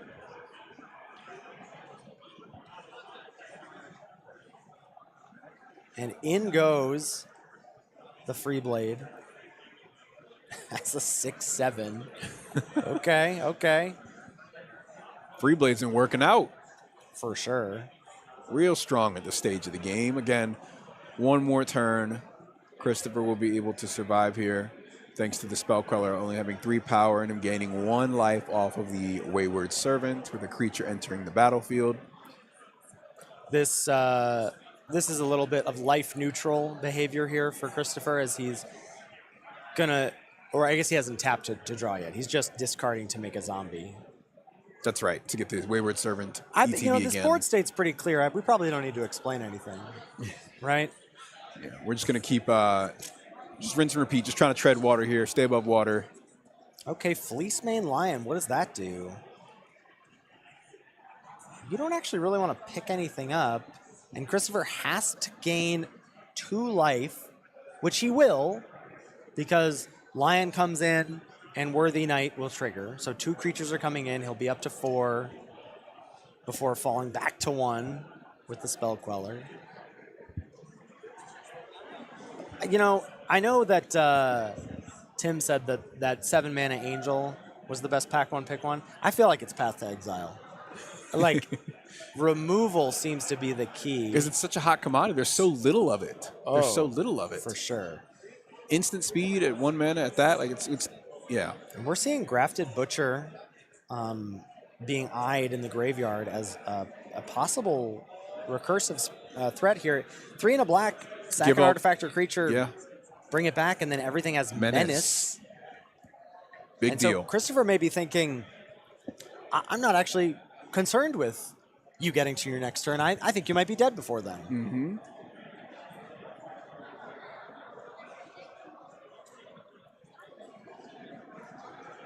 Okay, so we are tapping 4. We're going to tutor for a creature. Oh, we're getting Archpriest. Got another flyer coming in. This flyer is, of course, as you know, going to trigger the Wayward Servant, gain some life. It's also able to block the Spell Queller if need be. Mm-hmm. Mm-hmm. Oh, no, that's only when it swings, right? Is that only a 10-act trigger? Sorry. Yeah, only at the beginning Yeah. of combat on your That's turn. right. It's an attack trigger, so not able to defend with it there, but I mean the life gain is what the most important part of this play here. Well, but is this Freeblade going to be in the air this turn? Oh, it should be. That's right. Beginning of combat on your turn, if you have a full party, boy howdy does Christopher Walter have a full party. Yeah. It's party time, he said. Here it is. And there's a 10 power flyer, plus I think this is game. Yeah, Spell Queller has to block. Ooh. What do we have? What That's a it. swing. There it is. Wow. And Christopher Walter is your Changeling Cube champion. Wow. I mean, just a really beautiful draft, leaning into the tokens with such a low curve. And we saw it play out time and time again with those single black or black and white creatures, the Wayward Servant, the Crypt Breaker, the Worthy Knight. I mean, just the staying power that this deck list had. He was really able to grind his opponents out even when he was on the edge of losing the game, Ethan. Well, that was, I think, now 2 games we saw that I was basically like, let's put a bow on it. Let's wrap it up. It's over. And he went, actually, turn him sideways, you're dead. Take your time. Yeah, he's like, let me just count this out. What are you at? 13? You're dead. Right. And that's a pretty powerful spot to be in. A really, really impressive draft. Yeah, really powerful stuff. Really powerful stuff. So, guys, we're going to go to a quick break. When we come back, we got another matchup with Dana. We're determining her opponent here shortly. And stay tuned. We'll see you again shortly.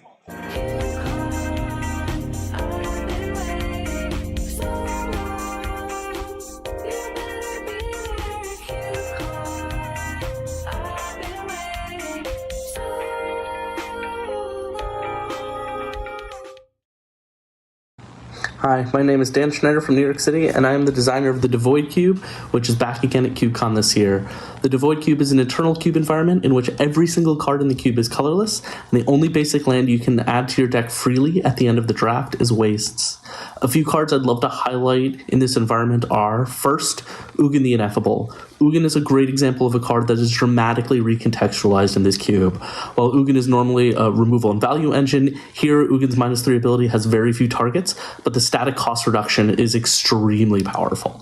Second is Mishra's Factory. Mishra's Factory is a creature land that sees play in many other cubes, but usually only generating colorless mana limits it to being in monocolored aggro decks. Here there are so many colorless spells that Factory has almost no downside, and there are a ton of utility lands to draft in the cube without hurting your mana. The third card is Chaos Orb. Colorless doesn't have the best options for removal in Magic, and it turns out that Chaos Orb is one of the most potent available options. If you've never had a chance to flip an orb, here's a great opportunity to do so. In terms of draft archetypes, the Devoid Cube surprisingly has most of Magic's major macro archetypes represented. Aggro using low-curve creatures like Patchwork Automaton combined with powerful equipment like Grafted War Gear. Mid-range, often using Eldrazi cards like Reality Smasher to play a robust mid-range strategy. Ramp, using Mana Rocks like Worn Power Stone to ramp into expensive threats like Mirror Battlesphere or Emrakul the Promised End. Control decks, finding colored sources to play early removal like Fanged Flames, as well as board wipes like Navinral's Disc to control the board and land a late game finisher. Or you can go full combo using Kark Clan Ironworks to build a loop, or just sack your board to go all in on Ulamog the Ceaseless Hunger.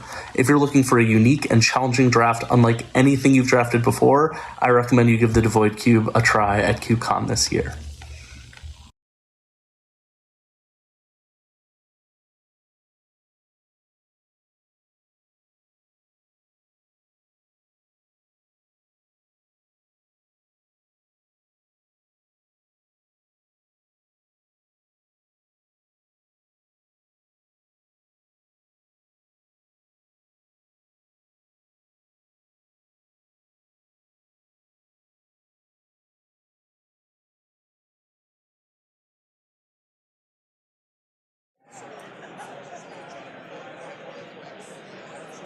Welcome back to CubeCon 2024, where we are proud to be sponsored by Daybreak Games. Magic Online lets you play what you want when you want. Collect cards, build decks, and duel other players on your schedule with the widest array of cards and formats that are always available. Magic Online is the OG platform, okay? Look, Arena, it's great. We can do some stuff on there. Magic Online, it is the Excel spreadsheet, no kappa, and it rules. I was playing the Horror Cube on Magic Online today. You can't do that anywhere else. Vintage Cube drafts, that is the thing to do on Daybreak Games on Magic Online. It's an excellent platform. We are going to be moving into, we crowned a winner here. We're going to be moving into round number three here. And we're going to be moving into seeing Dana, into seeing her against Paul Van Prague, and facing against her opponent here, I believe 0-2 to 0-2. And Dana on her green-black deck, Paul on a spicy little teamer build. We'll see exactly what, I teased some of these cards before, see exactly what he's on in terms of the cards, but a Krenko, a Chatterfang, a Flame of Anor, Risen Reef, all cards popping out to me from his list. as Dana leads off with a forest and Paul on a steam fence. That's right. So, quiet start so far. Turn 2 play, we're seeing the deep root elite once again on turn 2. Dana Fisher's gotten that on, 3 of the 4 matches that we've seen from her on stream so far. It's Paul's first appearance in the broadcast this weekend. It has been a friendly 2-drop to Dana when we were quite worried about. Oh, and a very interesting play. This is, I think, the lone card from one of the unsets. This is more or less single blue. You get to change the value by 1 of anything. So it looks like change the power Deep before the Elite's counter toughness comes on. to 0. Toughness, right. And call it good. Dragon's Horde going to come into play for Dana. All right, getting those gold counters up with each creature. There's the Wizard Cycler we were Step talking through. about earlier. That's right. So that's going to be able to tutor up any creature, and a powerful creature at that, on Paul's side. And this is another, it's kind of a little bit of a panharmonicon on a stick. Harmonic Prodigy. 1 in a red for a 1/3 with prowess. If an ability of a shaman or another wizard you control triggers, that's going to trigger an additional time. And that's just going to happen for any of your creatures because they're all shamans here. Absolutely right. Cube. We got prowess on this creature as well. We're looking at a blue deck that's running counter spells, tutor, so maybe the prowess will come into play here. But again, the most important line of text is doubling those triggers. We could see it come down here on turn 2. No response from Dana Fisher, of course, being tapped out. And no removal, and almost no removal in the deck anyway. So this could get out of hand quite quickly.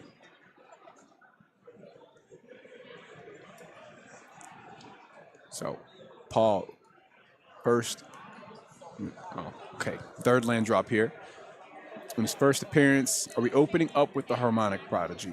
Has Paul seen any of Dana's games? Does Paul know that Dana doesn't have a lot of removal? The Harmonic Prodigy would be safe, but instead we're leaving mana open and passing over to Dana. Okay. So it could be another counter spell in hand. Looks like just an Elvish Vanguard. Okay. Gonna trigger the Dragon Horde.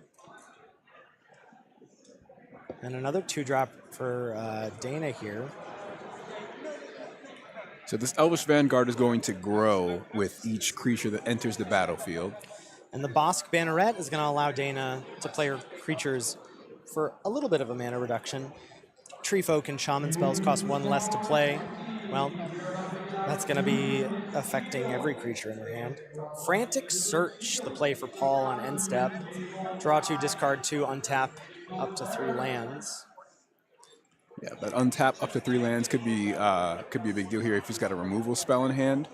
Looks like mitigating a bit of flood. No removal spell. Breeding Pool and another basic pitched off that. Okay. So board state's looking quite healthy on the side of Dana. It's just going to be 3 drops from here on out. Just bangers over and over again from Dana, I imagine. Yep, exactly.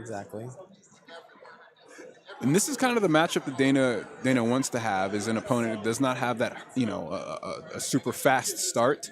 Mm-hmm. The deck starts to come online when she gets 3 or 4 mana under her belt, and she opened up with some of the few cheap creatures in the deck. So, good spot to be in. Yeah, Paul's got his work cut out for him. Ally Encampment the land and Risen Reef with the potential to pop off. Nice. It's going to go to hand. Reveals Voldaren Epicure, but can cast that off the encampment, right? Taps for a mana of any color for any ally.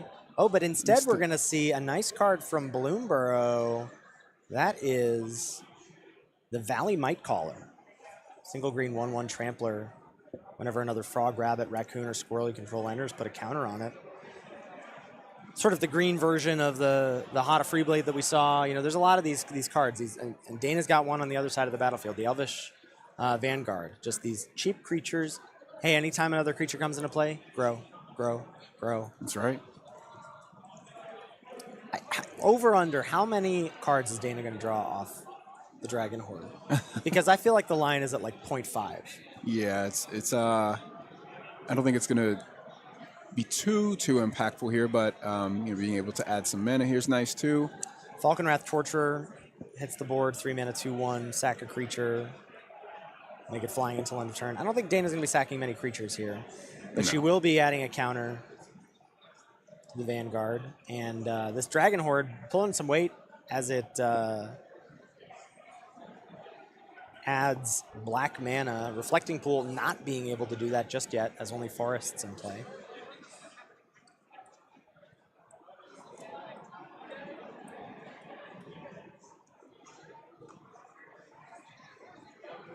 So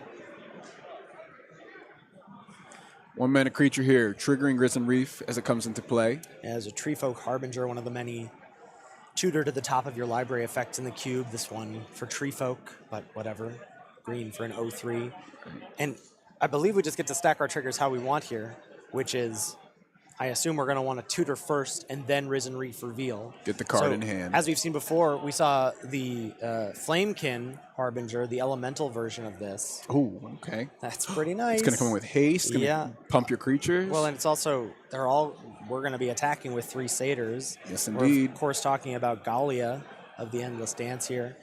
Red, green, 2/2. Other satyrs get +1/+1 and have haste. And whenever you attack with 3 or more satyrs, you may discard a card at random if you do draw 2 cards.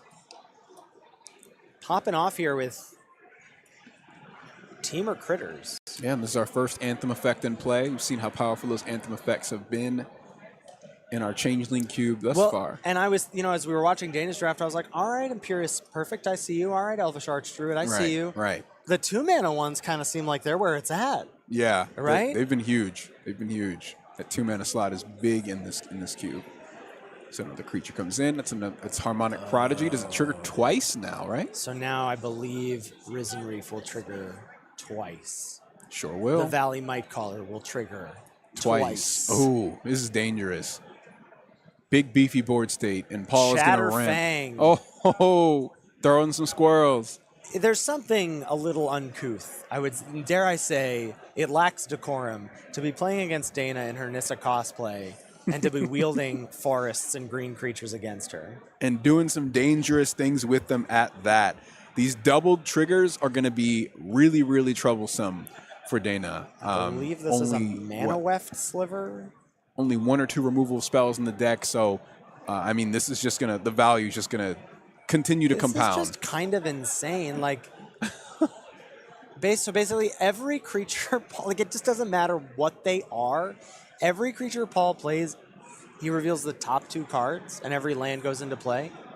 That's right. He's built his own Nadu. He doesn't even have to target. He's just Naduing all over the place. There's something about that 3-cost in Simic that is just always problematic. Yeah. There's just something about it. The Satyr comes in. Everybody's got haste. It's an Anthem as well. +1/+1.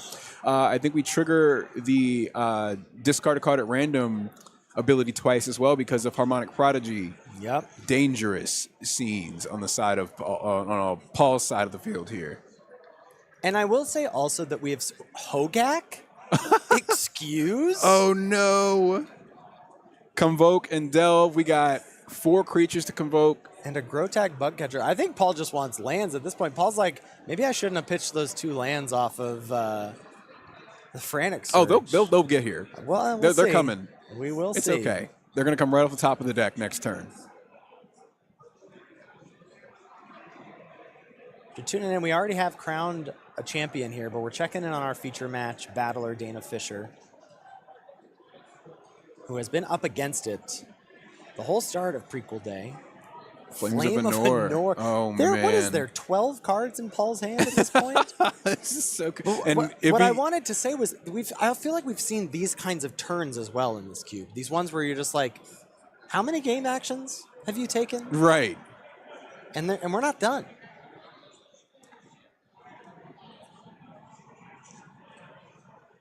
The Mana Weft Sliver able to tap. Here comes Voldaren Epicure.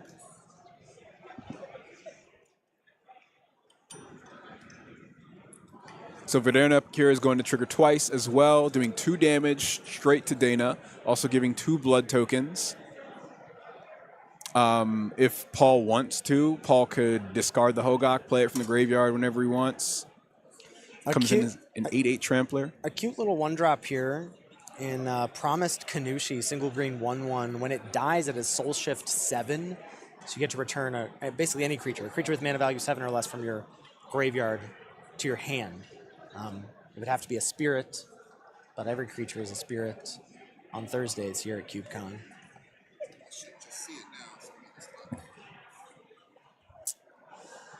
So Dana's a champ. I would have scooped and gone to the bathroom minutes ago. yeah, I'm wondering what do you do about this? Well, you start. I feel like at a certain point, at least this is my what I do. This is how I try and cope in these spots. Is at a certain point you go, well, maybe he'll deck. How many cards you got left, Paul? You got what, 16 cards? You can't play too many more creatures. Risen Reef is going to deck you. There is the promised Kanushi. Exali's Lord Keeper. Okay. Where are the lands? There it is. All right. And it comes in tapped, of course. That 8/8 trample Hogak will be here soon. Golly. Okay. Wild Slash. This is also just an opportunity for Dana to see Paul's entire deck. Sure. For game 2 and potentially game 3. I don't know if I want to. I don't know if I want to know. Let's leave that to mystery. Krenko. Okay. Wait, Krenko just literally does deck you with Risen Reef. If like he can't activate. You cannot. Krenko You at this cannot. point. X is the number. No, that's just a 3/3. And also, has he just stopped putting counters on Valley Might Caller? Or are we doing a sort of Nadu thing where we're just gonna, we'll take it, we just piled them all up, and we said, I'll take care of this later. Yeah. That is so funny. Oh, yeah. Creature stack.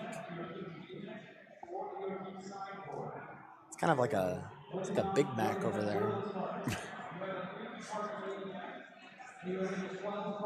You can't do it, can you? Oh. Wait a minute. So draw your deck. Well, Risen Reef isn't a draw, right? It's just to put the card. No, because you do draw it. No, but you put it into your hand. It's not the same as. So yeah. So now he's sent. The creatures have haste though because of the satyr. Yeah, but and they have +2, +1/+1. Mm-hmm.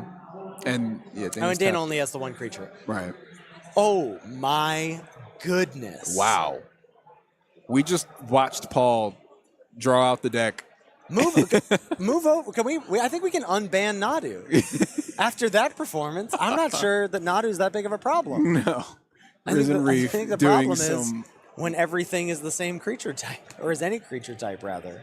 Paul leaning into it beautifully here with the Risen Reef, and we pointed that card out as being one of the more devastating cards in the pool here in the cube.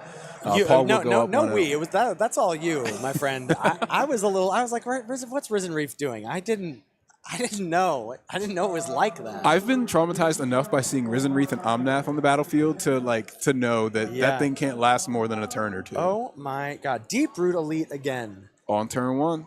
Wow. Versus the Valley Might Caller. They're doing turn similar 2, things. Right. Looks like Steam Vent's going to get shocked in for Paul, and he is going to play his Panoramic Gosh, on. the Harmonic Prodigy once again. And then Valley Might Caller. Already a 3/3, thanks to the Prodigy. Already paying dividends with the double trigger. That cut down's looking really good right about now. The one that ended up being passed during the draft. Yeah, how about that for your best pack one, pick one in the cube? I'll take a cut down. I'll take whatever. I'll tell you, that's the disclaimer you need. You need change the rules of the cube and then draft removal highly. Yeah, because there's so little of it. Very creature heavy, of course. Seeing our first 3 drop from Dana this game. Headless Rider, going to get the counter from the Deep Root Elite, so a 4/2. Yes, indeed. Hoping, I think, is Dana to tussle with the Might Caller, but any creature coming in and all of a sudden the Might Caller's a 5/5. Right. Perhaps Dana's plan is to chump with the Deep Root Elite. Get a zombie. Get a zombie and move on, hopefully untap and find something. Midnight Hunt, one of her few choice removal spells, has been extremely shy all 3 matches. That's right. So we're tapping 2 green here to drop in. It's a mana weft sliver, so all the creatures that Paul has can tap for a mana of any color. He built a Nadu engine. I can't get over it. And here it is again. There's Galia. So Galia giving everybody that Haste. Anthem, +1/+1, as well as Haste, the attack trigger to allow you to draw some cards, discard a card at random. And are we It's going to trigger twice. We're going to Wild Slash. Now, is that exile? Like a Magma Spray? I don't believe so. No, there is no, but it does have ferocious, so the damage can't be prevented, and that's really it. That's okay. Dealing 2 damage to any target. So we're good. So Dana will get a zombie, and that will get a counter thanks to the Deep Root Elite.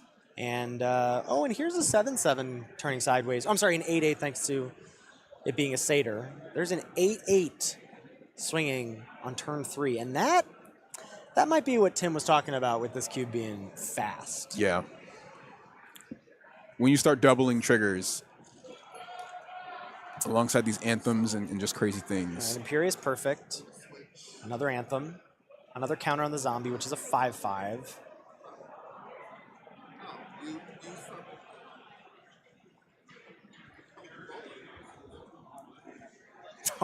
No. I mean, it's there. The Reef. This is it. This is the combo. We have Manoweft Sliver, so we have Galia, everything has haste. We have Manoweft Sliver, everything is a mana dork.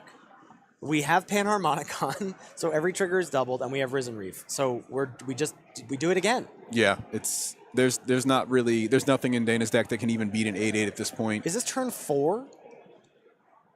This is indeed turn 4.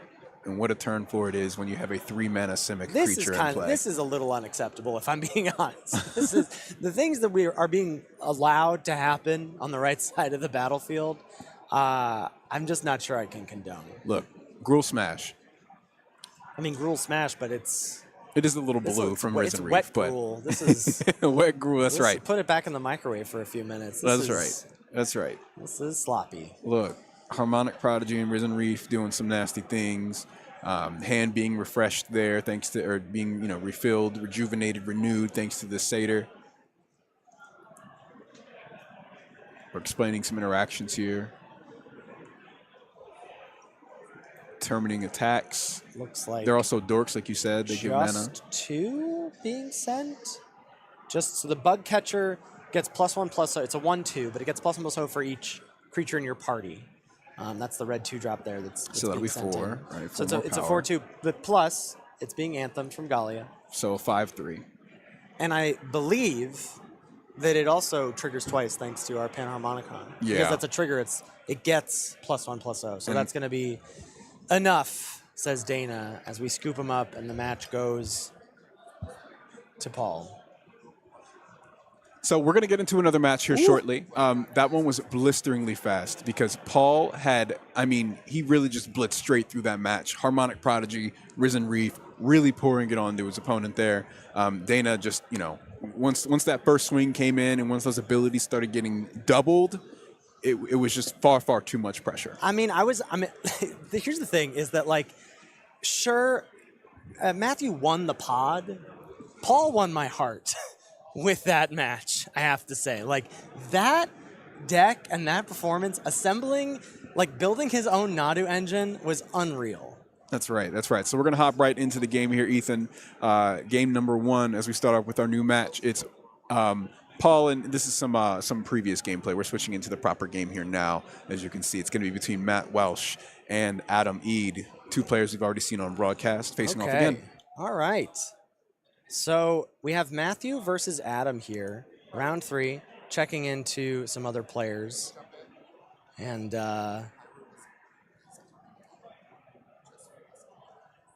players look like they may be resolving some mulligans here. As a reminder for folks, I believe Matthew is our Rakdos player. And I believe Adam is on Orzhov. I can't quite remember. These folks, all the games or the decks are sort of slight permutations of one another. So we'll see. We won't be seeing our Izzet player one more, but as our players are deciding, Adam playing the animation module. So Adam on Orzhov. And Matthew coming in with a Watery Grave, Shocked In. We'll see what that's about in just a little bit. And in Changeling Cube fashion, you won't have seen it, but my co-commentator has transformed as well into another type. Rondez is no more. Hayu Yu. Welcome. I am the changeling. I have been changed. There we go. I am also even audible now. Hello, I am the changeling. That's right. This has been a nice 13th hour twist to us, a real M. Night Shyamalan move. Oh, I see.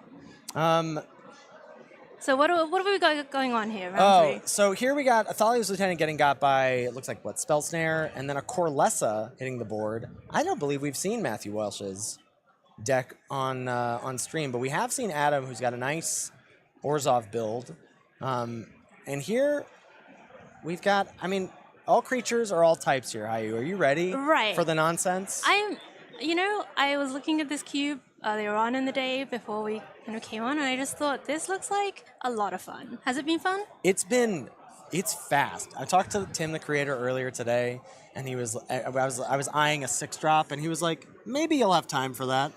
I was like, whoa, it's that fast? He's like, maybe you reanimate it. I was like, whoa, okay. All right, I see what's going on. So Corlessa on the left side of the battlefield, that's going to let Matthew play basically any creature off the top of his library, because you can play dragons Right. from And the top. And is it all? Oh, of course. And Every creature's a dragon. everything's a dragon, right? Okay. Yes. I see what's happening Yes, here. yep. I understand. Yeah. Wow, look at all these dragons on the battlefield. Exactly. Yeah, they can be whatever you want. So Elvish Warcaller, followed up by a Land War Elves, that's going to trigger. You're going to get another 1/1, 4 dragons. The Siege Veteran on the side of the board for Adam has some work. Looks like Adam is choked on Right, you color said number 2. Adam was Orzhov, but I only see planes right now on the battlefield. It's not ideal.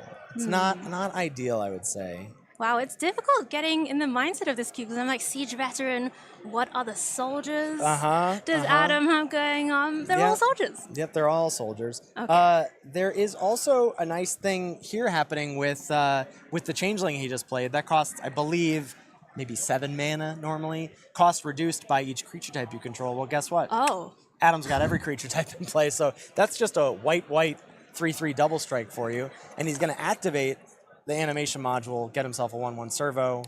Okay, so even though we think Adam is stuck on one of his 2 colors, he's still able to fill up the board. He's just got the presence going. And it's good that he can, because Matthew can play any creature off the top of his deck if he wants to. So we'll see. And a nice shuffle effect if he doesn't like what he sees, which seems to be the case in Verdant Catacombs. Okay, so Matthew's gonna go find a land from his deck, reset the top. Yeah, sort of spin the wheel, as it were. These cards are wild. Sorry, I'm just getting in the mindset of this, and it's crazy. Yeah, I love it. This is what CubeCon's about. We just saw someone draw their whole deck with a Risen Reef and a card that doubled the triggers. So just every creature was coming in and, reveal 2. And there's a lot of these, as we see the Elvish War Leader on the left side of the board. A lot of these cards, like Worthy Knight, can make tokens on cast, and so you're getting additional triggers. And so you can see why the games, they don't often go past. The turns are long, they're complicated, but there's not often more than about 6 of them. Well, it looks like both players are kind of slowed down a bit in terms of the attacking.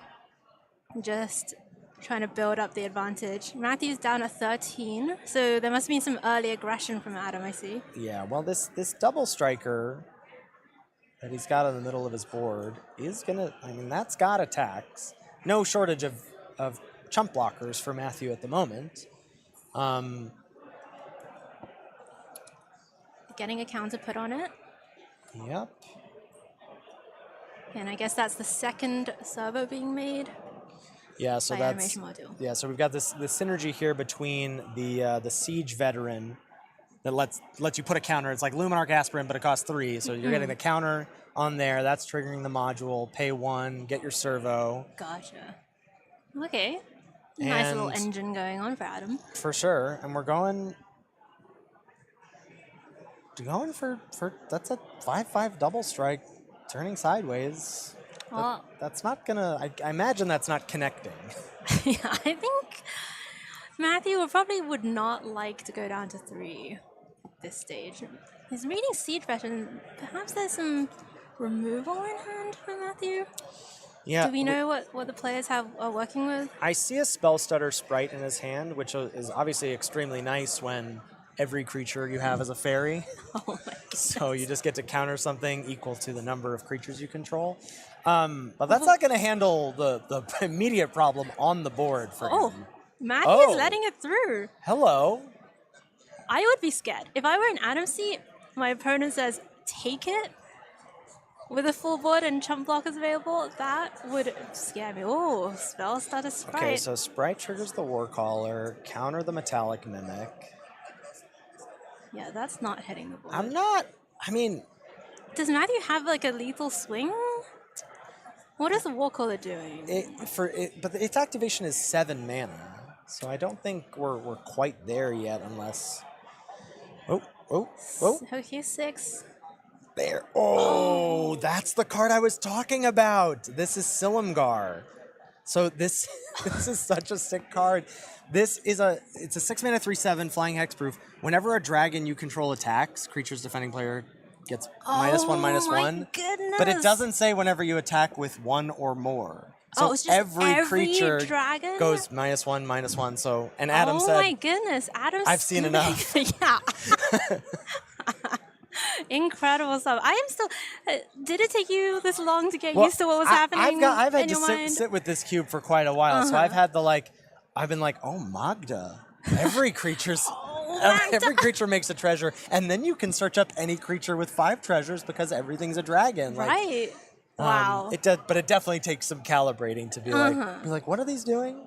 So this is Champion of the Parish. This is the zombie.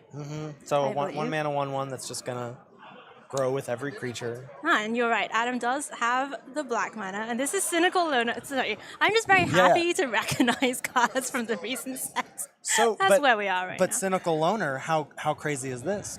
Just a 2 mana 3/1 unblockable in this cube. Can't be blocked by Glimmers. Can't be blocked by Glimmers. That's hilarious. And the removal in this cube is scarce, and so that cut down.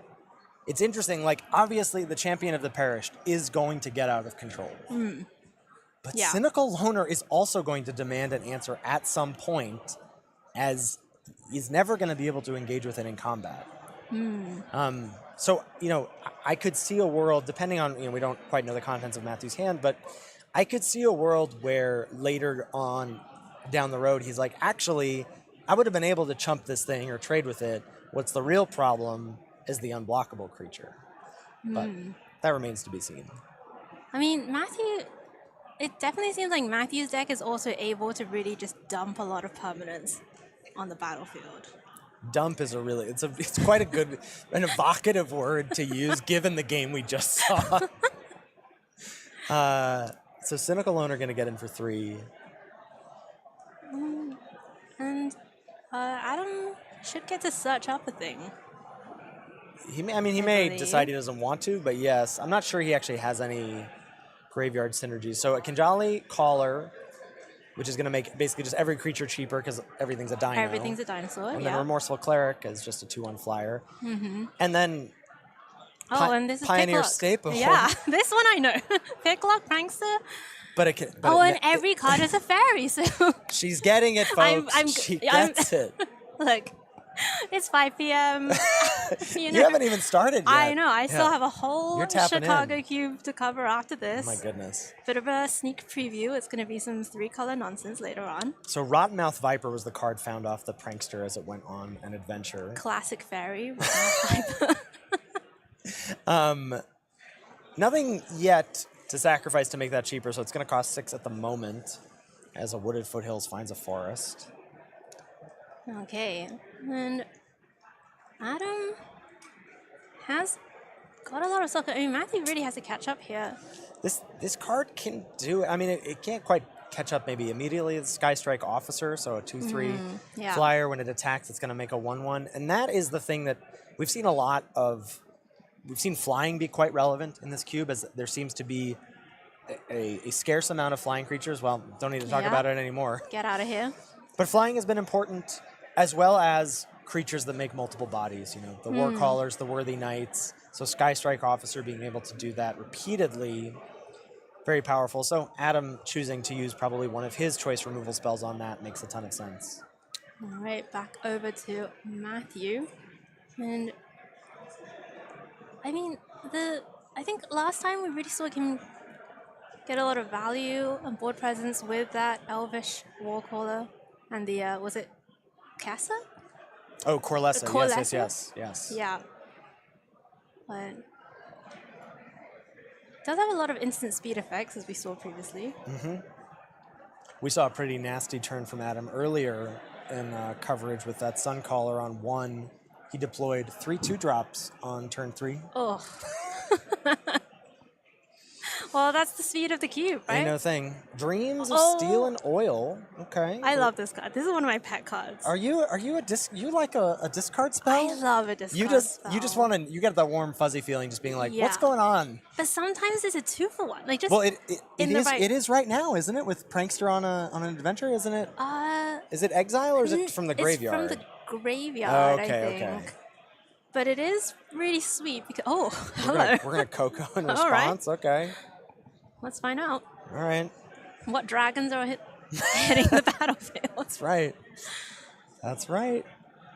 Oh, I just saw him flash a really cool card. Nothing great to copy at the moment, but there's effectively a 2-mana clone in the cube, and Jawari Shapeshifter, 1 in a blue, comes in as a copy of any ally. Any ally. So Any ally any at ally all. that you want. Yeah. Okay. And we're also gonna get a little time-shifted creature as well in Vidalcan Ether Mage. Looks like that's just gonna be a 1/2 in play. When it comes into play, return target sliver to its owner's hand. Okay, so that just Okay. bounces anything, All right. It's a mana war. And it has wizard cycling. which, as we know, Yeah. can just find any creature. This card seems busted. Yeah. This is my current pick for most powerful card. How you gives it an A. Yeah. It's blue. It's time shifted. I mean, what more could you want? This looks like every card. Did he hit? It's just a demonic chooser. Well, but the Coco that he hit, I think he hit 6 options. That's Oh why my we're tanking goodness. here, is that, and he gets to hit Spellstutter Sprite To counter, counter that? the dreams. I love it. This is gnarly, but like, yeah, I'm looking at the clone. I think that's a Delver. We saw Merfolk Trickster. A lot Another of great control. card. Yeah, okay, so Matthew's got the Simic Flash thing going on. Okay, so we're bouncing the Cynical Loner. We're countering the Dreams of Steel. That was... Uh, the company was collected. Yeah. The company was Cryptic Yeah. Commanded. Basic. Wait, that was better than Wait. Cryptic Command. That was like all the modes. Yeah. That was bounce, counter, Make two things. Make 2 things. It's like Sublime Epiphany levels. That was pretty gnarly. Okay, I'm Okay. gonna trade. Spellstarter Sprite trades with the Cleric. Here's a Metallic Mimic. I feel like that hand shift was. I'll name whatever creature type you want. Yeah. That's what I'll name. Has there been a lot of joking around about the creature types? I feel like I'm just coming in being like, oh, ha ha, this is a dragon. But We actually about like being like, of course this small thing is a big thing. That's not really my. That's not really my wheelhouse. Levity, not. We've been quite serious. Very serious. Okay. It's very serious. I don't know how you planning to run things, but we wanted to start things off as somber as possible. Oh yes. Excellent. Nothing says a Magic tournament for fun for 4 days like like a dirge. Sobriety. Yeah, sobriety, certainly. Okay, Rodmouth Viper coming in, 1 counter. Do you want to take 4? Do you want to sack something? Looks like we're taking 4. No, pretty reasonable. Still very ahead. Matthew, hanging on there. Any Yeah. removal would be a huge problem. No. Best I can do is more creatures. Oh, I think that's a Silumgar in his hand. Oh. Okay. We'll see. We'll see. It hasn't seemed that fast so far. From the This 3 minutes of. this game. What last game was pretty fast. I don't know. Oh, yeah. What do you define as? I guess like turn 4, turn 5. Oh yeah, Kill is- it's still limited. You know, Okay. it's still. Okay, that's land number 6. I think that was a breeding pool for draw. Pretty That's pretty pricey land. It's pretty pricey if he wants to bring it in untapped this turn. And then, But you see what I mean But about then this- you would only get 1 trigger, right? From the dragon one mode. dragon Correct. attaching- Yeah, so attacking? it would kill the metallic mimic, but Cynical But the Loner loner- is lethal at Right. the moment. And it has, is that a +1/+1 counter on it? Yeah, from the metallic mimic. Okay. All right. So that's not dying to Silumgar. Matthew's getting in. Yeah, 2 Punisher triggers from the Rotten Mouth Viper plus a healthy swing from the Viper. Yeah, but Matthew's at 4. I know. I mean, he has all the cards. He had plenty of them. Surely there must He be has something. plenty. Plenty has been announced. Okay, so it looks like Adam chose to just take 8. Oh, I see Fatal Push. See, Fatal Push. Mm. Okay. That is a nice answer to the loner. Yeah. Yeah, we're Upkeep. just doing it. Fatal Push. Okay. Look, you gotta. If you're in the feature match area, Got a style on him. you gotta sometimes make people aware that you're. Just you like, know, look, I know. Yeah. I It's like when know. you have the Vendilion click and you're like, okay, I'm gonna set a stop in the draw step. Yeah. You know, just to prove that you know about it. Yep. Ooh, Thwart the Grave. So this is going. Ooh, but can you? Yes, he can cast this. So this is a 6 mana double reanimate effectively. I mean, it works for party. But, Okay. But party, obviously, we're having a party all the time at Changeling Cube. So this is going to get back 2 things. And it Oh, wait, costs. but. Oh, And it's not. costs 1 less to cast for each creature in your party. Okay, and Adam had 2 creatures. So he can pay 4 mana for it. Yeah. I'm not sure what the players are doing at this point. Why we've And you scooped up. get to double reanimate, but Mm-hmm. it seems like Adam is scooping things up. Looks okay. like, did Adam decide he lost? Did we miss a... This will be a mystery for the okay. ages. Okay, right. I mean, I think The game has changed from a game that we were tracking to one that we were no longer tracking. So I guess that means that Matthew got it? I guess so. Hello, everyone. Welcome back to the booth. I'm here for the first time. My name's Hayu. This is Hayu. I'm Ethan. You've been stuck with me for hours. Hours. Yeah, I know all about Changeling Cube. Creature types, I can name them. Yeah, for sure. Do you have a favorite creature type? Do I have? Oh, that's a good one. I like fairies. Fairies I have is a to good say, answer. I do like fairies a lot. I also like some of the really weird Simic creations. You know, like the Simic, they've gone too far. I don't know, they What are can the be weird stopped, but Simic nobody has creations? tried. What have they done? Well, like the jellyfish Hydra Beast. Oh, sure. That's Actually, a classic. shark to crab. Shark to crab. Yeah. You get it. I I like do. those weird ones. I do get it. Yeah. Okay. How about you? For sure. It's a great question. I asked the question. I have no answer. Sailor of Means is one of my favorite cards, so maybe we'll say pirates. Okay. You know what? I respect that. All right. So I think that is going to take us to a break. I'm going to transform into Ryan Overturf. You're going to stay right there. Yeah. Ta-da. Yeah. And you guys are going to be covering Chicago Cube. Yeah, it's gonna be a great time. It's multicolored cube, and it's an exhibition match. So we have some of the, cream of the crop here at CubeCon playing this. So we are very excited for that to be coming Yeah, out. I'm honestly. I see the drafters over there right now, and I'm a little starstruck. I see a Caleb Durward. I see a Sam Black. Yeah, there's a Sam Black. There's a Luis Salvato. Yeah, There's some big names in this cube, and a lot of the highlights of the cube community as well here. So do not go away. We're going to be bringing that just after this break.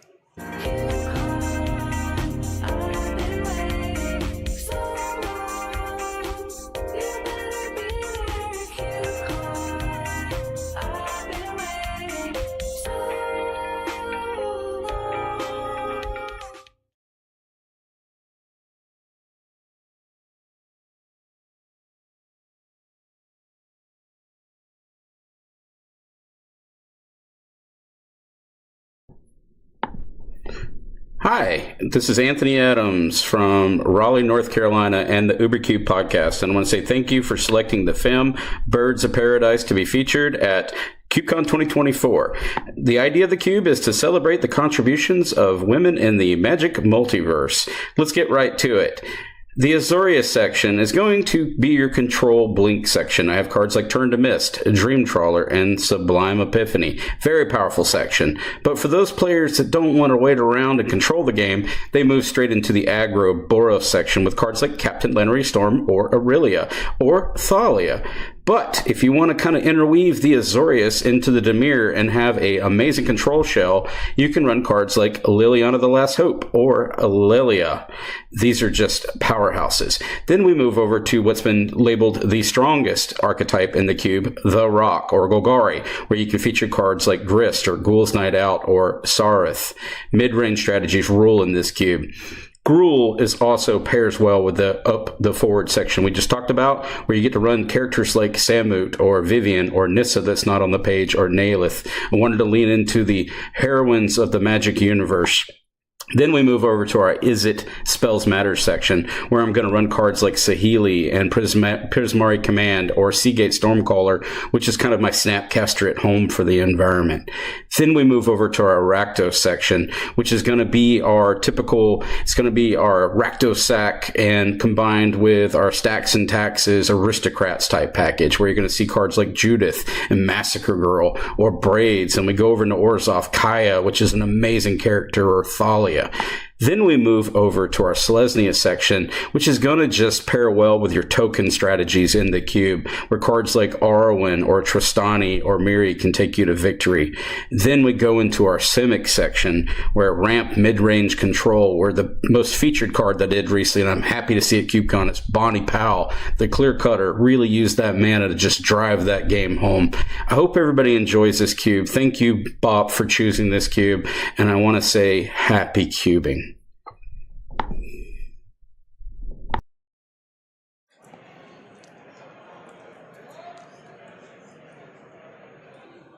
Hello, everyone. Welcome back to coverage of CubeCon, and nice to meet you officially. This time, my name's Hayu. I'm here with Ryan Overturf, who has done a quick swapsies with Ethan, and we are about to bring you coverage of the Chicago Cube in a very cool event called The Cheese Stands Alone. Ryan, tell us about the cheese. Well, this is probably the highest stakes event on the weekend. Uh-huh. It's not the main event, but Wait, are maybe there it should stakes be. involved? No, just actually cheese. Okay, all right. Some jams, I believe. Oh, love a jam. Surprisingly devoid of crackers in the spread.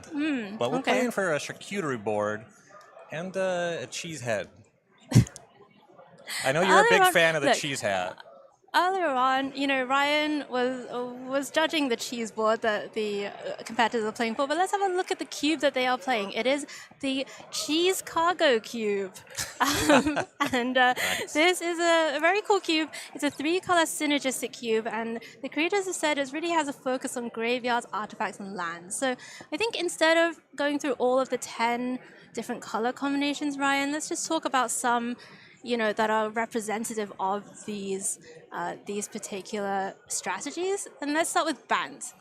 Yeah, so graveyards, artifacts, lands, in some combinations, you want to do at least one of those things in this cube. So Bant's really focusing on creatures. You see some graveyard stuff going on here too. If you look at Slowgurk and Champion of Wits. The driving card behind Bant is Chulain, so there's like a big land, creatures entering the battlefield thing. But then you can kind of already see just with these cards selected. I mentioned Champion of the Wits, both playing out of the graveyard, being a discard outlet, and having entered the battlefield ability.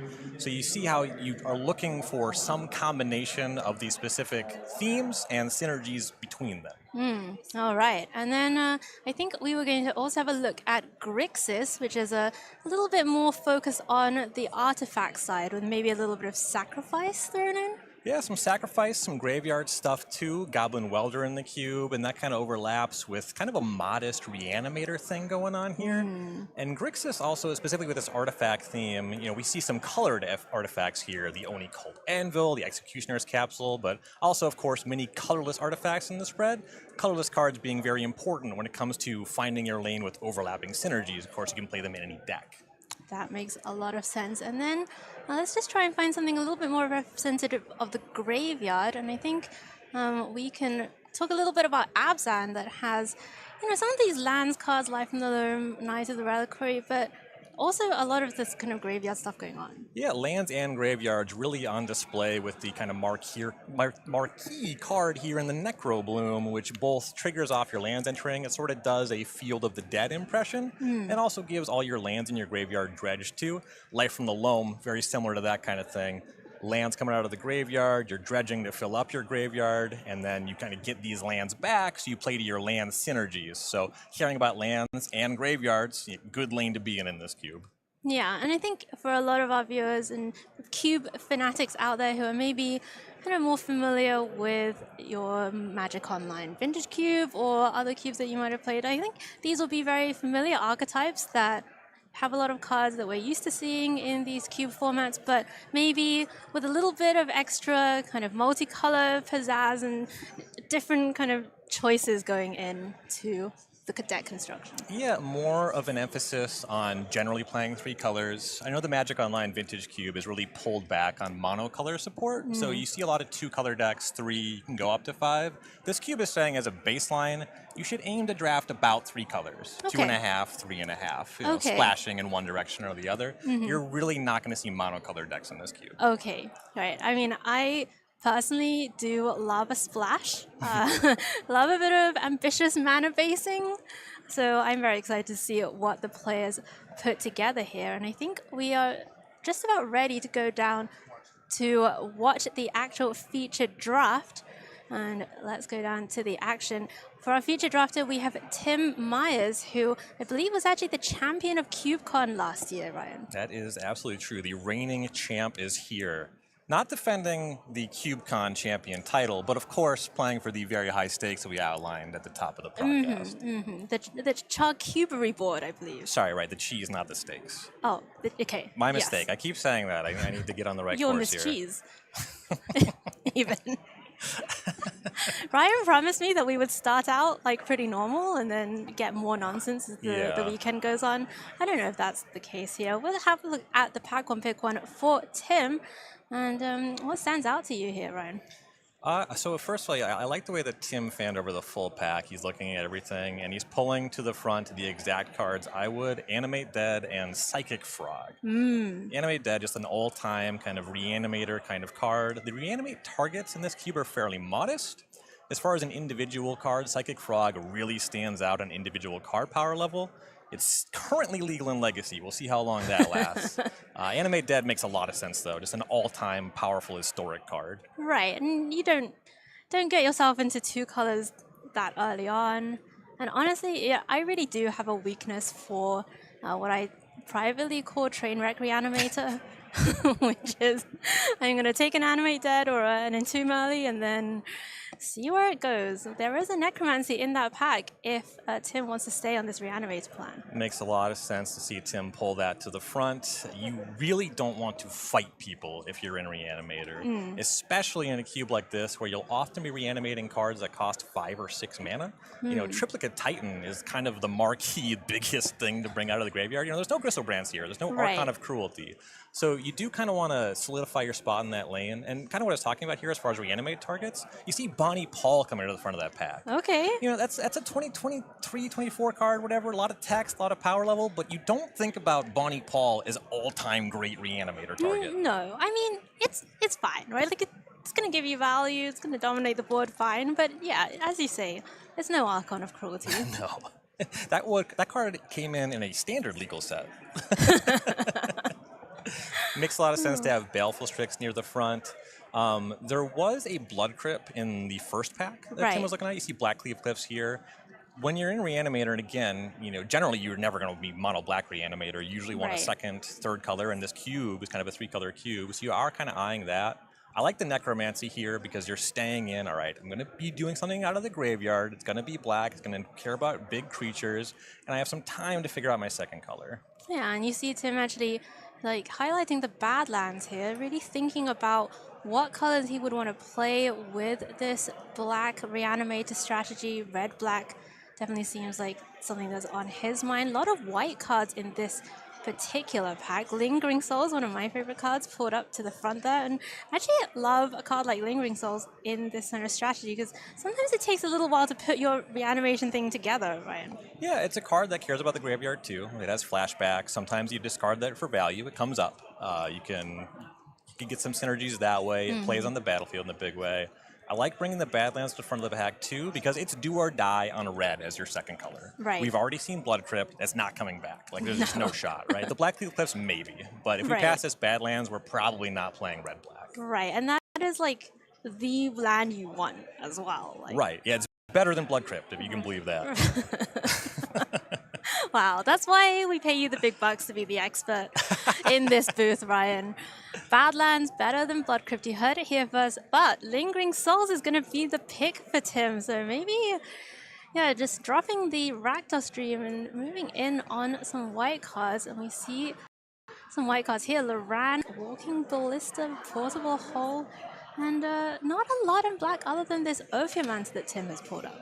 And for that reason, it makes a lot of sense to move Walking Ballista to the front of the pack, right? It's just a really strong card to cast. You're not going to bring it back with Necromancy. It comes back as a 0/0. But it's just a solid rate. Just kind of an old-timer in that category. Right.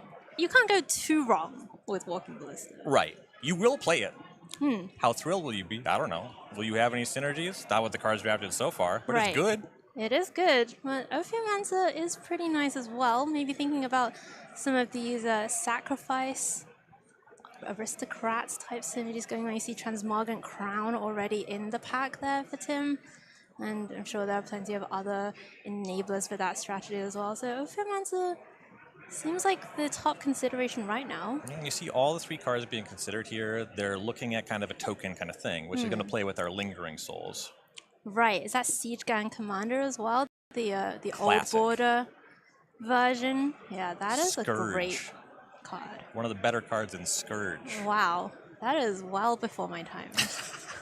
That's the year I started playing. Oh. I'm like a Magic, I don't know, millennial zoomer. I don't know what it's called, but I do love Siege Gang Commander.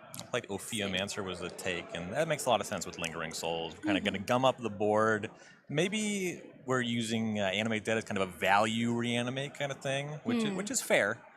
Literally, in the sense of Magic, it's a fair thing to do. It is a fair thing. If you take your time to Okay, reanimate. but honestly, like, It's not weak. what's really the line? Everyone talks about fair and unfair, but no one really talks about at what point fair becomes unfair. You're kind of pulling the curtain back on me. The value of saying that in the booth is that I could mean whatever the audience wants I me to see. mean. Okay. Right. All right. Yeah. Don't worry. Don't worry. Don't worry, chat. I'll ask him to define tempo later on. We don't have all night. So we see a lot of blue cards in this pack. Really not a lot going on in the black side of the color wheel. Chilean, one of those signpost cards. Potentially an option, but Tim's going to take a land here. I think it was a blue-white land. Meticulous Archive, the Surveil blue-white land. He's got to start getting mana fixing at some point. Okay. We know we're not playing mono black. We got some white cards we're interested in playing.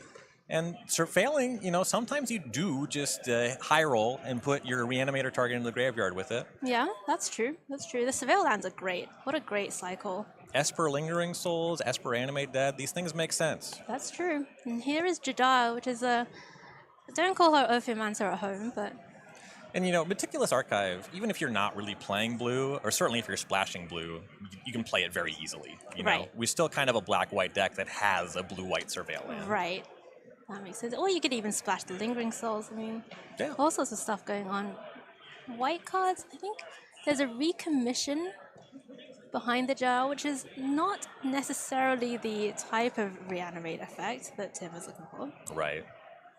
Yeah, the Jadar is looking like we are valuing the sacrifice kind of things. We're trying to really make use of that crown. Draw some cards from our tokens dying.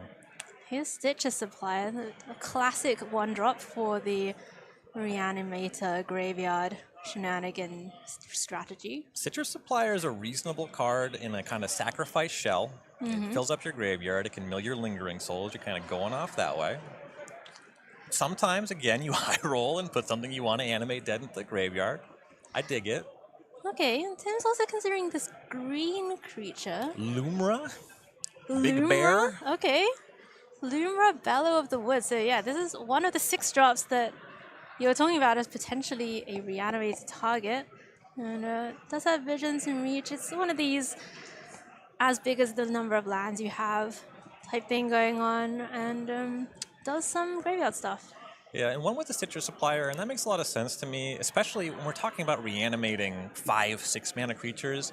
You really want to be able to cast them if you draw them, because they only have the impact of a 5 or 6 mana card, naturally. And if you spend some time trying to fiddle and discard them, if it gets to be turn 7, you've wasted that time. You've lost value instead of actually capitalizing on cheating in a creature.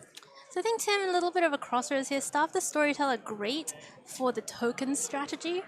And that Love is this going pick. to be, that is going to be its pick. But there was some consideration for Phyrexian Flesh Gorger, maybe another reanimated target that you can also play just in a fair way. Yeah, if I might be allowed to use the term. It's very, very apt. That's a nice creature to cast for 3 or 7. I like the staff pick because it is really capitalizing on Jadar and these other token cards, and he's really pushing this lane. And this cube does reward synergies in a big way. Was that Unearth, though?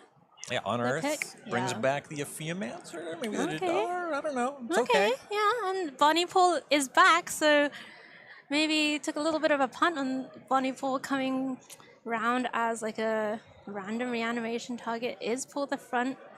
A lot of counter spells we've seen going around. Negate coming back through. Field of the Dead. One of Ryan's favorite cards. Yeah, I'm really known for decks that do stuff like that. Nevinyrral's Disc has sure fallen a long way from its glory days. Just pushed to the back of the pack. Someone's getting that late. Well, will they be happy about that? Will they remember? Will they remember? Bonnie Paul is now in the pool, so we could reanimate it. Could find a I way would to love actually to see splash that. casting it too. I would love to see that happen. And look at all of these white cards coming back. Angel of Invention. That is a token strategy type card, right? Does a little fabricating, does a little pumping. It's a lot of white cards, and they're all kind of appealing, right? Angel of Invention has an enter the battlefield ability, plus that Anthem. It's good to reanimate, it's good with tokens. Hero of Blade Hold is just a great card to cast. Just ends games quickly. Skrelv's Hive synergizes with multiple cards. I like the Angel. It kind of plays both roles. It's good for tokens, and it's decent to reanimate. Yeah, and look at this. Transmogran's Crown coming back. So Tim really made a lot of bets, and they are all paying off. Yeah, beating the lane pretty well. He was thinking about this Milliken before, may as well now. Don't know if that one makes the deck, but it's fine. We'll see. Regrowth and Sidisi coming around late, so it looks like no one really in Golgari, or at least not in Golgari enough, Sultai enough to pick up Sidisi there. The Sidisi both being a self-mill card and a token maker is valuable with what's going on here, but it's only a 4-mana card, and Tim has no shot currently of casting that with these other cards. No. It's just, I think the only bit of fixing he picked up, I think he did get that Meticulous Archive. And Milliken coming to the front. All right. Nice. That one is making the deck. Okay. And Don't Make a Sound, the new Quench from Duskmourn coming in as the last pick. So after pack 1, Ryan, what are your thoughts? What is Tim looking for going into pack 2? So he still has those 2 really good reanimator cards, Animate Dead and Necromancy. They're very efficient, and they're notably also good at reanimating your opponent's things. I think he's kind of looking at playing a decently fair token game and then just value Animate Deading. Okay. That's how the packs have kind of fallen here. We'll see how that shakes out. I like this angle, though, where he's leaving himself open to both things, right? He's really been pushing this token synergy instead of taking suboptimal reanimator cards. Right. Oh, here is Blood Artist, and I am partial to a little bit of Aristocrats myself and love a good Blood Artist. Goes pretty well with the Crown and some of these other tokens stuff that Tim has picked up. Blood Art is still one of the best to ever do it, too. Right. A lot of new versions of that card, and there's some give and take, but as far as caring about both players' things, right, Blood Artist is incredible. Yeah, and it's just so sweet, the design, so well costed, the O1-ness. Just love this card. That sounds like a weird thing to say, but sometimes, you see a card and it has this effect and it has power and toughness and you think, come on, like, you're putting too much on it. Right. We don't need to push it. It's already great. Right. It's already great. Nice synergy with Jadar there, too. You can keep churning those decay zombies. Yeah. Very nice. Not surprising to see Tim scoop that one up. Okay, so things are kind of shaping up. We're seeing the direction there for Tim. I don't think there was actually a lot of other options in that pack. No. Certainly once we already have this much context, it just wasn't a lot to consider there. Well, the Saga, pretty powerful card in this particular pack, but Tim not really doing the artifacts thing. Having a read of Scavenger's Talent, and this is one of the new talent cards from Bloomborough. Tremendous amount of text on that one. It's good with tokens and reanimating. It cares about creatures dying, gives you food when that happens. And also, you can sacrifice some stuff to bring a creature back from your graveyard. Kind of a weird ability in Chapter 3 because it doesn't target. Right. This is a really nice synergistic card between both things Tim has going on. I will say, he doesn't really have great mana, so I like the shadowy backstreet being at the front of the pack as well. Yeah. So how important is it? Say Tim ends up actually just being Orzhov, right? How important is it to get your on-color duels in a deck like this? It's still pretty important even if you're 2 colors. If you play like a traditional retail limited 9/8 mana base, you're kind of a coin flip to be off of a color. If you draw 2 lands and they're 2 swamps, you can't cast a lot of your spells. It's pretty rough. Yeah, and there are a lot of pips in some of these cards. We see Swords to Plowshares and Adeline put up to the front, as well as Felidar Retreat. So very powerful white cards here for Tim. The power level of this cube is modest enough that I really like Swords to Plowshares. It makes a lot of sense. He has this at the front of the pack here. Catch-all removal, good against creature decks that are low to the ground, good against big things, and this cube cares about the graveyard, so exiling really matters. Love that pick. And I think he actually just doesn't have much interaction yet. This might be his first piece of removal, I think. And you can't get much better than that. Right. Yeah, nice one. For sure, as we see Tidehole Skull, a bit of hand disruption being considered here, as well as, is that Tundra, I believe? Yep. In the pack, Steel Seraph, and maybe even Chromatic Star, though I think that one may be a little bit less of a priority. Right. I don't know that Tim is actually looking at casting any blue spells just yet. He has that Meticulous Archive, it'll make it easier to go into blue if he takes the Tundra. But there hasn't been that abundant of mana fixing, and when that's happening, you can't expect it to come later. Right. Sometimes it just means somebody else has just taken all the lands. Right. And Tim also has Underworld Cookbook pulled up to the front, so now we're seeing maybe a little bit more of a lean towards the Reanimator side of the deck, getting a bit of discard outlet going for Tim. Yeah, the discard outlet makes a lot of sense. He has 2 premium reanimate spells, right? So getting something to kind of synergize that way, especially in a pack where, again, the Tundra feels a little low value, especially because we're this far into pack 2 and he's not looking at casting a blue spell just yet. Right. Well, I mean, Bonnie Pool is there. Right, but it's then right you need there, right? green lands. That's a lot. Bonnie Paul's asking a lot. Bonnie Pool's asking a lot of questions. You gotta read Bonnie Paul.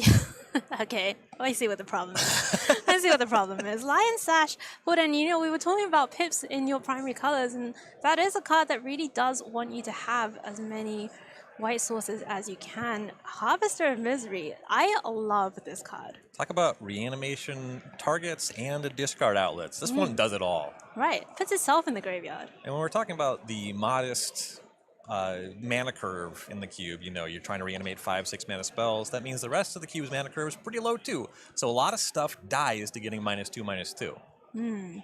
Yeah, I do wonder, awkwardly, what the other a lot of players are Tim's doing. stuff dies to getting -2/-2. Okay. All right, but I think Tim doesn't mind as much. He has a lot of agency in when that comes up, so Right. that's totally fair. Yeah. What are the other options here? See, Springleaf Drum, Sarah Paragon is a nice one if you have a low curve. Yeah, and a caring lot of about the value. graveyard and having some cheap token generators, the Sarah Paragon did make some sense.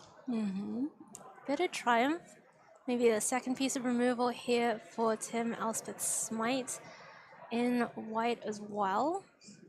It's really funny to me to see Elspeth Smite pushed up with Bitter Triumph, both because Bitter Triumph is so much better of a removal spell. It's also a discard outlet. So Right. we valued that cookbook pretty highly. Bitter Right. Triumph does so much. It's a great interactive card. It enables some of what our deck wants to do. And do you think there's a bit of a tension here for Tim between the two sides of his deck as we see him consider the Intrepid Adversary as well? So yeah, certainly. The Adversary is one of the bigger haymakers for if he wants to go in on tokens. But like you were saying when you drafted Source of Plowshares, he's pretty light on interaction, and I think that's what's going to put Bitter Triumph over here.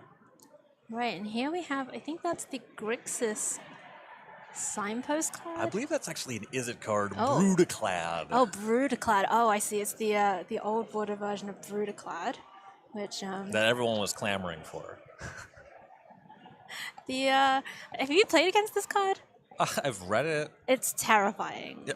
It's terrifying. This is one of the commander decks that my fiance plays, and it is absolutely a beating. As we see Luminous Broodmoth being picked up, and that does go with the sacrifice stuff. I mean, it's kind of a bit of a reanimation engine by itself. Yeah, the Broodmoth makes all your creatures just way more threatening. You're not tokens anyway.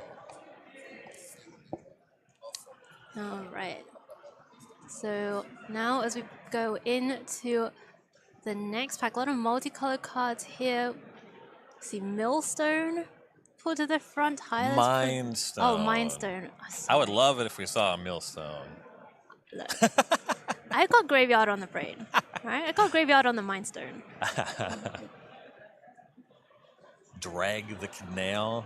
Yeah, you're more of a retail limited player than I am, so that's maybe a card that you'd be Ryan, into. you keep saying the phrase retail limited, and I feel like there's a slight derogatory implication that you're putting into that, which I do not confirm that. recommend. I can confirm Okay, the all right, okay, I see how it is. The battle lines are being drawn here. Scavenger's Talent made it back, but so Exhibition did as well. Okay, so Rose Expedition definitely plays with the tokens. I feel like Like that how I talent coming messed back up was the a name, gift. and then that made you mess up the name. Yeah, Perfect. I'm working with you. Yeah, that's synergy. As for Sentinel, the pickup. Decent card. Yeah? I think Pretty it's good? quite good and constructed. It's like fine in Cube. You'll play it. Tim will play it. Yeah. We actually don't know that. Just We'll disclaimer. find out. Tim might play it. We're left to believe. Oh, SRAM's expertise. I mean, the token cards really are flowing, right? That's the archetype that definitely looks 100% open Yes. for Tim. That Steel Seraph is a nice pickup too, both in having that cheap mode, kind of like that Phyrexian Devourer we saw earlier, where casting it for 3 is just solid. Casting it for 6 is even better. And, that's one of those 6-mana creatures. You could animate dead that. You certainly could. And Oblivion Ring in the last couple of picks. I mean, Tristani is actually a pretty decent. Tristani's solid. A pretty decent tokens card. Maybe you can find a green land too, right? Right. He doesn't have that much in way of discard outlets, so maybe the animate dead stuff, like the fact that it's not castable, we're not quite there. The Oblivion Ring there is disciplined, but I know why he was thinking about it. That makes sense to me. I think it would have been pretty sweet to see, yeah, I'm going to take Animate Dead, one of the most powerful reanimated spells of all time. I'm just going to reanimate Tristani. Looking to reanimate it like a Guilds of Ravnica rare. Actually, I think Tristani's a mythic, right? It is mythic, you're right. Yeah. And Niv Mizzet, Perun is a really powerful That's a great rare from that era as well. So I'm just wrong up and down. Okay, all right. Someone clip that, please. All right, so Tim's deck. Let's talk about it. The curve seems pretty good. Maybe you could do with some more 2s. Yeah, and he's picked up decent interaction. He's got that Swords, the Bitter Triumph, the Oblivion Ring. Got some good ways to slow the opponents down. And while he is kind of in 2 lanes, he's heavier on tokens than Reanimator. So his deck's kind of focused in that way. He might not even play these cards. Though again, the Animate Dead can just be a value card. And the white removal doesn't subsidize that, but Bitter Triumph does just put an opponent's thing in the graveyard. You can get busy with your Animate Dead that way. All right, so pack 3 now for Tim Myers, who was the champion of last year's CubeCon. And we have Ryan, we're going to do this one together. That would be Asmarana Martika Dyston Akuldakar. Wow, got it in one. Yep. Got it in one. Clip yeah. that. Yeah. Tim's already got the cookbook. Ooh. Right? That's a combo both ways. You either go tutor up the cookbook, or you discard a card to be able to cast your Asmarana Martika Dyston Akuldakar.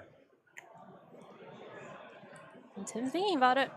But Carrion Feeder is also extremely tempting here. Yeah. Sacrifice outlet. He's got that token stuff.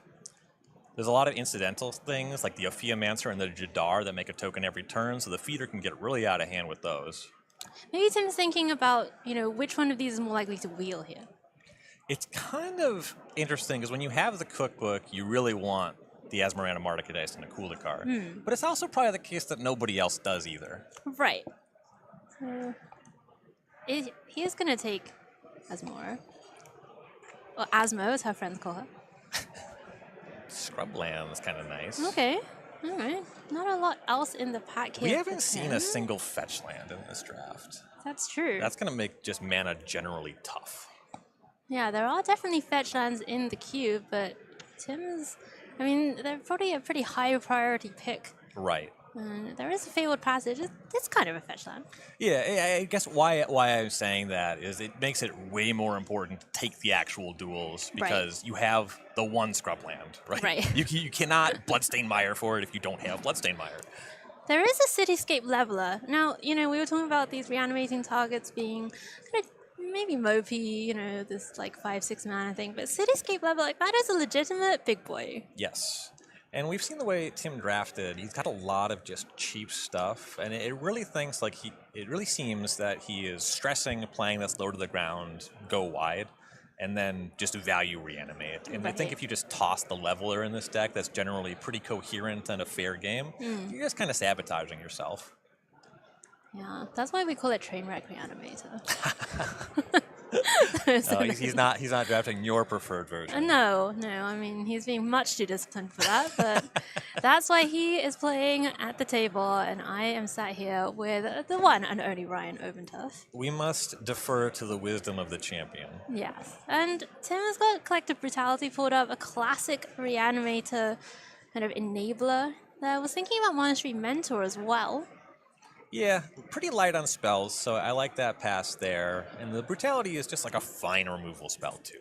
Right. Ooh, hello. Whoa, that's a gift. That is so sweet. We can read the other card. That would be amazed if Yawgmoth doesn't make the deck here. Oh, the Mayhem Devil.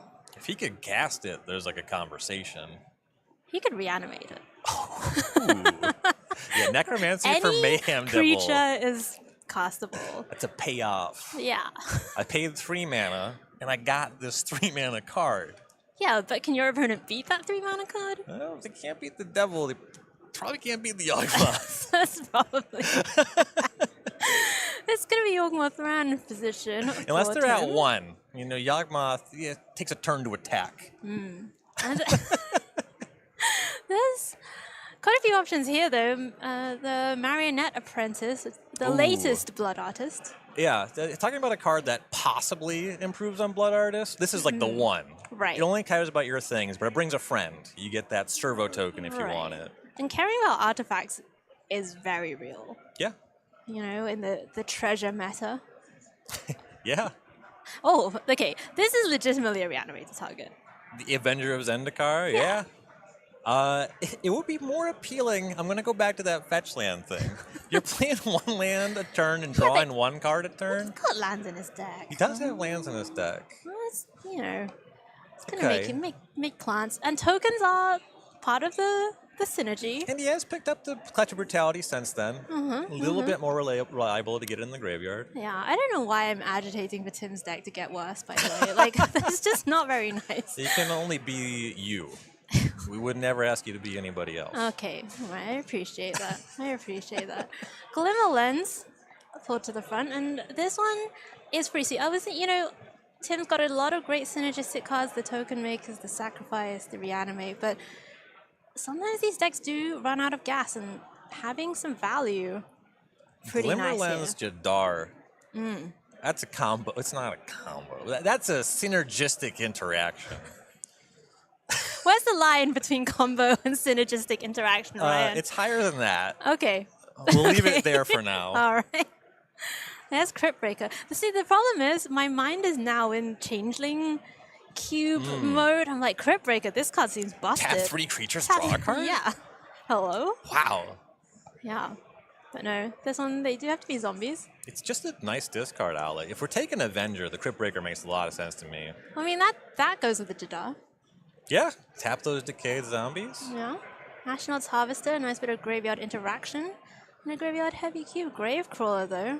Ooh, Gravecrawler and Windbrisk Kites. This is kind of like a little push-pull. The Windbrisk Kites is nice for your cheaty things. And the Gravecrawler is quite good with that Crypt Breaker. And there's some other zombie stuff. You know, Jadar, like you said, makes that Decayed zombie. Mm-hmm. This kind of subsidizes the early game, the beatdown plan.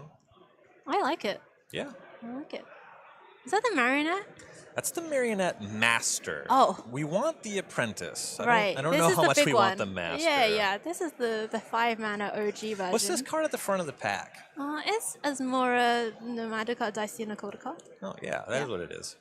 I need to get in the rhythm of it. Like, once I said it, like, there's a point after Asmora where I'm like, what's next? But then once I get the next syllable, then the rest just kind of flows, you know? Because I'm a pro. That's Yes. what pro casters do. Learn the names of the cards. Glass Casket. Glasket, if you will. I will. I was going to fight, but actually, that is also what I would call it. So you shouldn't. I'm not going to. You know, I'm going to pick the battles.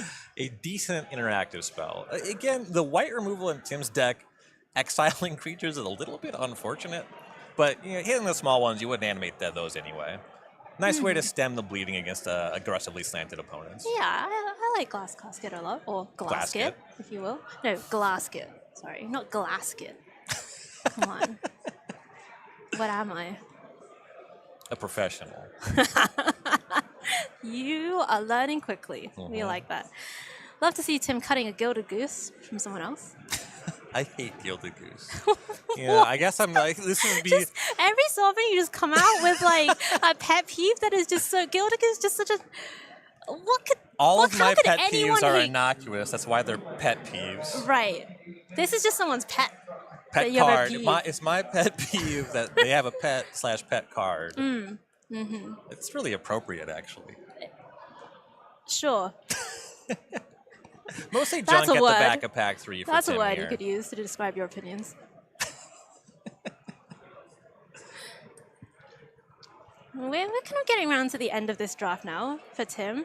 And do you think it's gone the way that he wanted it to at the beginning? So I chatted with Tim briefly when he was in the feature match area you're drafting, and I asked him, "Have you drafted this cube before?" He said no. Mm-hmm. And I asked, "How did you prepare for this event?" And he said, "I glanced at the list." Okay. So I think that this draft hit his expectations perfectly. Well, wow. The disrespect for Tameshi, Reality Architect, maybe in one of my top 5 draft cards of all time. Unreal. I do like that card. That's a great card. Pelagiat, Archaeologist, whatever.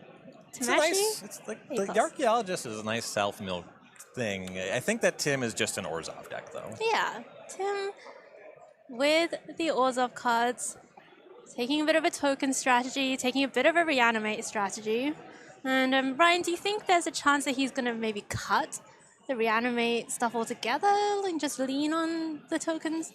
I would be surprised if Animate that doesn't make the deck.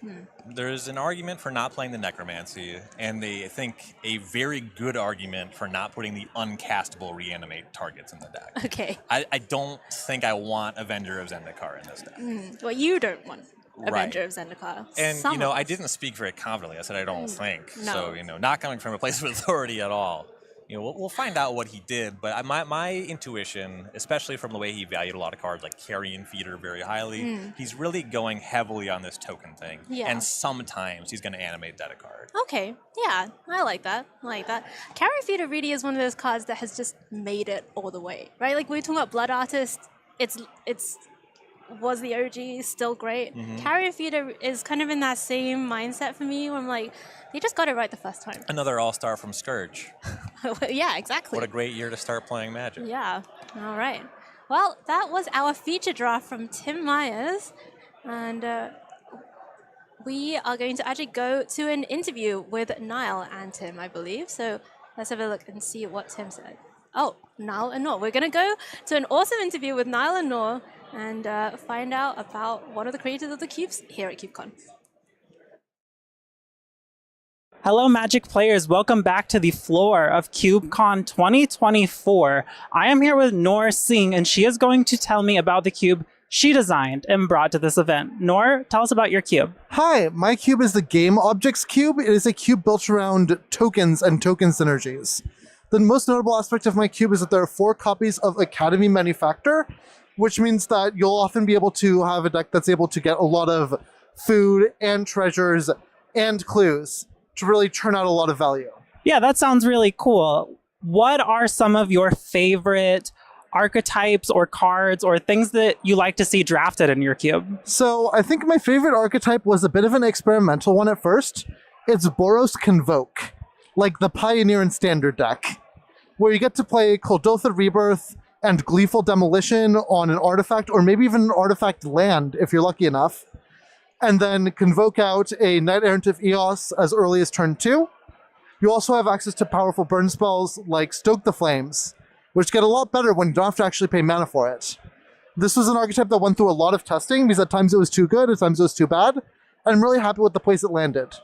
My other favorite archetype is green-based food soup, where you get to play a lot of good green fixing cards and foods that either let you crack them to gain life and maybe draw cards with your Trail of Crumbs, and they can dig you towards some endgame like Time Sieve to take infinite turns. All of that sounds really wonderful. Now, you're here at CubeCon this weekend. Have you had a chance to look at any of the cubes? Are there any that are particularly calling out to you that you really want to draft? So this is a cube that isn't in the main event because it's really wonky, but Cade's Descent into Avernus cube is a lot of fun. It is a 4-player commander cube where every player starts with a copy of Descent into Avernus in play. So you end up taking a lot of damage and making a lot of treasures really fast. Of the cubes in the event that I know about, the Proliferate cube is always a banger. I really enjoy that one. And I would love to try Amy James's Multicolored cube, where every single card is multicolored. Yeah, I've heard of the Descent into Avernus cube, and everyone that I've talked to really loves it. So not surprised to hear that you do as well. Is there anything else you are looking forward to this weekend aside from, watching people draft your cube or drafting these cubes that have your interest? Well, this weekend I'm going to be judging, so it's going to be a fun learning experience for me. It's going to be fun to watch this event from the other side of things. And I'm excited to see what sort of weird rules interactions pop up in people's cubes, because I'm a sucker for all those sorts of weird things that no one expects to work out the way they do. Thank you very much for talking with us, Nor. We're going to get back to the booth, but have a good day. Thank you. We are back. Hello, welcome back to the booth here at CubeCon. We just watched the feature draft for the Cheese Standalone exhibition match, which is it's not part of the main event. It is just a really cool part of some of the best cubers in the community. A lot of people who won feeder events, Ryan, and some of the bigger names that we have going on. Yeah, we would watch the reigning champ, Tim Myers here, won CubeCon last year. Got an interesting kind of token reanimator deck, and he's looking to win all the cheese. All of the cheese goes to the winner, and this very cool, modified. Cheese what am I hat. trying to say? Cheese hat. Yeah, it's a hat. It's a wedge of cheese. I'm told it's sports related. I think you were describing the actual board itself. Okay. Yeah. No. There's like a wooden charcuterie board, and it has CubeCon on it. It's pretty cool. But we are actually going to take a quick break now. When we come back, we will bring you the first feature match from the Cheese Stands Alone exhibition cube. Don't go anywhere. We're going to find out how Tim does with this Orzhov deck he's drafted.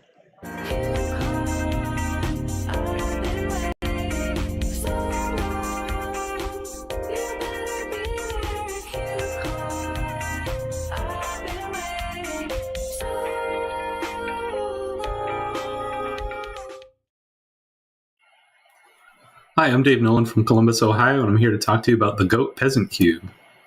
In this case, GOAT is an acronym for Game Objects and Trinkets. It's a rarity-restricted cube, so it contains only cards that have been printed at common or uncommon. Here are the main themes of the cube. Most of the colors can do at least 2 of these things, sometimes more, and it challenges drafters to find synergies between all the stuff going on here. So your artifact payoffs can be found in every color except green. Your blue-based artifact decks tend to be a little bit more mid-range or controlling, whereas your red ones are a little bit more aggressive. The creatures in this cube generally start off pretty small, but there are various ways to make them very large very quickly. So you have lots of trinket artifacts as well as your standard creature tokens, so go wide strategies and things like that. And lastly, graveyard synergies. So there are a lot of ways to self-mill or use looting effects to fill up your graveyard for various payoffs.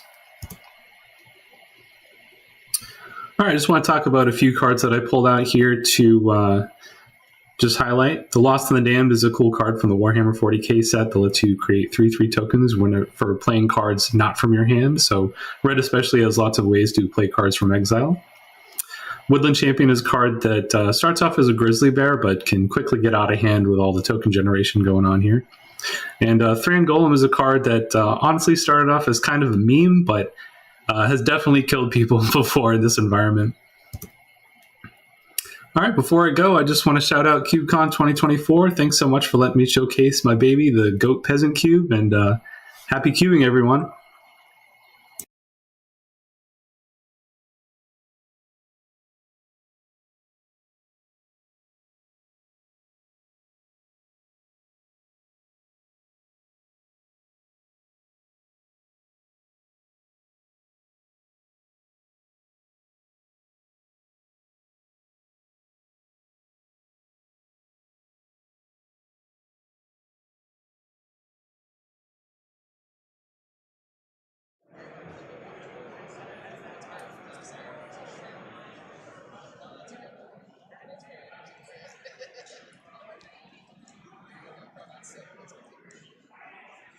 Hello everyone, we are back with the room here at CubeCon. This is the view that we've got going on. Okay, so before we get into the next feature match, we're just going to tell you about Warrenfish, one of our awesome sponsors here at CubeCon. Warrenfish is an active member of multiple cube groups, including East Bay Cubing, and eagerly awaiting teleportation technology to make it to every local cube event in a future year. I am also eagerly awaiting teleportation technology, Ryan. Teleportation technology would be nice. You and I were talking earlier about the United States' lack of a rail system. I would like a train to get to, St. Louis. Right. I don't have big asks. This is very aspirational, but I hope that we do get it someday. Well, what do you think is more likely? Teleportation. Okay. Yeah. All right. That's sad. Calling it like it is. We do have a train from Minneapolis to Chicago now. So okay. that was what I was going to say, but right. The future is here. That's improvement. That's improvement. Love to hear that. Okay, all right. Well, welcome back to the booth after the feature draft from the Cheese Standalone Exhibition Cube here at CubeCon. It is Thursday evening, the first day of the exhibition of the convention proper. We are going to go down to the feature match, and it is Tim Myers up against Mike Bylan. Your guess is as good as mine. Okay, and it looks like Tim is on the play.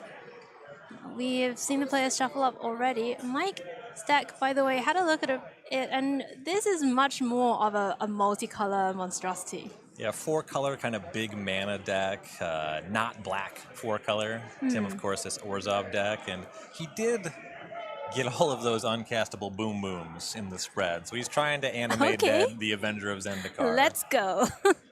We are on for Reanimator. Here is, that's the Milliken. The Milliken. Is online. Okay. All right. So we're gonna maybe see some milling here from Tim, trying to find some Reanimator targets. Lotus Cobra on too, though, for Mike. That's a scary start. Between Milliken and Lotus Cobra, I think the Cobra's better with the Avenger of Zendikar. But the Milliken going to work. Sadly, milling Bitter Triumph. He would have liked to have dropped that. Just kill this Cobra. Yeah, that would have been nice. But stop the Storyteller. That's a nice 2-drop. It's a Spirit token there. Can turn that into a card with this counter. He's going to do that right away. You saw the quick activation of the Milliken. Not a lot going on for Tim just yet. We'll see how explosive the Cobra is, but I like Mike's side of things so far. Yeah, Mike does get to untap with the Lotus Cobra. Here comes a land and some mana being floated. And a spread of different colored lands, as well as the Cobra making mana of any color. You kind of see what happened with Tim's mana base here with Plains Swamp. It's not clear even if he has Yawgmoth if he could cast it next turn. All right, here is something that looks like one of those Simic experiments gone wrong. It is the Goose Mother. It's a wholesome fairy tale creature. Yeah, Bird Hydra. I don't remember that one from the Disney version. It's a classic Aesop's fable. It does have a Brothers Grimm thing going on about it. Yeah, it is kind of horrific now that you mention it. Okay. Was that Blood Artist that we just milled? It was. All the good ones going away for Tim. Yeah, this is also what happens to me when I mill myself. Right. Like, I know it shouldn't. We've all been there. But it does. This Mother's going to come in, and when it attacks, that is going to let Mike sacrifice the food to draw a card. Yeah, Tim just passing there with 5 mana. You kind of wonder if some of those uncastable cards are stuck in hand. He so quickly drew with the staff. Right. You know he's looking for some help, and this is a chance that Mike has to really compound his advantage. Right. So did the Avenger make it in then? It did. Oh, yeah, and Bonnie Paul. Okay, all right. And, okay. We're milling over Blood Artist. I'm willing to bet at least one of those cards is in the hand. And this one, is that Jetmir? He has two of the 3 colors. That's the Teamer one. That's the Teamer it's like one. Bizbob or something. I genuinely cannot tell if that was a real attempt at saying. I think that was the Gimbal. thing was, it was just a Gimbal. Of course, it was Gimbal. It was Gimbal, Did Gremlin, Geyer and Gimbal in the Prodigy. wave. So now we know Ryan was just making some sounds, I still am. hoping that matched up with what was A happening. Jabberwocky reference. Okay, all right. Got to get the culture, and here is Necromancy for Bonnie Paul, and you said it could not happen. Now we're cooking. Okay, it's happening. So here's the question: which is stronger, Bonnie Paul or Gimbal? Well, we are going to find out. Tim is going to start off by making the ox, the bow, the blue ox, which is the size of the number of lands you have. And whenever you attack, you get to draw a card. Yeah, that's going to generate some value over time for Tim. This turn is looking a lot better than last turn. And right. Yeah, that's the reason that you play the off-color reanimator targets, is you can start come back. Taking a full turn off with 5 mana, it's unfortunate, but this is a way you can make up that value. So it cuts both ways. I mean, this is why we do it, right? To live the dream. To live the dream. Gotta feel things. That's why I play Cube, anyway. That's why many people play Cube. Yeah. All right, we're going back over to Mike. And he's got problems. Could I try and solve this Bonnie Paul problem? Yeah, it's large. Mike's list is a lot of big mana stuff and high impact cards. Not really much in the way of removal, as I recall looking at the list. I'm going to be honest here. I'm going to need Gimbal's text here. Okay, I'll help you out here. Gimbal, 5 mana, 2 in Teamer. Artifact creatures you control have trample. The classic Teamer artifact card. At the beginning of your end step, you make a 0/0 Gremlin, but then you put X +1/+1 counters on it, where X is the number of differently named artifact tokens. This card is weaker than Bonnie Paul. Okay, wow. I've officially made my assessment. Didn't even wait for the end of the sentence. This card is weaker than But Bonnie Paul. yes, it doesn't seem like Tim has that many. There was a food token that got sacrificed to the Goose Mother's ability. And here is that Primeval That's Primeval Titan? Titan. Okay. So we're going to get big here. So there is a Field of the Dead in the cube. It's not in Balan's deck. He didn't get it. Okay. Sam Black was at the table. Unfortunate. Okay. This is just going to find some lands. Like, you see there's a Horizon land in play. He's got a little bit of utility like that. There's just a Veil land, but this is just going to fix the mana. He currently doesn't have a white land. Right. And, I mean, both of these players just really gumming up the ground with a lot of these big creatures, Primetime, Bo, Bonnie Paul himself. The fight being a little bit in the air here, it seems, Ryan. Yeah, currently the Goose Mother is the damage source for Mike. Not the fastest clock. No, I mean, it's not there's no Hydroid Crisis, right? Like, it just doesn't really have the same size presence on the battlefield, but I mean, Tim's just got a spirit in the air. Yeah, the real big thing going on here is that Bonnie Paul. The Ox token is a 6/6, so the Primeval Titan is a real thing to contend with. Right. Okay. But one more land that changes, of course. Balan can double block. Right, and Mike is going to use that 2 mana floating from the lands coming in, plus tap 2 creatures, convoke out the Conclave Tribunal. So thinking about whether he's going to target Bonnie Paul here or the Necromancy, maybe. I think some confirmation on what happens when Necromancy is removed. If that exiles the Bonnie Paul, then great. Otherwise, maybe you just exile the target itself. It's very minor in either direction. It doesn't exile. Right, you just sacrifice it. Right. So it's interesting. I mean, does Tim have more ways to deal with enchantments in his deck, or does he have more ways of getting the Bonnie Paul back? I guess I'm saying that's probably the consideration, right? Right, exactly. Yeah. Okay. Bonnie Paul is going under the Tribunal, so Bo does get left behind though. Now it's feeling really unfortunate that Tim milled that Bitter Triumph. Because that Primeval Titan is just gigantic now. The Bonnie Paul's gone. The Ox is a little managed. The Ox is going to get bigger every time Tim plays a land. That's true. Will it get bigger in a capacity that matters against these gimbal tokens, right? The Primeval Titan is hanging back on block. You toss a token into there, and you can just trade with the Ox. Right. And that equation is just kind of a holding pattern. Right. And Tim's going to miss a land drop at some point. Okay, well, he's going to mill. That's a scrub land in the graveyard. Does have a pretty full hand, though. And, that turn when he passed with 5 mana, maybe he's been holding on to Oblivion Ring. Okay. To start to equalize the battlefield in that way. Well, let's see what Tim has got going on here. It counts the mana, which against a Reanimator deck, you do not want to see them count. If this was a cube that had your Gristlebrands, your Archons, that would be very scary, but there's no number of black mana that casts Avenger of Zendikar. You heard it here not first. Not with that attitude, Ryan. Well, something is going on, though.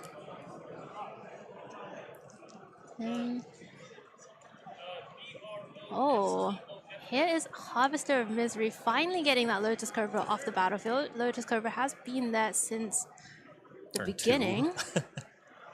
Right on time. The turn 7 answer to the Lotus Cobra. Okay, I mean this is an engine, right? Yeah. We've got Asmo, we've got the cookbook. If Tim is holding Avenger of Zendikar, that can get put in the graveyard.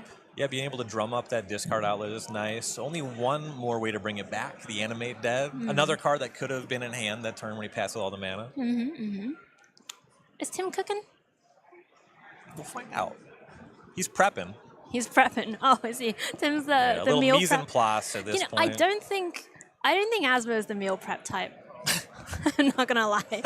She doesn't seem like she's got the Tupperwares and whatnot. No. A little bit more of a Borborygmos meat and eggs we eat. Mike's gonna fetch. There's a fetch land. Oh yeah, That's where other they people ended have up. them. Tim just doesn't. Mike has all the mana. As much mana as you could ever want. Yeah, I mean, in this cube, with the mana curve going up to 6 or 7 mostly. Primeval Titan kind of doing just a 6/6 trampler with a little bit of value. Are there any, other than Field of the Dead, do we have any kind of primetime stuff going on? Well, you tutored up Commercial District, which is really about as good as it gets. Is that a Simulation Aegis? This is nice. All right, I was saying Balan doesn't have much removal, but when it comes to removal, this is choice. You get to Oblivion Ring something, and you get this equipment that makes creatures a copy of it. But you don't get...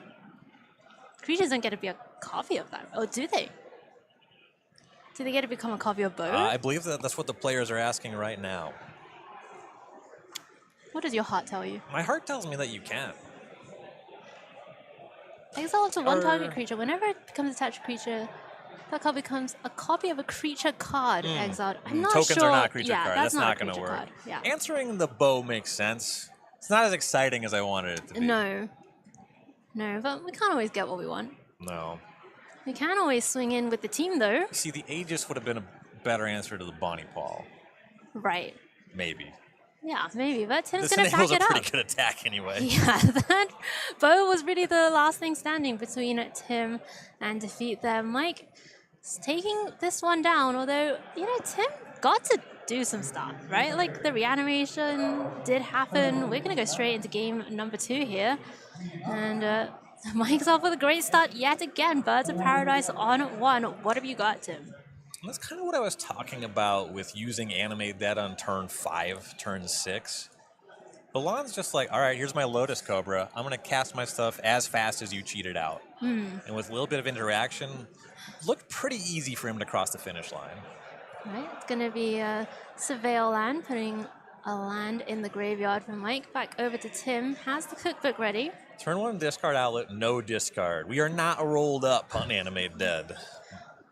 Here's the discard though, Lingering Souls in the bin. That is a nice one. And we're going to see Tim cast it straight away. Busted. Love it. Makes a food as well, of course. No white mana for Tim? No. And that would be the reason to wait on that cookbook until his turn. He would like to have just played Plains and cast Lingering Souls, Right. but the draw looks a little short of functional to this point. Oh, this is a great way to smooth out your draw, though, for Mike. Champion of Wits. We talked a little bit about this card when we were kind of previewing the cube earlier, Ryan. And just really does everything. Yeah. Smooth your draws here. Nice thing to come out of the graveyard later. And with this mana wrap stuff going on, you see the Birds of Paradise in play. It's a deck with Primeval Titan, Lotus Cobra. You'll get to 7 mana. Right. You'll be able to eternalize that one. Did you ever play Godfarer's Gift? I played more Scarab Gods, but I've cast a lot of Champion of Wits. Yeah, that was my first set. Amonkhet, Hour of Devastation. So really holds a place in my heart. Champion of Wits. Lingering Souls, they're coming in. Yeah, but They're the getting third busy. land is not. Oh. That's bad news for Team Myers. Yeah, this is not the way you want it to go, but, at least this cube, for the more competitive-minded cubers out there, this one isn't part of the main event. It is just an exhibition match. Felidar Retreat into land, though, for Mike. How quickly we have become dismissive of the Charcuterie board. I would never. I have never. All right, Felidar Retreat. So this is actually, you were asking about Primeval Titan finding utility lands. This is actually the Primeval Titan combo in the Okay, deck. Control believe it. Felidar Retreat and put lands into play. God. That was such a busted card in that limited format. I mean, it was only retail limited, of course, Ryan, so, it barely even counts, but... This card saw standard play. Arguably Omnath did some of the work. Arguably. Our Lotus Cobra also was pretty Some might good. say that Omnath was the thing. Here comes another one of the 3 color cards. Here's our Naya chairman. I don't know what we actually call the Streets of New Capenna. The Ravnica has guild leaders. It's a mob leader. Mob man. Jetmir the mob man has arrived. Wow. They should hire you to name cards. They should. Yeah. I wonder why they don't. Jetmir does give all of your creatures vigilance. Or at least all your other creatures. Maybe even himself. Yeah, Jetmir gives all your creatures vigilance. Once your battlefield's already established, Jetmir adds a lot here. So much power on the battlefield, connecting the Felidar Retreat, giving some counters as well. Balan's closing speed is quick. All right, and Tim...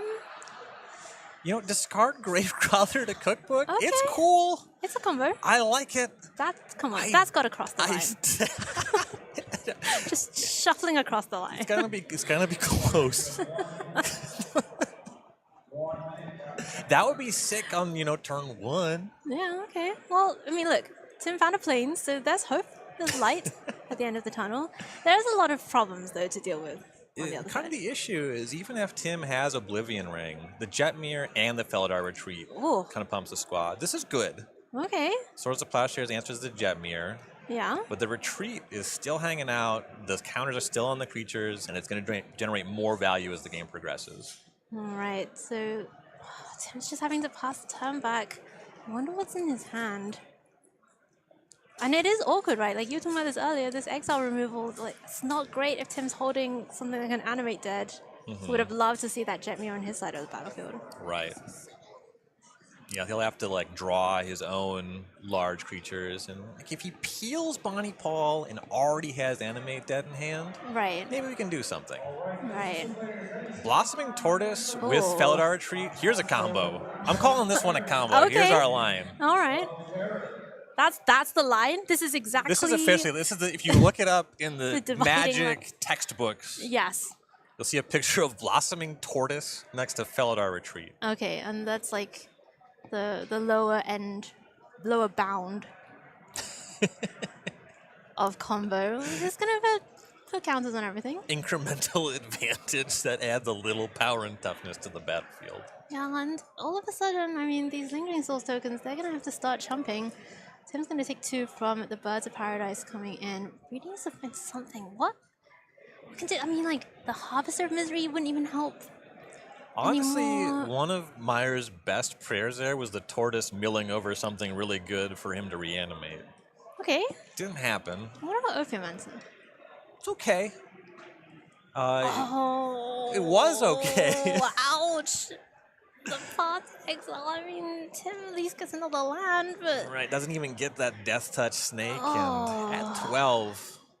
that's got to be it, right? Yeah, That's lethal. we're already Mike so close to lethal Balan. if we're not already there. Yeah, we are just already there. Right. I mean, with And if we weren't, that combo is still online. That's true. The tortoise keeps that churn going. hadn't even been disrupted yet. I mean, Mike Balan with the 4-color soup deck. Let's say I'm call gonna it say a soup a ramp. lot. I like Okay, like it's a ramp ramp. deck, sure. Ramp The decks are kind 4-color of like categorically deck. soup, so Okay, all right. I'm learning a lot about what words mean. when in you've been Magic playing the as long Gathering. as I have, Yeah. you know, back when Scourge Back when, came yeah, I out. was gonna say. I feel like you're gonna be the scourge of this weekend. And unfortunately for last year's CubeCon champion Tim, he is out. This is single elimination here at Cheese Stands Alone. We're gonna end up with one sole victor at the end who is going to be holding the cheese plate, wearing the cheese hat, consuming all the cheese. Mike still in with a shot. Yeah, and Mike's deck has a lot of good things going for it. You have that Birds of Paradise and Lotus Cobra to really accelerate out your game plan. And some of his cards are pretty difficult to interact with. You get like, some fine value with Primeval Titan, but the real thing I'm looking at is that Felidar Retreat. Enchantments are generally much more difficult to answer than creatures. And like this Escape to the Wild, you see, it didn't even come up in those games, but that's just so much card advantage. I love Escape to the Wilds. It's just one of those cards that you always wheel on Moto Vintage Draft, and I'm like, do people not know that this card that you draw 4 cards? It's basically Do people Ancestral not Recall. know? Just love it so much, and everyone hates it. The Showdown of the Skulls is another one. Like, have you read this card? Like, it's incredible. Very similar cards, the Showdown Yeah. and the Escape. Yeah. Yeah, Escape to the Wilds, though, you know, a lot of people, we talk about like this Modern Horizons era of Magic, draft the card from Modern Horizons. You know, Escape to the Wilds being from Throne of Eldraine, that tells you something too. Yeah, Throne of Eldraine, busted set. Busted. Busted. Some of the best cards of all time came from Throne of Eldraine. Trail of Crumbs. That is one of the cards. Yeah. Gingerbread. Gingerbread Hut, Ginger Brute. Ginger Brute. I was, honestly, my brain just blipped and I was going to say Gingerbread Guy. We have a card called Carrot Cake. How come we don't have a gingerbread just full stop? Just gingerbread. Yeah. Yeah. It was before they think- fully committed to the bit. We've had 2 Eldraine sets. I think the third one will get it. Sure. Yeah. Or committed to the Brute. depending on how you look at it. Hello, welcome back to the booth. You are watching coverage from CubeCon. We just had our first feature match from the Cheese Standalone Exhibition Cube, which is kind of this fun Thursday evening thing where it's not part of the main event. They're just playing for honor and for cheese. And we have some of the best cubers, some of the best drafters in the room here. I think we mentioned Sam Black is in the pod. Luis Salvato is here. Caleb Durward as well. Yeah, Caleb, exactly. So, plenty of magic to come. We're going to go for a quick break. When we come back, more Chicago Cube in just a minute.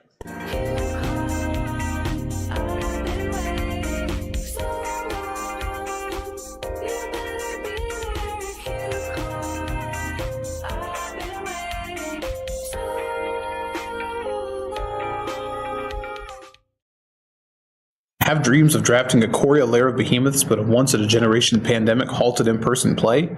Ever fall in love with a format where Honey Mammoth hits the sweet spot in any deck? Then gather your companions and draft the Coria at Home Cube, where you can choose humans based in Mardu colors and do your part against monstrosities roaming the plane, where additions like Champion of the Parish support both go-wide strategies and Aristocrats game plans. Draft monsters based in Sultai colors and mutate cards like Wilson Refined Grizzly into amalgamations of body horror so upsetting that David Cronenberg would be proud. Look for base creatures with keyword abilities to kickstart mutate chains. And based in Jeskai colors, players are cycling, ever cycling towards freedom or Zenith Flare. However, signpost enchantments like Drakehaven help to diversify the strategies and account for a lack of doubles. Each color pair also gets an archetype that matches either the big three or focuses on a keyword ability, like Blue-White Flyers or Red-Black Menace.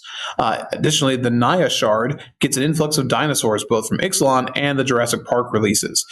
Other individual cards like Chainer Nightmare Adept and Garuda's best friend, Calidus Assassin, are there to help support the unique synergies found in the format. The mana bases are flexible and generally slow. The Lord of the Rings land cyclers help to smooth them out, and you can also find things like Triomes. Cards like City of Brass and Unclaimed Territory are there to help the aggressive decks.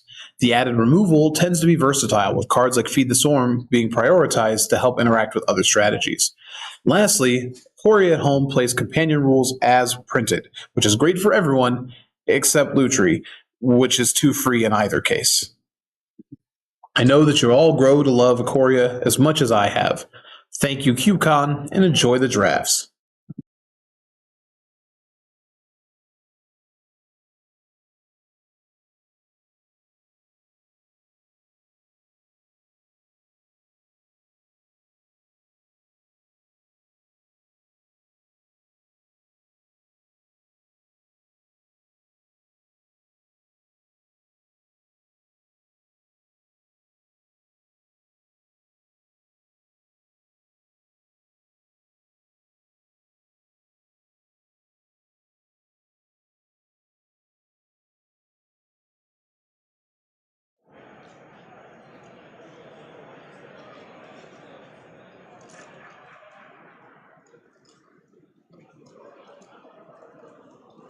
CubeCon is brought to you in part by Gamers Guild. Gamers Guild Arizona is a company based on a simple idea, creating a safe, inclusive, and fun gaming space for everyone, but specifically minors, LGBTQ people, persons of color, and women. Their vision is to see a Gamers Guild in every city in North America, united in their love of safe and fun gaming for all. And I have to say, Ryan, that is a cause that is close to my heart, so really glad to hear that Gamers Guild was able to be part of CubeCon and help make CubeCon happen.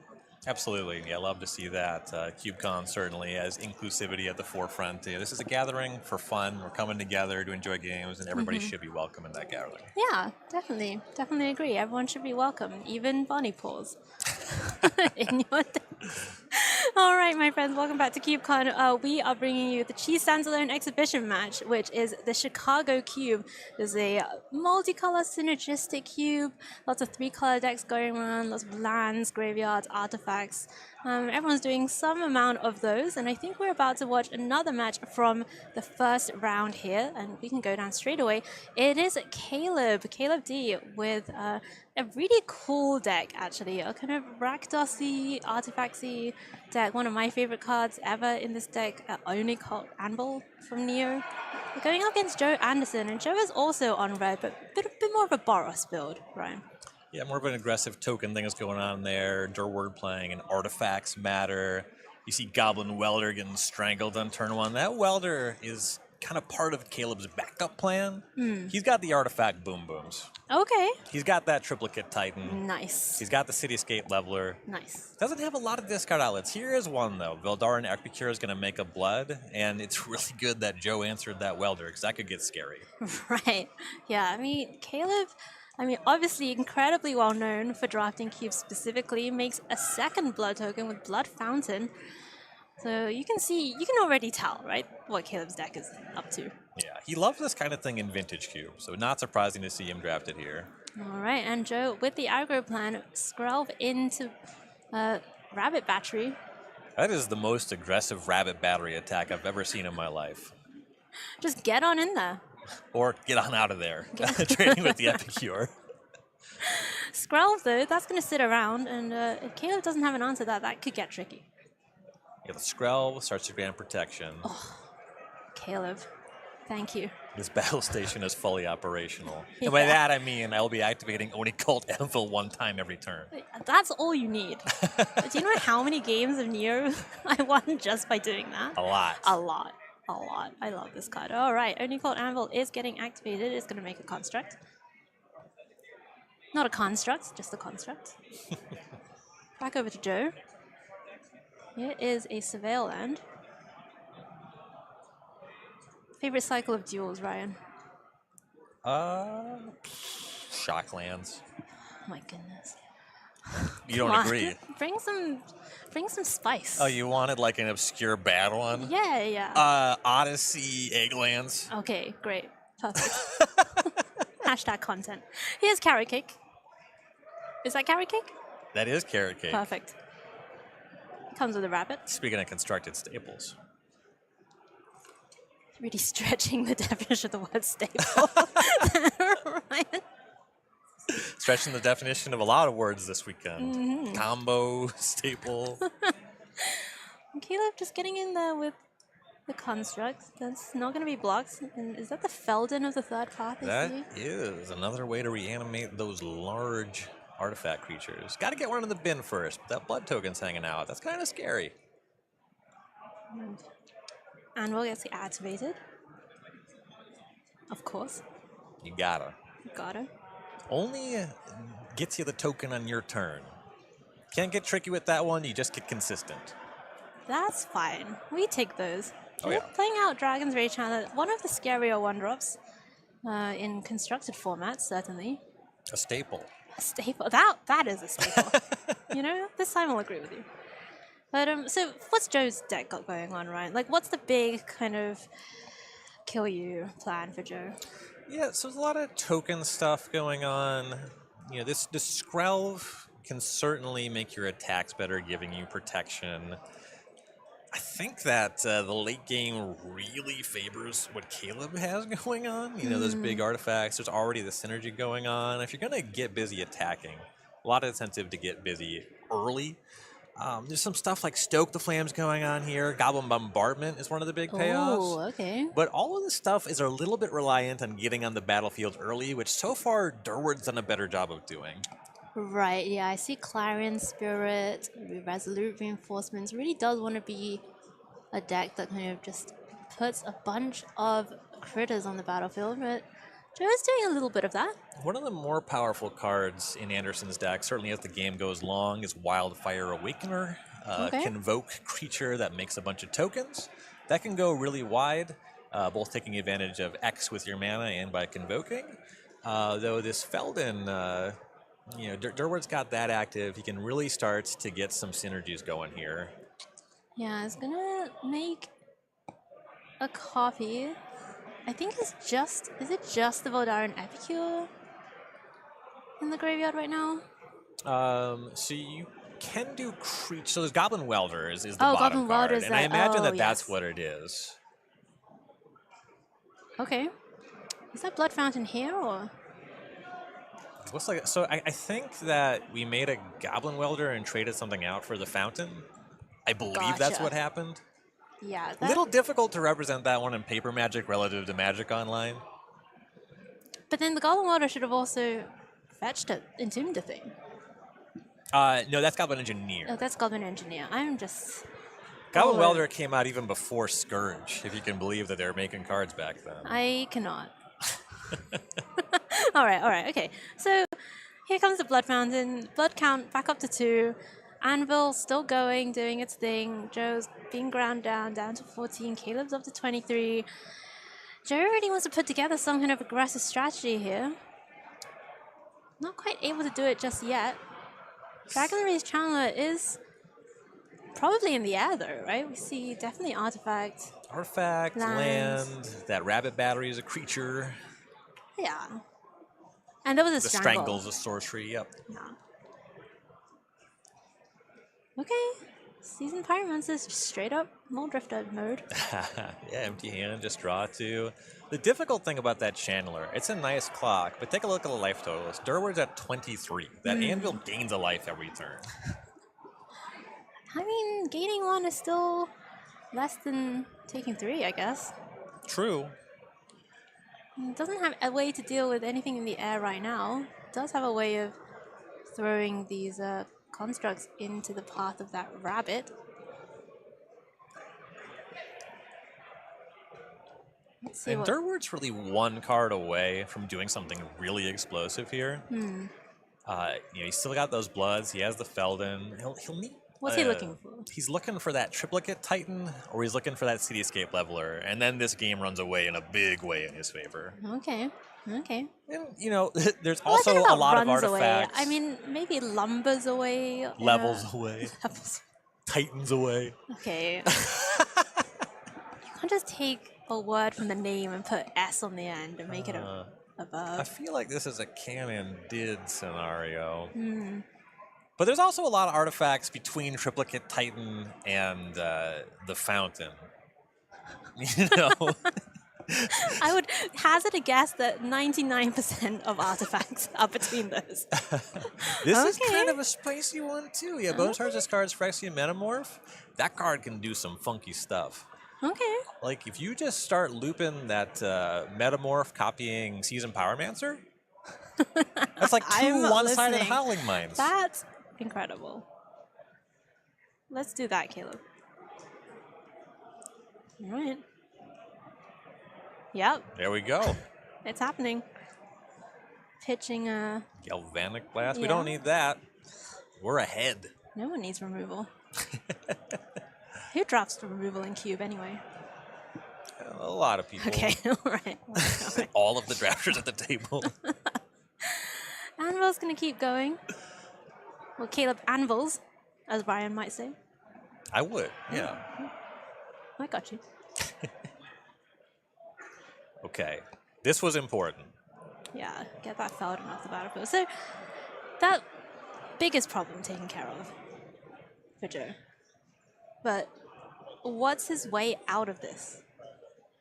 Well, this, the thing he needs a way out of is a lot more tame. It's kind of just the Anvil now. I will say that the Fountain gets back to Feldon. In 2 turns, we're kind of back where we were.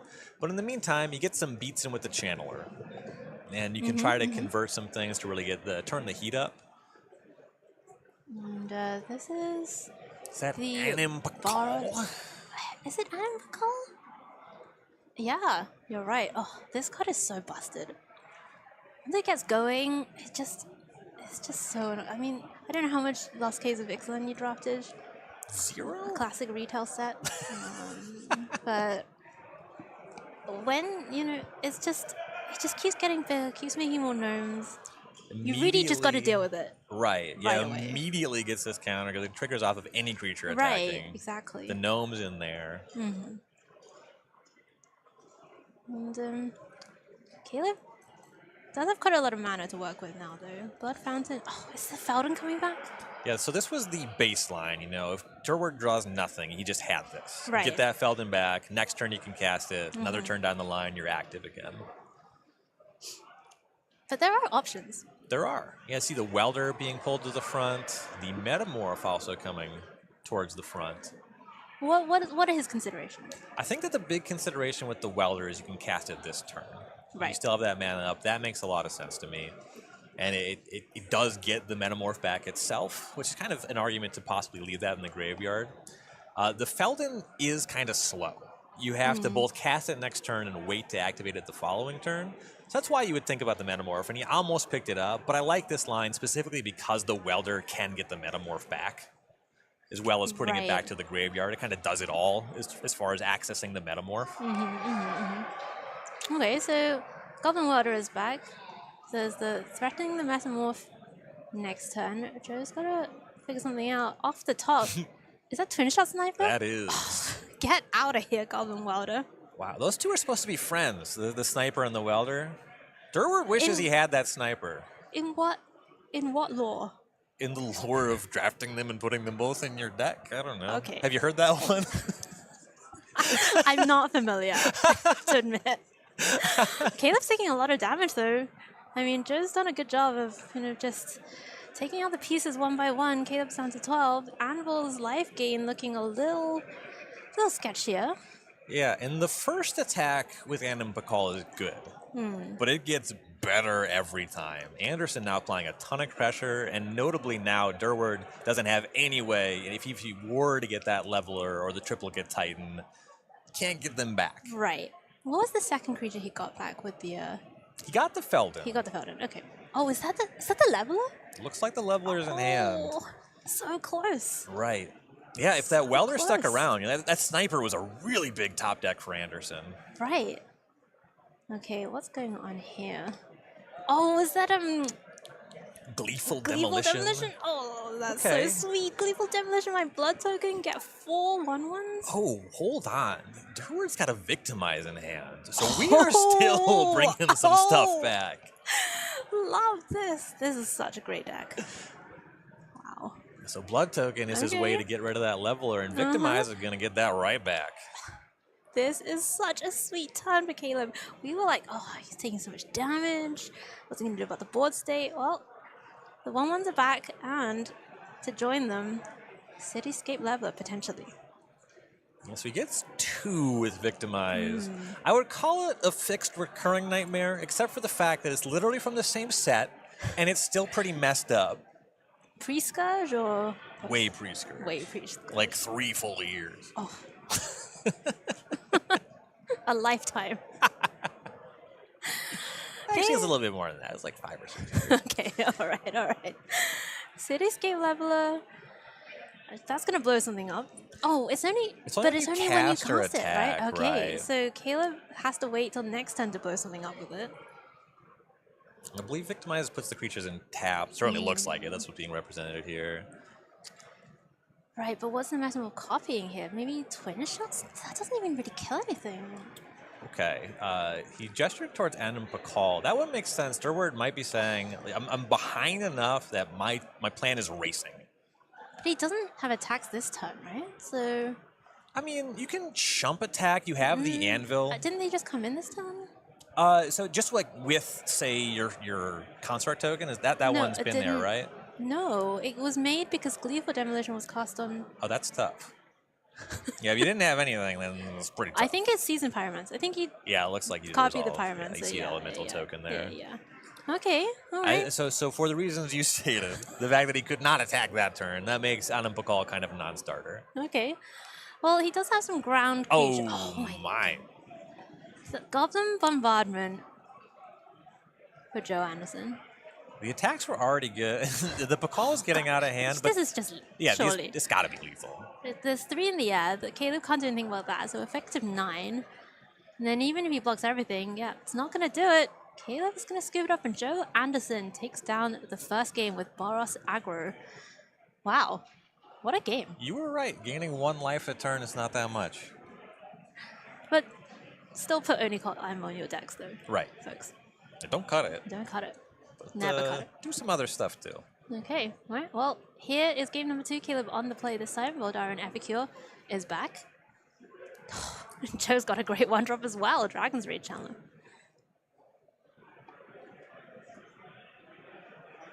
Yeah, Durward's start last game with the Welder was stronger, but he's establishing his battlefield here.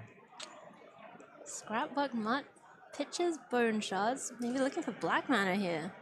Yeah, the mutt to discard your removal spell / discard outlet is not a sign of strength, I wouldn't say. Well, back over to Anderson. I didn't see that many lands, I think, in the hand for Anderson, but I think maybe did pick up Sacred Foundry this turn as well. And that's kind of perfect. Like, if that Foundry Right. was his third land and his first white source, then he's doing what his deck wants to do. This is Irreverent Gremlin now from Duskmourn. Have you played any Duskmourn, Ryan? I have some Duskmourn cards in my cube. This is not one of them. Okay. I don't do too much retail limited. I was actually trying to avoid saying it because I think people would just get really sick of it. And by people, I mean me. Person? Person. Some members of the coverage team. Not naming names. Shocking in that Sacred Foundry. I think I see Resolute Reinforcements in hand for Joe, as well as the Rabbit Battery back. Yeah, oh yeah. Unfortunate that you don't get the Surveil off of that. Is it? The Channeler needs some help. You don't get it off the Resolute Reinforcements either. And that That's seems like true. something that you would want to. Well, yeah, because it's any card, yeah, you would. Oh, want to. there's Black Mana for Caleb. It is tapped, but at least that is going to unlock some stuff next turn, and that is not what Caleb wants to see. End step Resolute Reinforcements. Here is a massive battlefield for Joe Anderson. And Caleb just with 2 1 toughness creatures. I wonder if he has any removal going on in hand. Yeah, notably, Anderson doesn't really have like Anthem kind of effects. The big go wide thing is the payoffs are going to be stuff like that Goblin Bombardment and Wildfire Awakener. It's just like a big spell to cast. So until that Channeler has Delirium, this battlefield is okay. It's wide. There's some stuff going on. A big play here would be Anam Pakal. Bigger play, here's that Awakener. Oh my goodness.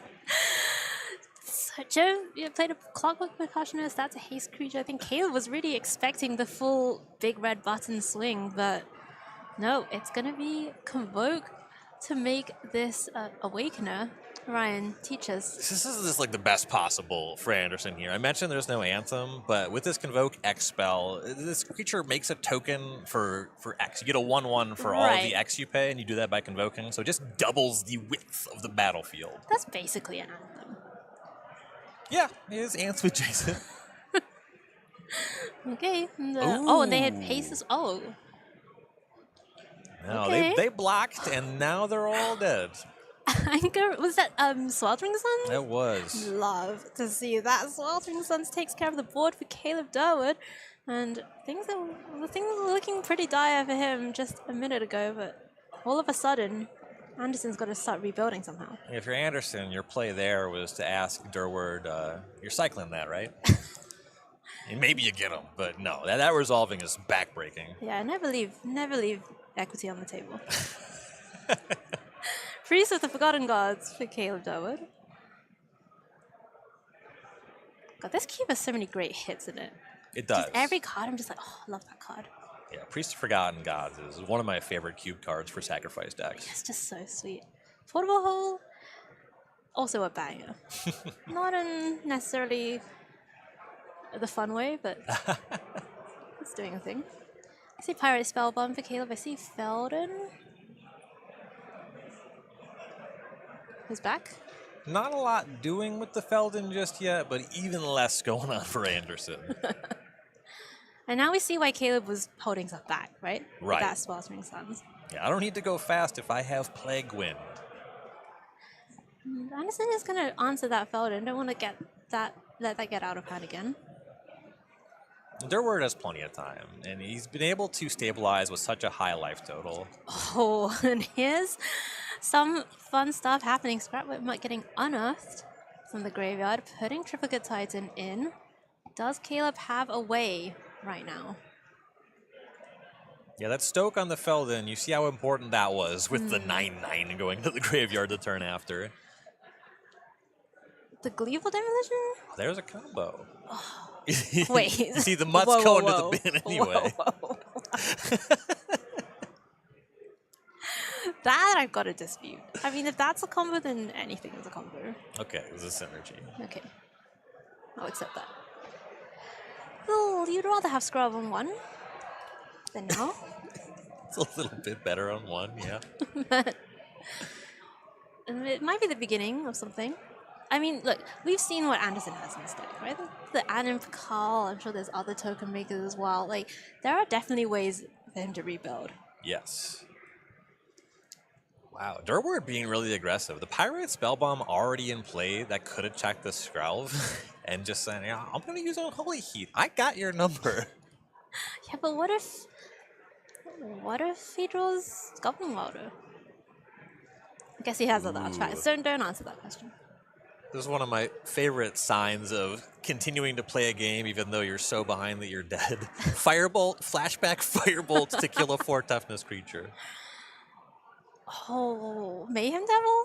Well, there's a reason to keep the Spellbomb around. Okay, alright. Caleb knows what he's doing.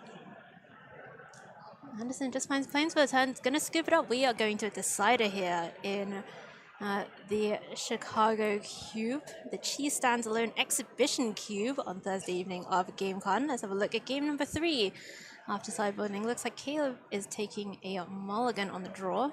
Anderson's start was so good in game 2. So good. Exposed a huge weakness to Sweltering Suns. But, you know, Durward's only got the 1. Well. Anderson's out the gates again with Clockwork Percussionist, this time getting in with haste, and that is the Goblin Welder. That was not blocking with that. Oh, Spyglass! What a card. Yeah, the Welder is just a perfectly good name, and you get to look at the hand and see if there's anything better. So what do we have in the hand? Phyrexian Matamorph. Oh, thanks. Thanks, Caleb. Appreciate this. There's the Felden again. That is Gleeful Demolition. So has some of the pieces. And you're kind of priced in to naming the Welder because the Welder could potentially answer the Spyglass. Right. But, well, how about Gleeful Demolition to answer the Spyglass? Hey, it does other things. You can target your opponent's stuff. Yeah, I guess it is just a shatter. It's just a shatter. This Clockwork Percussionist getting in every turn, on time, like clockwork, one might say. Come on, Ryan. I'm sorry. I'll do better in the future. Thank you. And there's Skrelv and friends. Yeah, the old border to Mog War Marshal that everybody was clamoring for.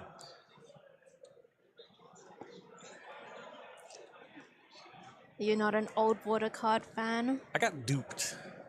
What do you mean? What does that even mean? I'll tell you. By old, okay. I'll tell you. When they printed Time Spiral Remastered, they put out some old border stuff. I like the retro frame. I started playing, Scourge was one of the newest sets. Uh-huh. And So I I've have heard. a lot of nostalgia for that frame, and I thought they're going to do a little bit of this. And then it was every set in perpetuity for all time, and I can't keep up with that. I don't like the old frame. Okay. It's alright for cards that everyone knows what they done, what they do, right? But Planeswalkers in the old frame, Garish, disgusting. well, it's more just that, like, it's not clear. Like, the contrast is not high enough for cards to be easily passable, right? And so for newer players, for accessibility and everything, I just think, give me some text on a black text on a light background. Speaking of easily parsable, Goblin Welder just got back Phyrexian Metamorph. Okay. This is a recorded match. We have no way immediately to know what I copied, but I'm willing to bet Durward has 2 Goblin Welders now. Well, that would seem wise. Let's see what else he has going on. Mayhem Devil, okay. Okay. Yeah, better sack and response. Now, does Anderson have any sacrifice synergies that this Mayhem Devil could make use of? Right, Mayhem Devil does care about your opponent sacrificing things. One of my least favorite aspects of any card design of all time. Really? I love that aspect. I love symmetrical cards. Despise it. Yeah, it's really not sacrificing. It's really just going wide is kind of what's going on with this Boros deck. Okay. Well, no, wait.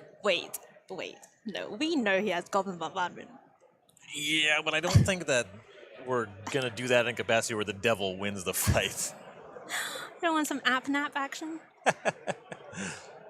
Okay. This Scrapbook Mutt Okay, so I guess we're sacrificing the Metamorph, getting back the Scrapbook Mutt, killing a 1/1.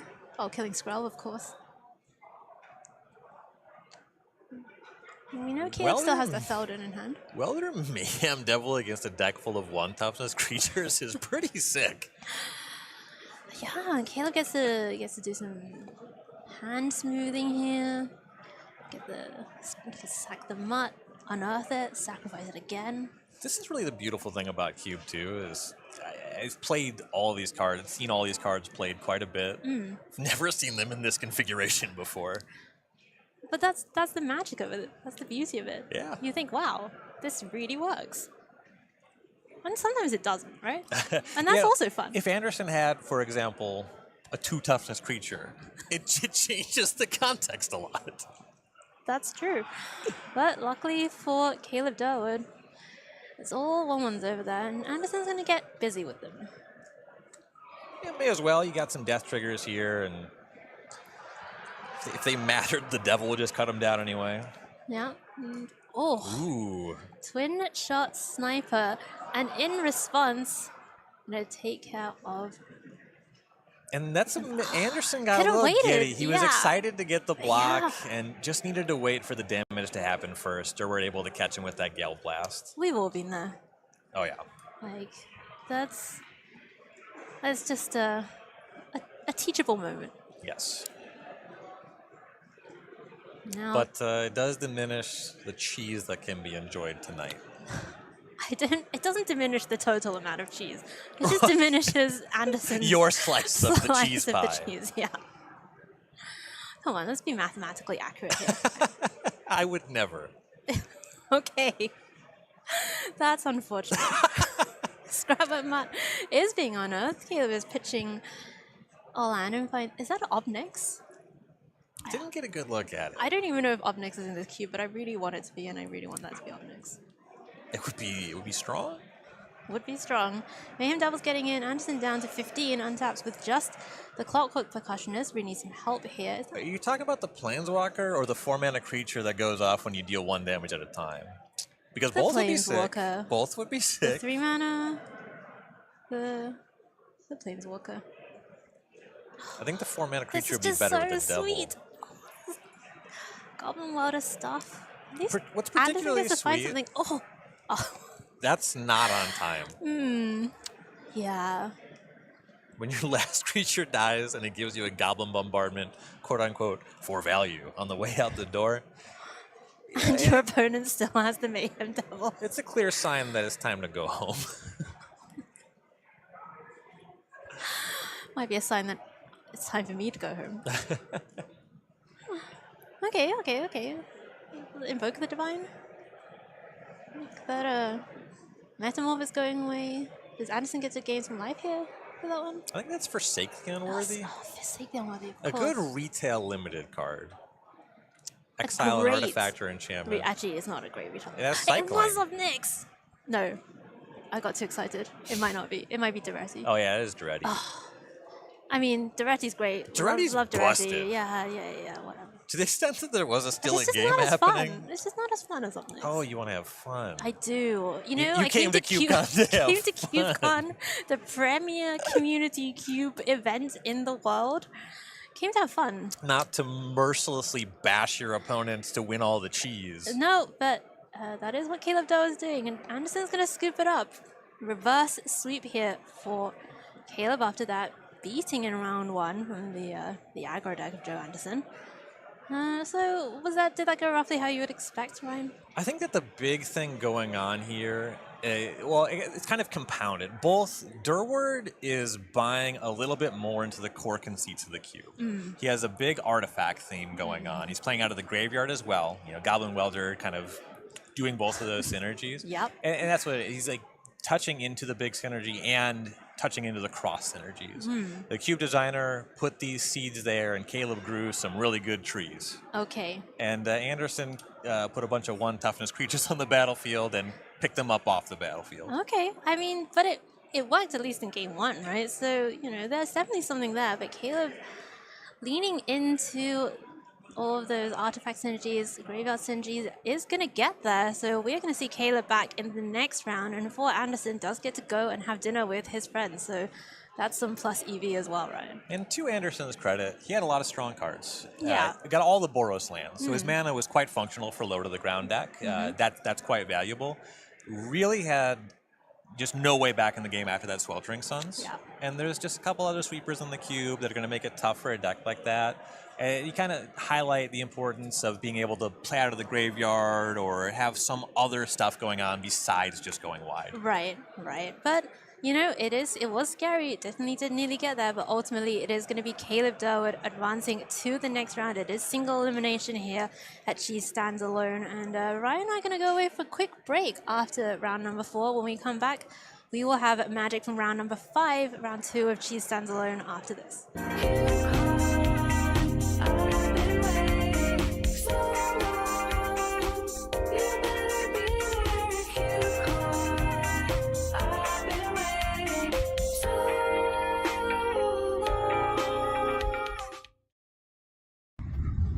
Hi, my name is Gwen. I'm from Boston. I have here with me Loam Cube. Loam Cube is a very special cube where every single game, each player starts with a copy of Life from the Loam in their graveyard.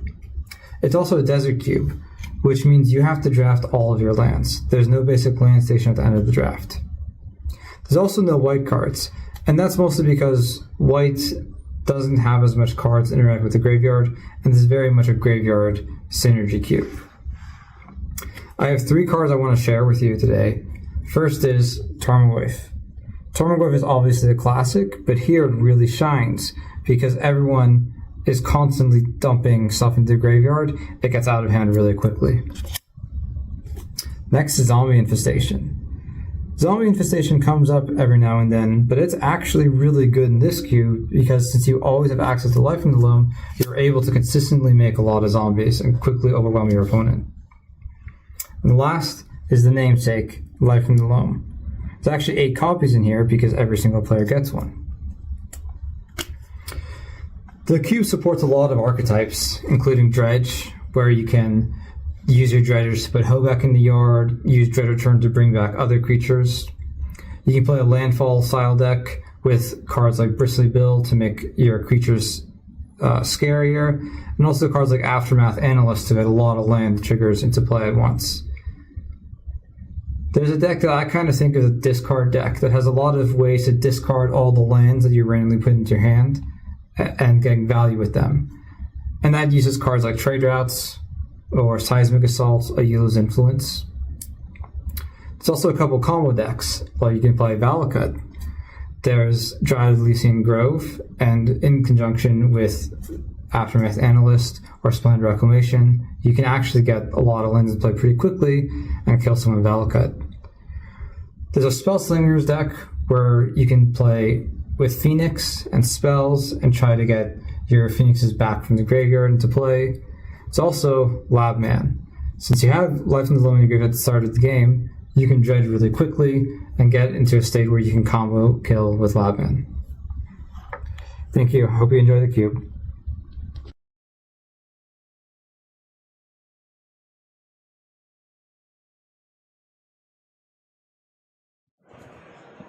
Hello and welcome back to CubeCon. We are proud to tell you that CubeCon is partially sponsored by Dragon Shield. Dragon Shield has been providing players with reliable gaming accessories since 1999. So is that pre-skirt? That's pre-skirt. Okay, all right. So longer than Ryan has been playing Magic. Dragon Shield has been providing players with reliable gaming accessories, and they're really passionate about creating high-quality accessories that protect the games we love. What's your favorite Dragon Shield color, Ryan? Black mats. Dragon Shield's my brand. All my cubes are in black matte Dragon Shields. Okay. I'm partial to the purple matte myself. But Yeah, black is okay. The black matte is not the most aesthetically satisfying of their colors, but it's opaque. You can play They're all transform opaque. cards. Are they all opaque?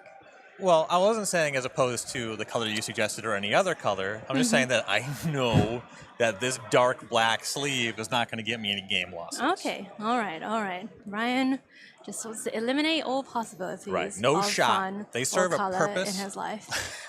All right, we have more Magic coming up for you. Round number 5 here at CubeCon. And we have going straight into the action game number 1. It is Caleb Durwood. We just saw Caleb on the stream earlier playing against Mike Bilan. So we've actually seen both of these decks already. Mike with that 4-color ramp deck with Lotus Cobra and the Felidar Retreat and all this stuff. Caleb with the Rakdos Sacrifice Artifact synergy. Mike with Birds of Paradise on 1. How do you think this one's going to go, Ryan? I gotta say, winning the die roll, huge for Balan here. When he starts casting these expensive spells, he goes way over the top of Durward, outside of Durward really getting this graveyard exchange stuff going on. His best draws, Durward can go pretty big. Bilan's average draws go pretty big. Okay. So getting this birds on quickly, that's a very important step. But then the context of Durward's deck, like if he's just like casting Welder and some other creatures with power and toughness, that's going to be advantage ramp deck. If you start cheating that Triplicate Titan into play and looping it with the Welder, that actually goes bigger than the Primeval Titan. Okay. I mean, we did see Bilan already defeat a Reanimator strategy, right? Like a very different one to the one that Caleb is running, but Mike has faced a little bit of graveyard shenanigans already against Tim Meyer in round number 1. Didn't do anything on turn 2, but we are going to see a 4-drop on 3 for Mike, and it is that Felidar Retreat coming in. No land drop just yet, Ryan, but getting ready to make some cats next turn. And getting that on 3 is big, because that means your 4th land drop gives you your first trigger, and a slight stumble. I mean, Raucous Theater's good. Durward's mana, he'll be able to cast his spells, his mana is good, but not being able to activate the spell bomb right away on that birds, we could see that retreat really start to do some work. Okay, well, here is a Priestess of Forgotten Gods. That's a great card. You don't see this often. Goblin Welder turning sideways to attack for 1. Look, Mike's got 20 life. Caleb's got to get that down to 0 somehow. The bird's probably not attacking. I would be surprised. Oh, here's Jetmir. Is there no land drop on Mike? Oh, that would be huge for Oh Durward. my goodness. Oh no. Oh, now this is Take it back. huge for Byron. Yeah, that's not just 1 land drop, but 2 landfall triggers. And with the Jetmir, you're encouraged to just make more tokens because the Jetmir already pumps your team. There's some stuff going on with toughness, like you could get really fancy and grow the Jetmir and the birds, so the birds has 3 toughness off of 2 triggers to get out of the spell bomb. That's a little gross to me. I like just getting some real value. Right, and the birds has already done a pretty good job for Mike, right? Yes. Okay, here's the anvil. So Caleb's also got the engine pieces going. Doesn't really have some of these explosive kind of Triplicate Titan type things just yet. Does have Gleeful Demolition, my own Pirate Spellbomb though. And I like that play from Durward. The Spellbomb still kills the birds. Like you said, the birds has really done its job. There's pressure on Durward now to really develop his battlefield. Okay, well, this suddenly counts as developing. Durward's gonna get the tokens going. Priest of the Forgotten God activates, and that's gonna make Mike sacrifice a creature. Caleb draws a card, makes some mana. Did I miss any effects of those effects? This was before they put every word on every card. Right. So. I always feel like this card should make your opponent discard. It does not do that. You draw, you edicts, you make 2 black mana. Still pretty good though. Yeah, it's not weak. It's a little bit behind, It's not 2024. Right. Balan's battlefield also pretty wide already. There's more pressure on having an actual removal spell for the Jetmir. Right, but Balan, now these creatures doesn't have 3 other creatures, so Jetmir's abilities are not turned on, as it were. So it's 3 or more total creatures to get the vigilance, right? Is it 3 or more total? Oh, I thought it was other. My bad. Okay, alright. So they do have vigilance, they have the +1 for so. Here comes another creature anyway, it's Lotus Cobra. Ooh, another fetch land. This is getting out of hand. Yeah, we see why Tim Myers didn't get those. Pretty high picks in the old Cube format. You think? I knew this would happen. Before we came on, I was like, Ryan, you're just so sardonic. You're really gonna drag me down the spiral of negativity. I'm not saying it's not happening, chat. And here comes the team. They got vigilance.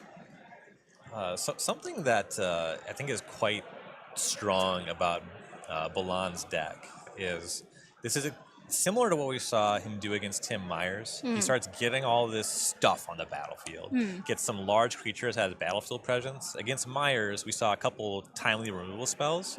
In this game, Balan has Mana Leak, and he's currently ahead. Okay. How good is a counterspell when you're just already winning the game? I mean, that's true, but Caleb's stuff isn't that expensive, right? Like, if Caleb finds a triplicate Titan or whatever, it's not certain that Mana Leak does that much. If he can find his cheaty things, if he can get a Titan, if he can get the Cityscape Leveler in the graveyard, you got the Goblin Welder, you'll be able to execute that. But he can't, for example, cast Duretti. That's getting Mana Leak. That makes sense. That makes sense. Caleb's going to throw this Ashnod's Harvester in front of one of these cats, and that's going to prompt the fetch from Balan. You could have tricked me and told me that that creature can't block. Why would I do such a thing? We're part of a team. So I've been told. I'm just exposing leaks in my game, if anyone was curious. Mana Leaks in your game? Mana Leaks in Balan's game.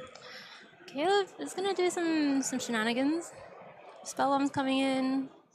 It's going to finish off that cat. And I believe Caleb also gets a construct out of the deal. Oh no, it was not his turn. Right. Only constructs only on your own turn. Life total not high. Not dire. Yes. Well, Jetmir's lethal on its own. You can argue how important that is. Okay. Oh, how about this? Marionette Apprentice, make it to... Oh yeah. That's getting Mana Leak. Big agree with this play. Nope. At least not if you find some mana. Yeah, well, you could though, right? The priest could pay for this Mana Leak. So maybe I agree with this play less. Okay, okay. Priest is gonna... You gotta cast that Mana Leak faster. That's what it is. Okay, so the Caleb's gonna draw a card. One of those cats gets sacrificed. I think Caleb probably has to pay another... Yeah, he'll need a third land. Yep. Yeah, third mana here. Yeah. I oversold the Mana Leak. I apologize to the viewers at home. I think you should apologize to Mana Leak. Mana Leak is cool. We're cool. You're cool? Mana Leak would forgive me. Are you sponsored by Mana Leak? Is that why you're overselling Sponsored by Mana Leak? By Big Mana Leak. Big Mana Leak. Okay, Caleb's got the land drop God. anyway. I love that land after the Mana Leak. Just like, do you think that Durward was baiting it? No. I bet if I don't play this land, I'll get that Mana Leak and this priest is going to blow him out. The priest is on board. Yeah. Alright, Feldon goes to the graveyard. Caleb's digging. I mean, the Feldon retreat's still a problem. Yes.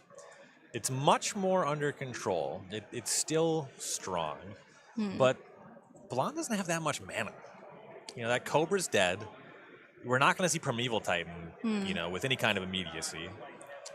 Okay, well, here's Ledger Shredder. Is there a second spell to follow up and get that Connive trigger going? Just one card left in hand, so it really wouldn't be of much value either way. I think the best case scenario is like if Balan could draw and either already has the land or draws Primeval Titan and then can really go off with the retreat. But his life total is not high either. Yeah, he's down to just 11. That priest is doing work. The anvil's doing work. And Anvil... The apprentice is subsidizing both of them. Right? And the Anvil was even still untapped, so gets to activate. Balan down to 8. I mean, Mayhem Devil's lethal here, right? It's gotta be... How far off are we from lethal as the battlefield stands? Right. Okay, well, at least all of Balan's creatures have vigilance, so that's presenting a barrier to the combat route. So there's 2 artifact creatures. If you sack those... I guess artifact creatures are the same as creatures. Epicure... That's a point. Okay. The anvil's a point. The anvil's a point. Priest is 2 points plus 2 creatures, which is 2 more points. And the blood sacks That's a itself. point. And then the welders, I think we just counted to 8. I believe you. Again, I would never properly represent math. That just seems like your job. Go on. Like in the expert seat. I'm not the expert on arithmetic. Okay, but I need my expert to do the math for me. All right, then I'm going to say that it was 8. Okay. All right, let's find out. Caleb's gonna go. Activate priest. Sacrifice these 2 things. You sacrifice a creature. I draw a card. I make 2 black mana. You lose 2 life.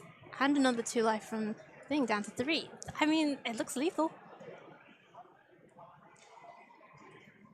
We'll see if my math checks out. I'm gonna go out on the limb and say it does. It's looking pretty good. Okay, you get down to 6. Paying 2 Phyrexia. Okay, is this necessary? No, and that's the beauty of it. He's running up the score. I will Yeah, it doesn't say, get enough screen time, Caleb. this is a really crunchy end game, right? I love it. And because I counted to exactly 8, so casting another thing that's more lethal, it's fine. All right, okay, Mike's gonna scoop it up. Wow, that was a fun game. I love Caleb's deck. Yeah, it's sweet. It's so sweet. And, again, we're seeing something that the big reason that Goblin Welder has fallen off in higher power cubes is it's a little tough to set up the synergies, and also it's so fragile. But this cube really does a good job of scaling back the power level to let a card like that really shine. Besides, Caleb's the one with the Mayhem Devil, so... All right, we are going to game number 2 here. Caleb Durwood taking down the first game after recovering from quite a serious board state. We're going to have Mike Billan with a Ledger Shredder on 2. Great time to have a Ledger Shredder. Great time to have a Priest of Forgotten Gods for Durwood.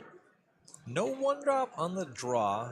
A little tough for Durwood, but there's a lot of ways to immediately push this Priest. All right. Shredder's going to get him. Some pressure to get a second creature or to answer the Priest, and this is a really nice second and third creature.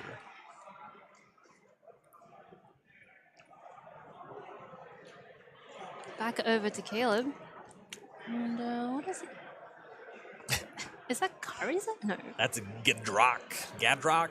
Oh, Gadrock. Yeah. Kind of like a retail limited kind of card. Oh my god. I thought I was free of it. I thought we'd forgotten. I don't know why I thought that. Oh, this is has another great word in the card name. Gadrock the Crown Scourge. Ooh, one of your favorites. Thematic. Gadrock the Crown Scourge. Can't attack unless you control 4 or more artifacts. And you get a treasure. It's a slow start for Durwood, but both cards that he controls scale with a lot of the stuff in his deck. Would Things you could be describe very that as explosive. synergy? Well, we'll see what he plays with it. It could be a combo. Okay, all right, okay. He's actually just going to throw the Gadrock in front of this... I like that this block a creature. lot, actually, even with the trade. The Golem gets pumped, and so it trades with the 5/4, but Gadrock is pretty slow to set up. The fact that it can't attack on its own for a while. Right. Durwood had nothing on 1, so how Right. much is he going to be able to cast on 4? I know it's kind of difficult to get the treasure thing going anyway, but Shredder's going to go down to Bone Shards, and Durwood's getting in? Did I read that attack for correctly? 1. Okay. Oh, that's going to mean a counterspell. Mayhem Devil eats Remove Soul. What a great card name. Yes. Yeah, they really went hard back then. Oh, yeah. Some pretty gruesome art. Nowadays, it's like, please, sir, may I have this spell or whatever. Didn't That's what say every card. please. Just tone policing. Here's the tortoise. Here's the tortoise. The tortoise is back. Is he going to assemble the Splinter Twin and get Felidar Retreat? We'll find out. Oh, baby. All right. Is that Siege Gang Commander? That's Siege Gang Commander. Very Let's good go. on its own. A lot of fuel for the Priest. That 1/1, it's gumming things up. You won't be able to get the tortoise right away. But still, gets to do the thing. Make the mana, draw a card, play the Blood Fountain. Decent. Decent. Still has 1 mana. Could crack something. No need though. Yeah, he's pretty little light on cards in hand. You know, that Bone Splinters, just discarding a land. He's about to draw 2 with the Blood Fountain though. That's true. Just love, there's so much recursion, so much consistency. Turtle's getting in, it's going to start milling, and that's great if you're Mike. Seeing those lands go to the bin, pretty sweet. Really wishes he already had his Felidar retreat. You know, that extra land's not amounting to a ton just yet. Magma Jet? Answering the Priest is good. It helps with the Tortoise a little. You know, the Siege Gang could cut it down, sacrificing the Goblin token and the Siege Gang itself, but then the battlefields are kind of even. Right. I gotta say that Blood Fountain is kind of a nice kicker for Durward, though. The last card in Balan's hand is a land. Okay, alright. So Balan's really looking for a lot of action here. You ever sacrifice Goblin Welder to Siege Gang Commander? I have not. I've not had the pleasure. I have not had the pleasure. So I was getting in with the Siege Gang and one of the goblins made. Upkeep fetch. Thin to win. You never had the phrase thin to win? I have, and it doesn't make it less funny.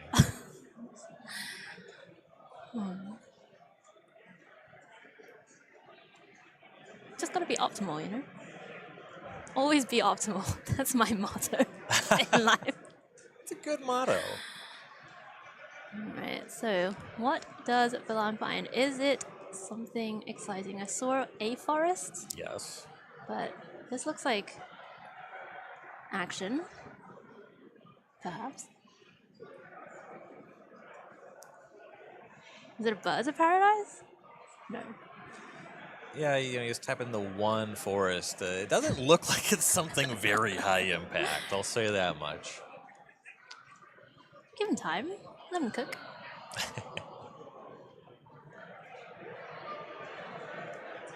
Has a text box. 6? That's good with Okay. forest. That's good with forest? Is that what you just said? It's good with forest. Okay.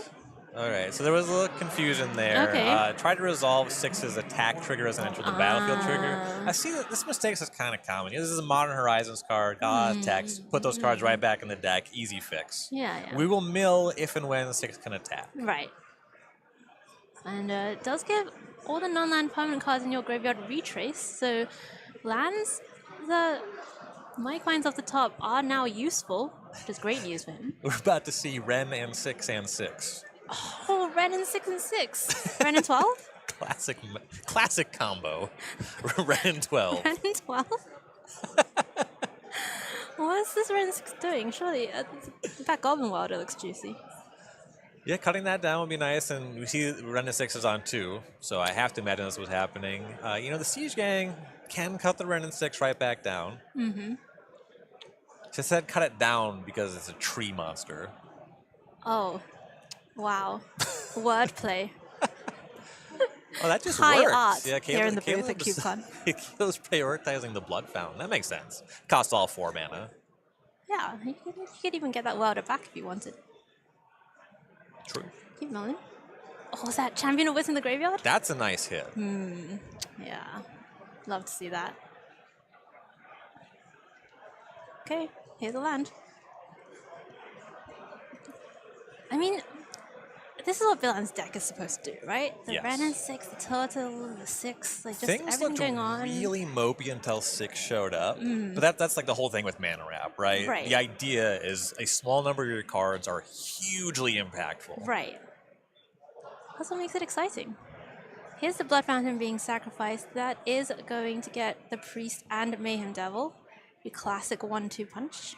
Classic combo. Classic combo. I'm not going to dispute that one.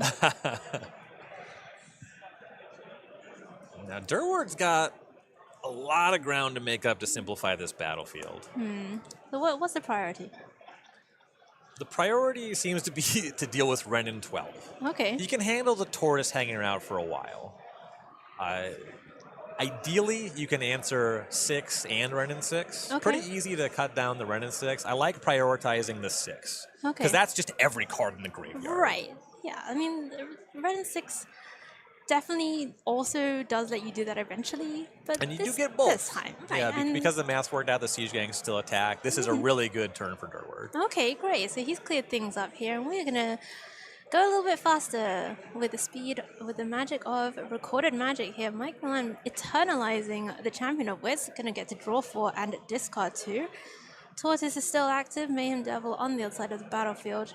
It's kind of about board presence right now, Ryan. Yes, yeah. Balan's got some large creatures here, and that was part of the precarious nature of Durward's spot, is this eternalizing Champion of Wits, getting the large creature on the battlefield. That was the floor. You know, he still had that after losing 2 other permanents. Right. Okay, and that is tapped from the Convoke Conclave Tribunal, taking out Mayhem Devil, the biggest problem on the battlefield.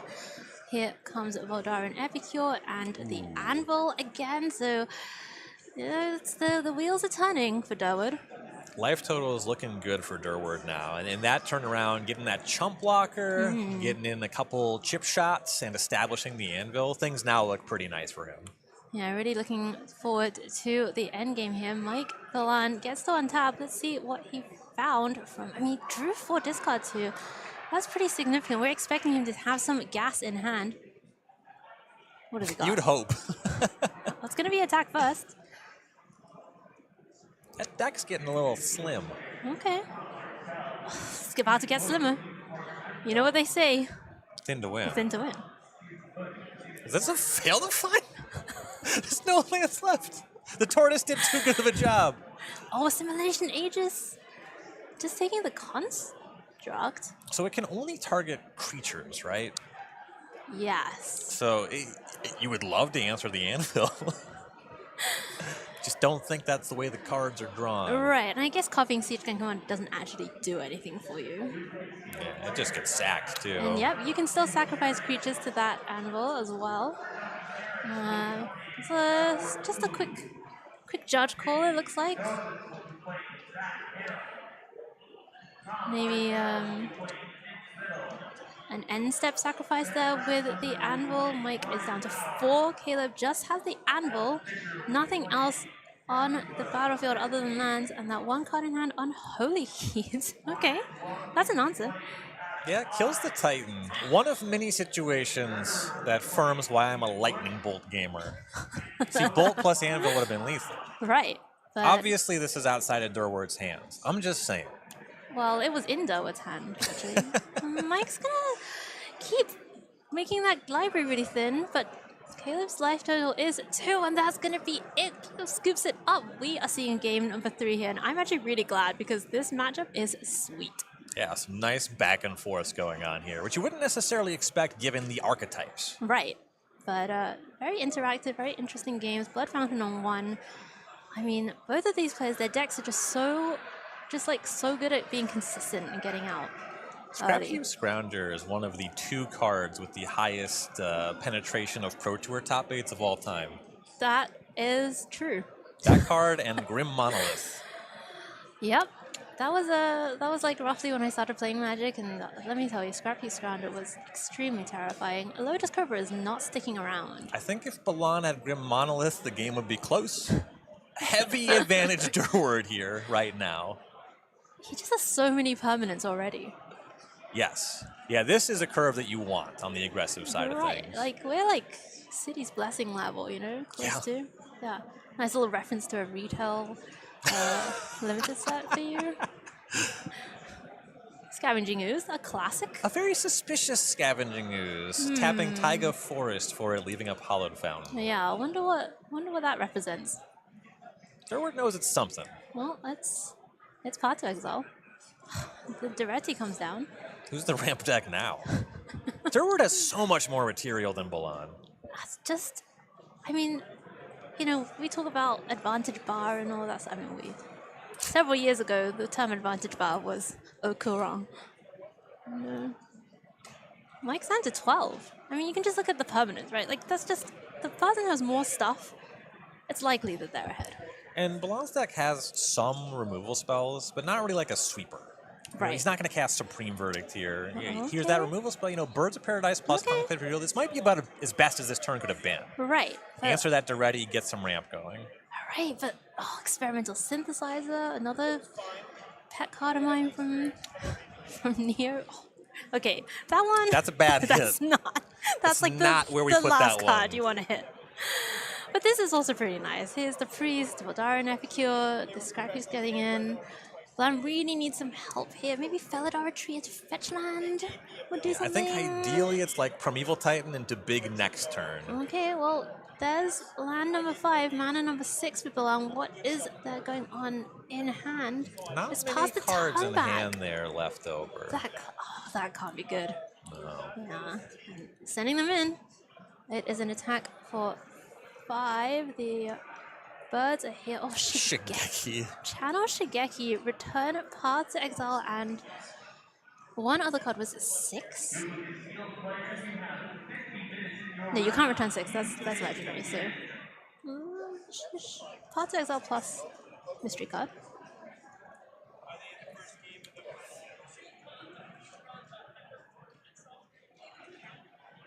It's not Blood bad. Fountain back the Scrappy's Fountain.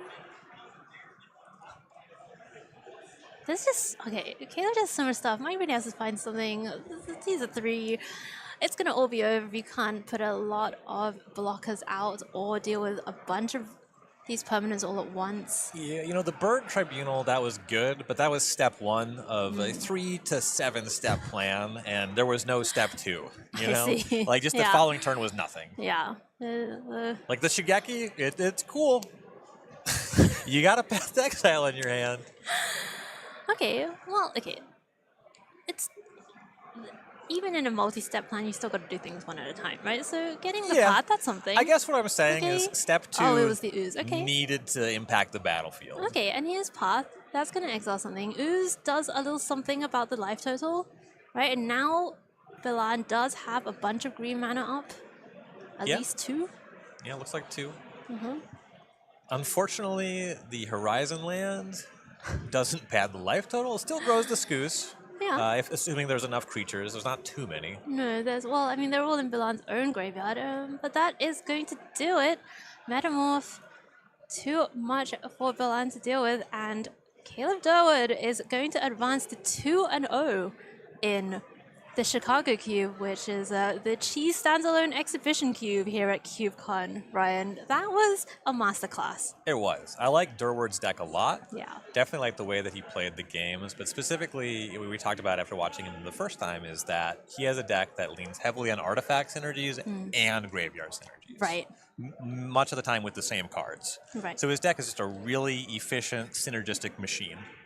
Okay, yeah, and as for Mike, that was a good showing as well from his more good. lands-based deck. We saw a lot of Felidar Retreat, Jetmir, but ultimately just couldn't grind it out against Caleb Durwood's red-black deck. All right, we are going to go away for a quick break. When we come back, more Magic from round number 5 here at CubeCon.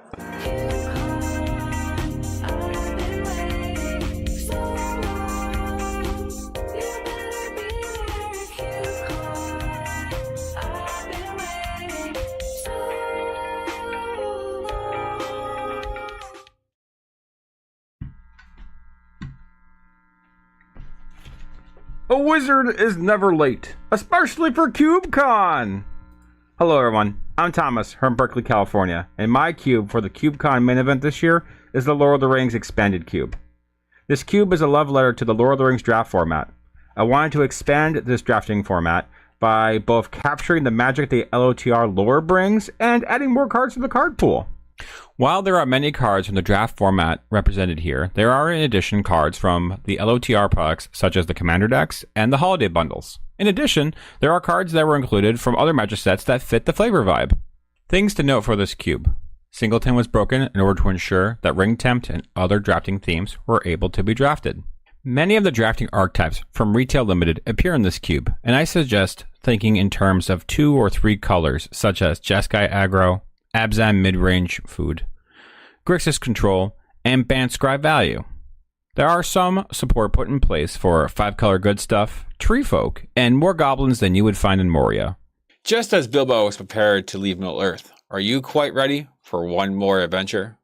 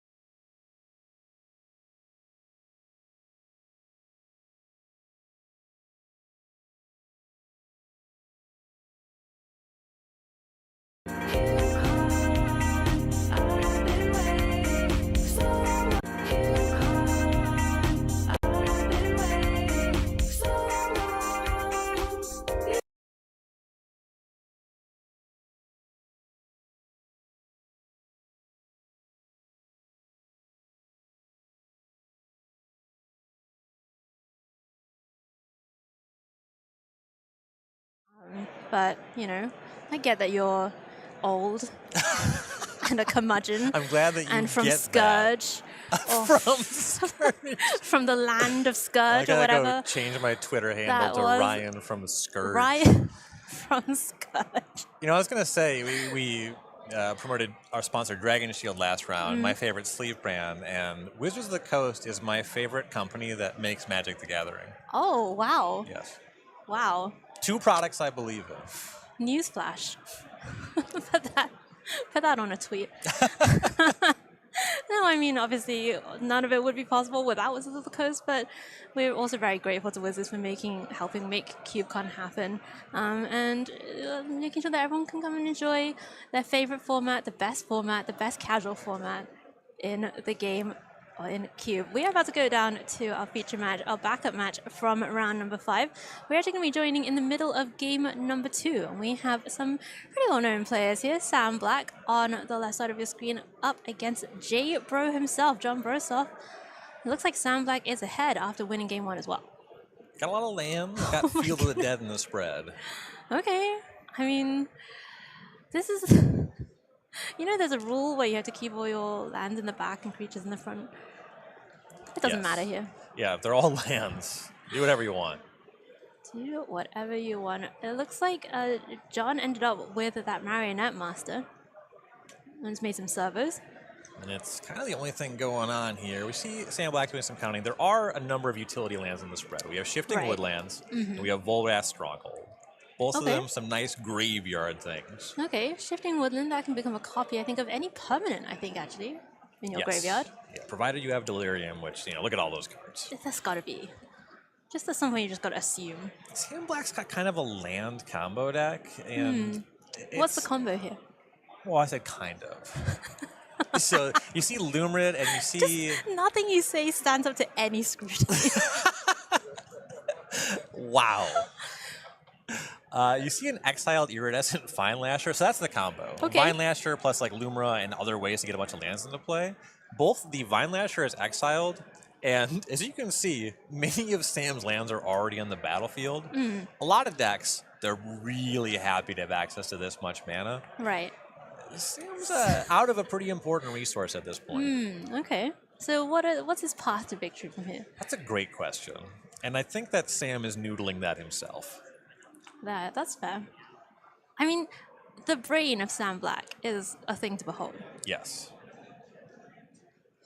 Actually, I do have to say, one of, when I first started playing Magic, one of the first things I did was watch Proto coverage, right? I didn't know anything about the game. I barely knew how lands worked, and I just watched 3 months of Proto coverage.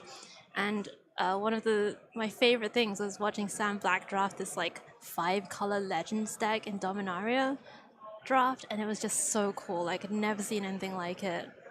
It was actually really one of the things that made me fall in love with Limited. So great to see Sam here. Great to see Sam playing against John. Of course, without John, CubeCon would certainly not be possible. And looks like Sam is getting some stuff going. Not abundantly clear what happened there. I think it was Stronghold this farmer to the top of the deck, and then just cast it. Okay. Which farmer is this? That's a great question. It's a 4-mana green card from... Bristlebud Farmer. Yes. Okay, yeah. 5/5 with Trample. When it enters battlefield, make 2 foods. And when it attacks, you can sack a food to mill 3 cards and put a permanent from among them in your hand. So it's like a tortoise. And here's Savine's Reclamation getting back Grist and Scavenger's Talent. That is a sweet Savine's Reclamation. So the first level on Talent, whenever a creature dies, you get a food token once per turn. That's whatever. The plan for Sam is to get that up to level 3 and get even more recursion in the graveyard. Okay. Also, at level 2, you start milling. A lot of Sam's deck is exhausted. Right, how much milling can Sam really do? It's any player. You can mill your opponent. Okay. So that's probably the plan. Okay, well, Grist, you have to mill yourself. Factual. Yes. And Sam does do so, makes an insect, puts a Deathrite Shaman in the graveyard.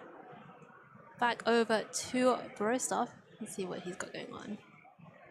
I was talking earlier about Sam being out a lot of relevant resources. Volrath's Stronghold is kind of an inexhaustible resource of the creatures in your deck. Right.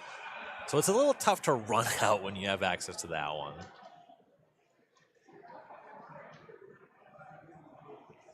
I mean, sure, but then what? Like how are you gonna actually win the game from here? I believe that the Scavenger's talent represents a lot of inevitability. Okay. Also in conjunction with the Bristlebard Farmer and those foods, you can gain life. And the talent itself generates more foods. You get that to level 2, you still start milling Brostov. How many times do you need to mill for 2 against a 40-card deck? Brostov probably doesn't have much more than 20 cards left at this point. I mean, just a peek at his graveyard, you can kind of maybe get a little bit of rewind into what's happened here. I see a Damnation hanging out there, so that must have done some stuff at some point. I think we see a Gonti, Lord of Luxury on the battlefield. Mm-hmm. Taking something from Sam with that.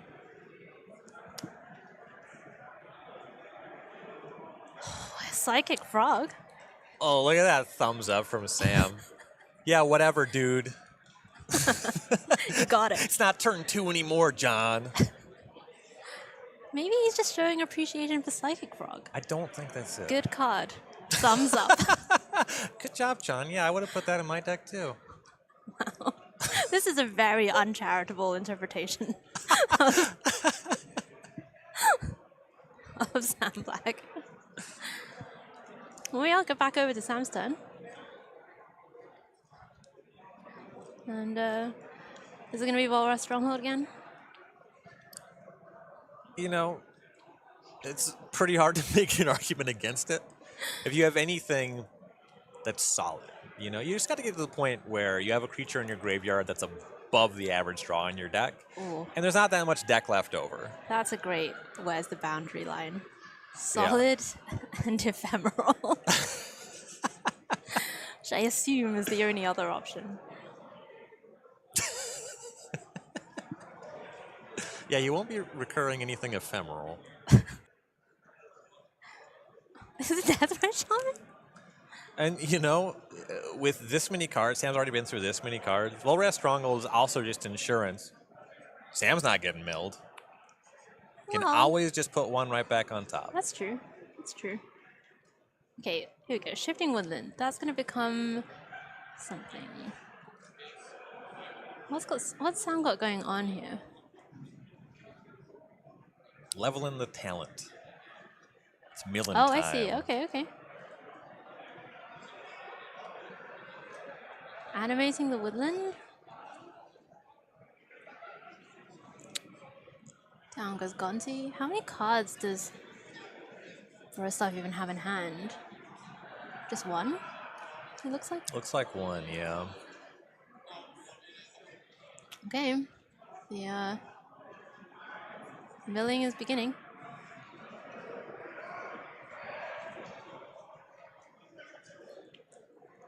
No. First, I was going to line up the blocks here. That 5/5 does have trample. It is at 9 lives, so it is getting a bit precarious. Has to double block it. Pitch a card to put a counter on the Psychic Frog.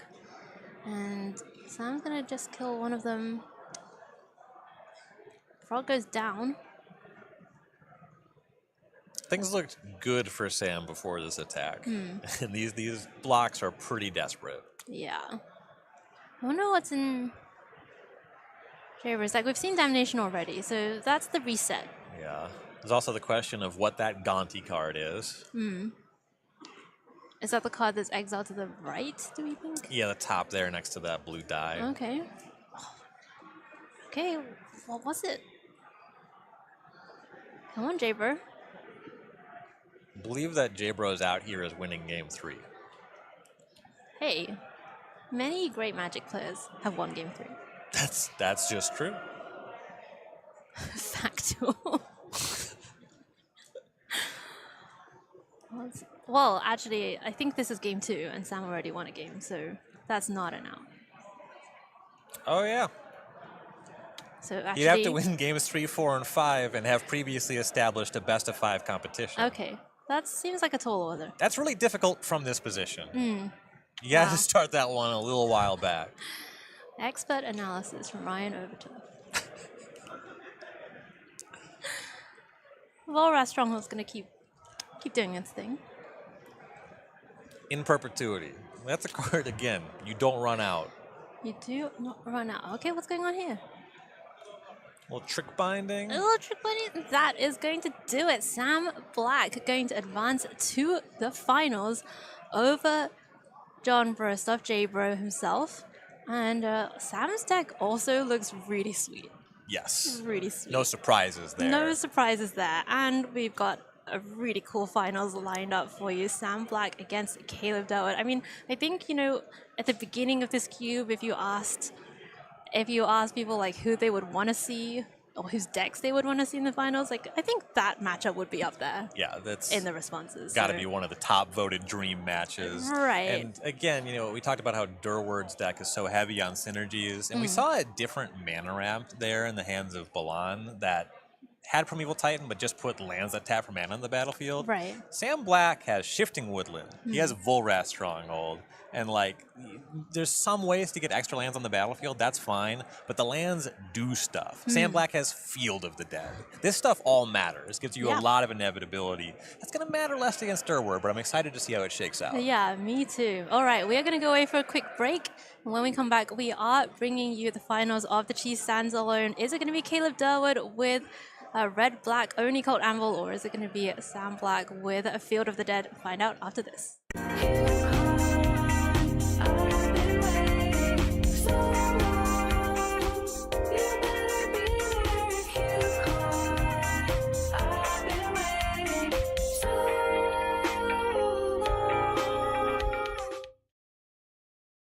Hi there. I'm Warren Fish from Oakland, California, and one of my cubes in the CubeCon main event this year is Melded Mardu Monarchy. This cube is without green or blue cards and is made for high-octane conflicts with a crescendo of trading blows in games that are usually contested until the final turn. The design is geared more towards synergies than archetypes. Most of the cards will be enticing in more than one context. There are no infinite combos, but there are a lot of components you could assemble into an unstable superweapon. This cube is about inspiring dreams for players to chase and to crush. Here are some cool things that might spark your imagination. Any subset of these cards can lead to exciting investigations and big trouble for your opponents. If the name didn't tip you off, one of the most thrilling things to do in the cube is to assemble one of the 3 melds. There are a few other pairs of cards that work particularly well together, even if they don't combine into a horrific monster. The cheapest way to cheat big creatures onto the battlefield in this cube is Kalia of the Vast, and there are some monstrous pals for her that are likely to close the game if you can pull it off. To keep everyone on their toes, this cube also has numerous ways to contest the monarchy. Palace Jailer is still great, but you don't have to connect to get your creature back when there are 20 other cards that can make you the monarch. Math isn't only for blockers in this cube. If you don't mind dabbling in the occasional arithmetic, there are some profitable avenues for you to immolate your opponent's ambitions. Each color has a devotion payoff, in addition to making big mana with Nykthos. Angels and Dragons each have enablers to charge up a deck planning to win with the biggest flyers. I would think very carefully before you pass any of the 5-drop haste dragons. If someone gets them all, they're a huge favorite to win the draft. If you win a draft of this cube in the main event at CubeCon, come find me for your very own Mardu Cube.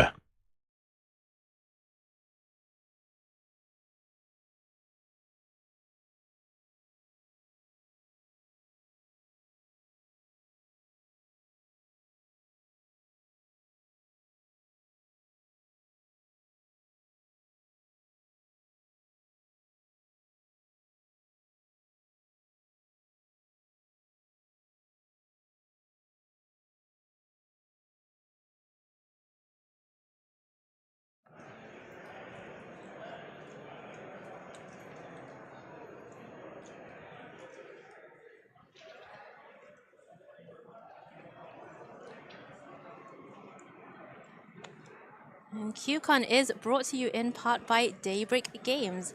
Daybreak is the steward, shall we say, of Magic Online. And Magic Online lets you play what you want, when you want.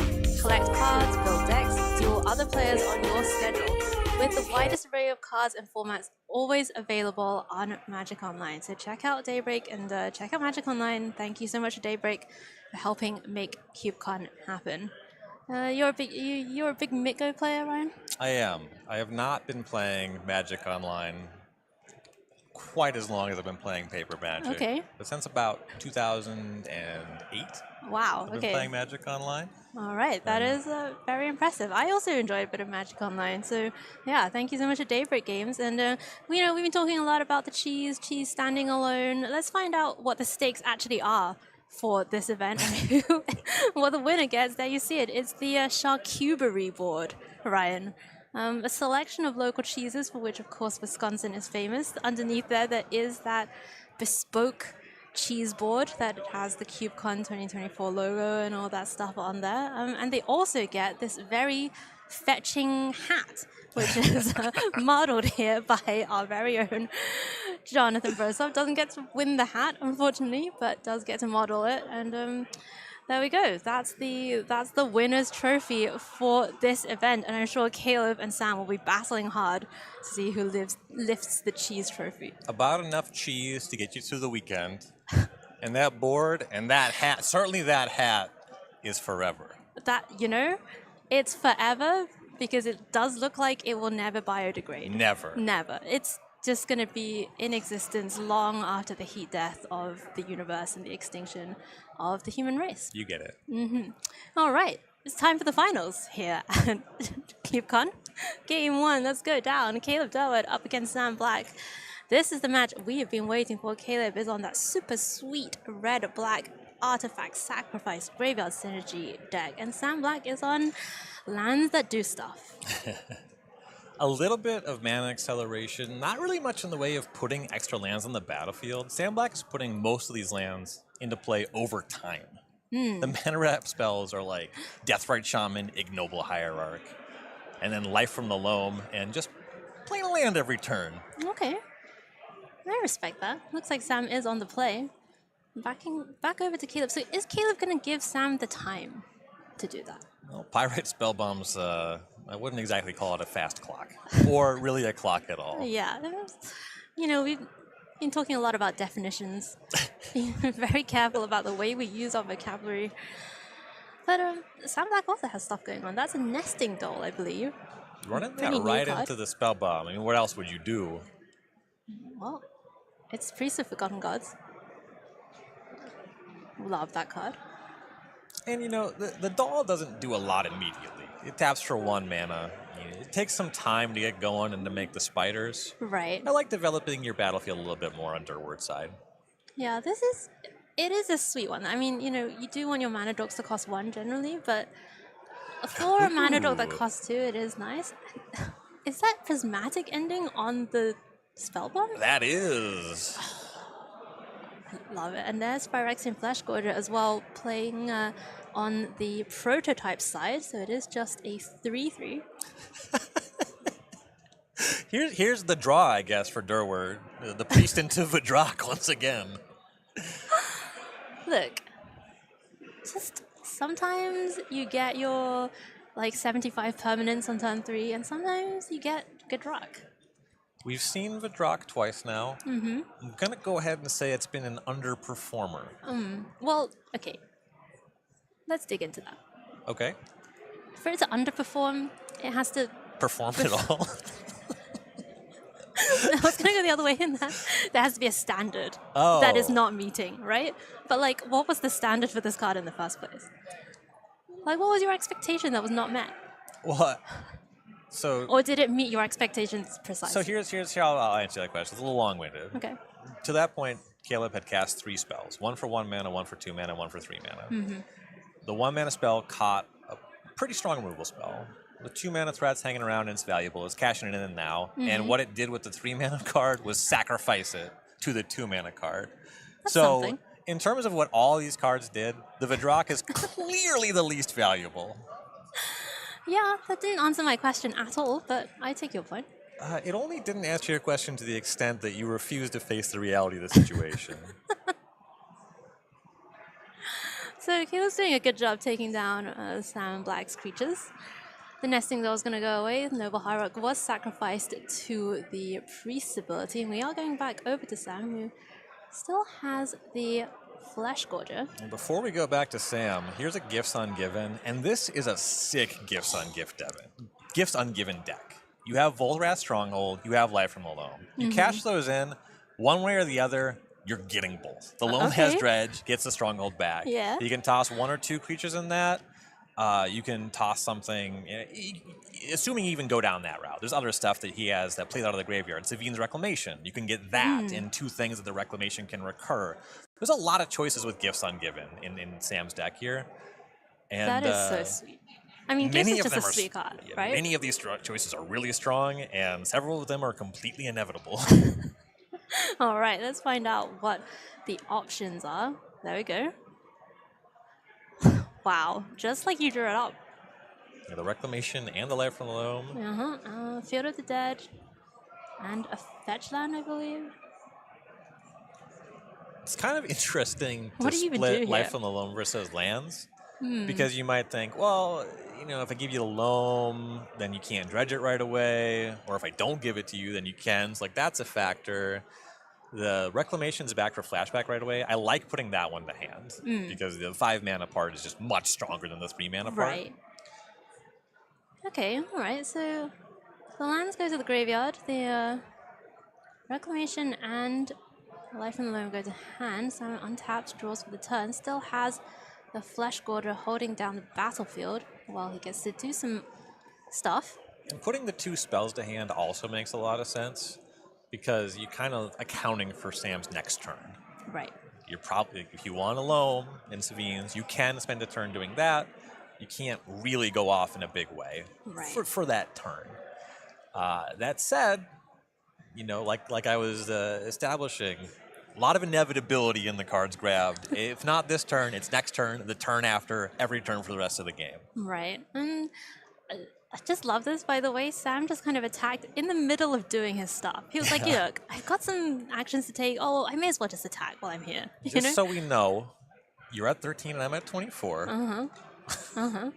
Gotta keep that information, clear. Oh my god. The Field of the Dead put at the graveyard off of Gifts Ungiven, and now Renegade Rallier gets that back, and we're at 6 unique lands. That's the zombie territory next turn. We have a fetch land in graveyard. We have Life from the Loam in graveyard. Yeah, Renegade Rallier to get Field of the Dead is just gross. Like, it is just gross.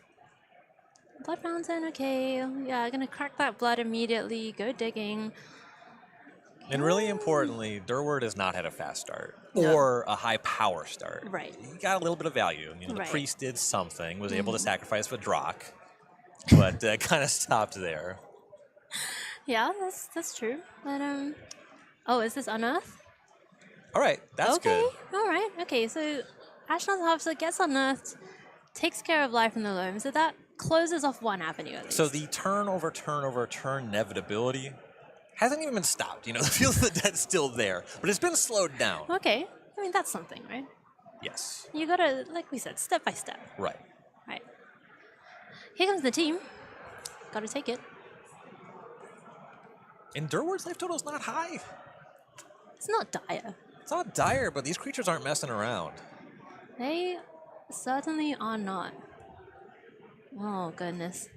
Is that the... Wait, is that not a That's plane in the back? redundant planes, I do believe. Yeah, that's a planes in the back. I do not understand us to be live. Okay. I mean, Okay, this game's look, over. It was over already. It was over already. Yeah. All right, Caleb's gonna scoop it up. We're gonna go to game 2. There were zombies forthcoming in very short order. Yeah, I mean, there was a fetch land as well, right? So And we're the Fiend's Reclamation to get a permanent, just make it a land, whatever. Sure. Okay. So Sam Black wraps that one up. Thanks to that really great Gifts Ungiven. And we are gonna bring up game 2 for you in just a second. Here we go. Let's find out what happens here. This time Caleb is going to be on the play. And he needs to put together one of the starts that we saw in the previous matches. You know, the Raucous Theater on 1 is fine. There's not high pressure to open on Goblin Welder. It's more to get something going on turn 2, even just like getting Scrap Heap Scrounger, Priest of Forgotten Gods, and then continuing to apply things to the battlefield. You surprised to see the Epicure get binned here? I think it's pretty weak on turn 2. It makes sense to me, especially if he doesn't have something already in hand that he wants to discard to the blood. Right. Okay. Here's the Scrap Keep. Oh, and here's another. There's the Mutt as the discard outlet. Okay, I mean, that is a better discard outlet, so definitely don't blame him there. The Leveler goes to the bin. There are not hard reanimate spells as such here for Caleb, but does have the Goblin Welder, has the Feldon as well that can kind of reanimate. And this is a really good play for Sam Black, this creature that can recur lands from the graveyard, and it's good to attack with, but it's also just a 2/3. I have news for you, Ryan.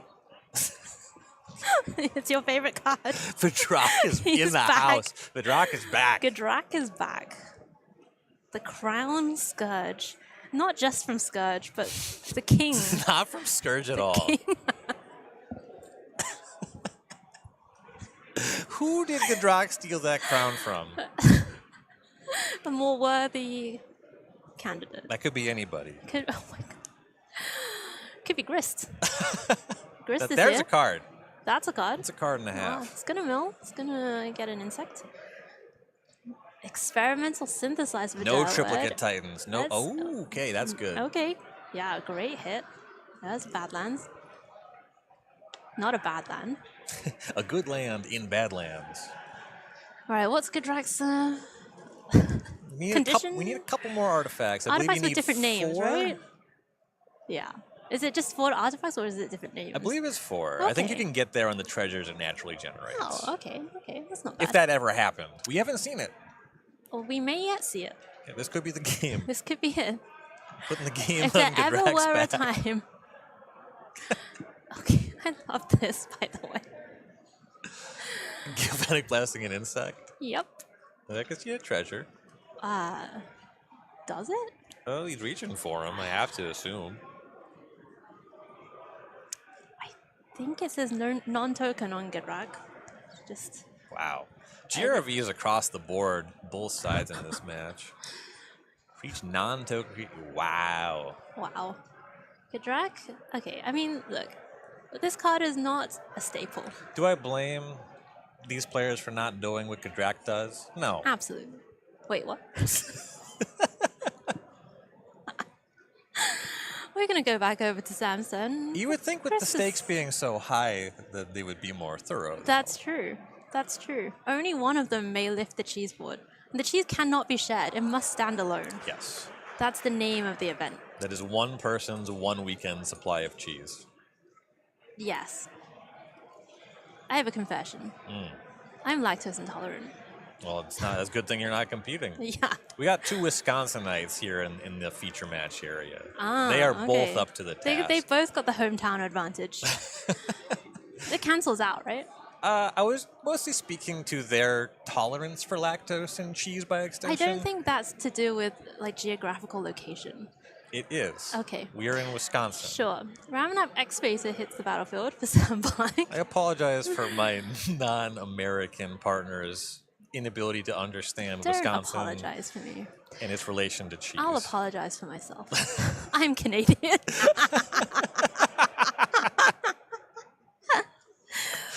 Here's Duretti. It's kind of like this. Hold on. That's the 4th artifact. One of them was ill-gotten. That treasure. We're putting an asterisk on this year's the Cheese Stands Alone competition. Okay. Well, that's okay. The Grist goes down. Duretti went up. Grist goes down. That's the 4th. Yeah. And Sam's got it. Sam's got options. Is this swing? It's looking like it. Okay. Did he even play a land from the graveyard yet? I don't think so. No, I don't believe so. Okay, so the deep root, the Merfolk, that's a combat damage trigger. If it damages the opponent, you can put a land from your graveyard onto the battlefield, tapped. So that's threatening getting back that, I believe it's a Savannah from the graveyard. And then the other creatures are going for the Grist. So this split makes sense. You know, the Wayfinder has some value if it hits Durward. And then you're already attacking. You want to do something about that Duretti. Mm-hmm. So you may as well turn everything sideways. So it's a tough position. You know, I don't like... I would rather be on Durward's side of the table. Right. But I like the way that Sam Black is playing it here. Okay.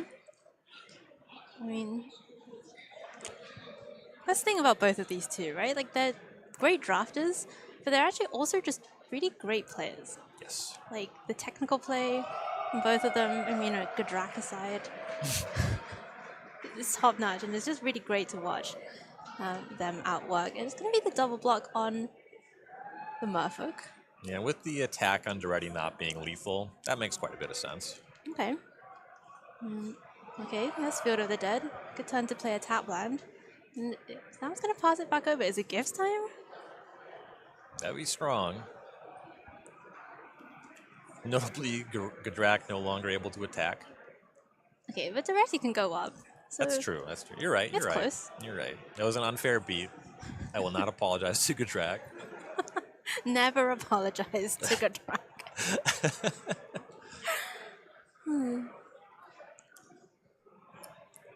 Okay, so Duretti is going up. Now what for Caleb?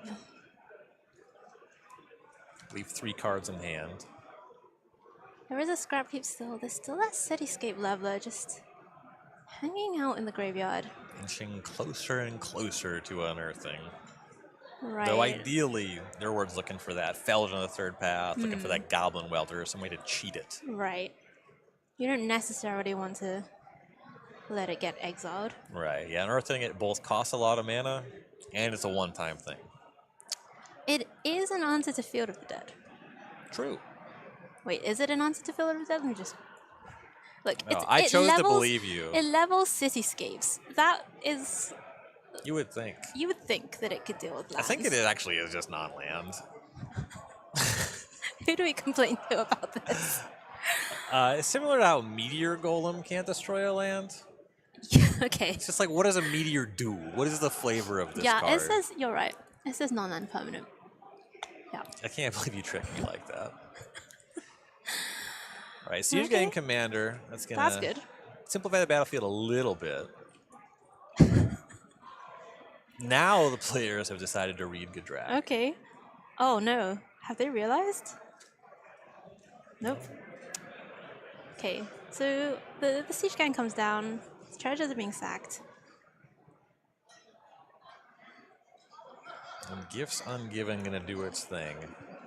Same second verse, same as the first? Or... Probably a little bit different. Life total is very different, and battlefield position very different in this game. This is not a spot where Sam can really look for a long-term inevitability line. Right. You got to try to find something that can immediately impact the battlefield the next turn. Because you got a big flying dragon, and you got Siege Gang Commander that represents a lot of damage. So, looks like Savine's Reclamation is being pulled to the front. Definitely makes a lot of sense. I have to imagine a very high percentage of the Gifts Ungiven piles in this deck involve that card. Right. Good in your hand, good in your graveyard. Right. Not really a context that changes that. I guess with Grist in the graveyard as well, it's... Right. Yeah, a very solid target already rolled up. What else is going to join it? Gifts Ungiven is one of the most skill-testing cards to resolve outside of, putting it either in your Storm deck or your Gifts Ungiven, or your Unburial Rights deck. Oh, your Gifts Ungiven deck? Yeah, if you put Gifts Ungiven deck in your Gifts Ungiven in your Gifts Ungiven deck, awful. Easy. Easy decision. Okay, is that Hogak? That is. Oh my goodness. Hogak, That's a rising large up creature. out of the dread of the past. That impacts the haunt us. battlefield.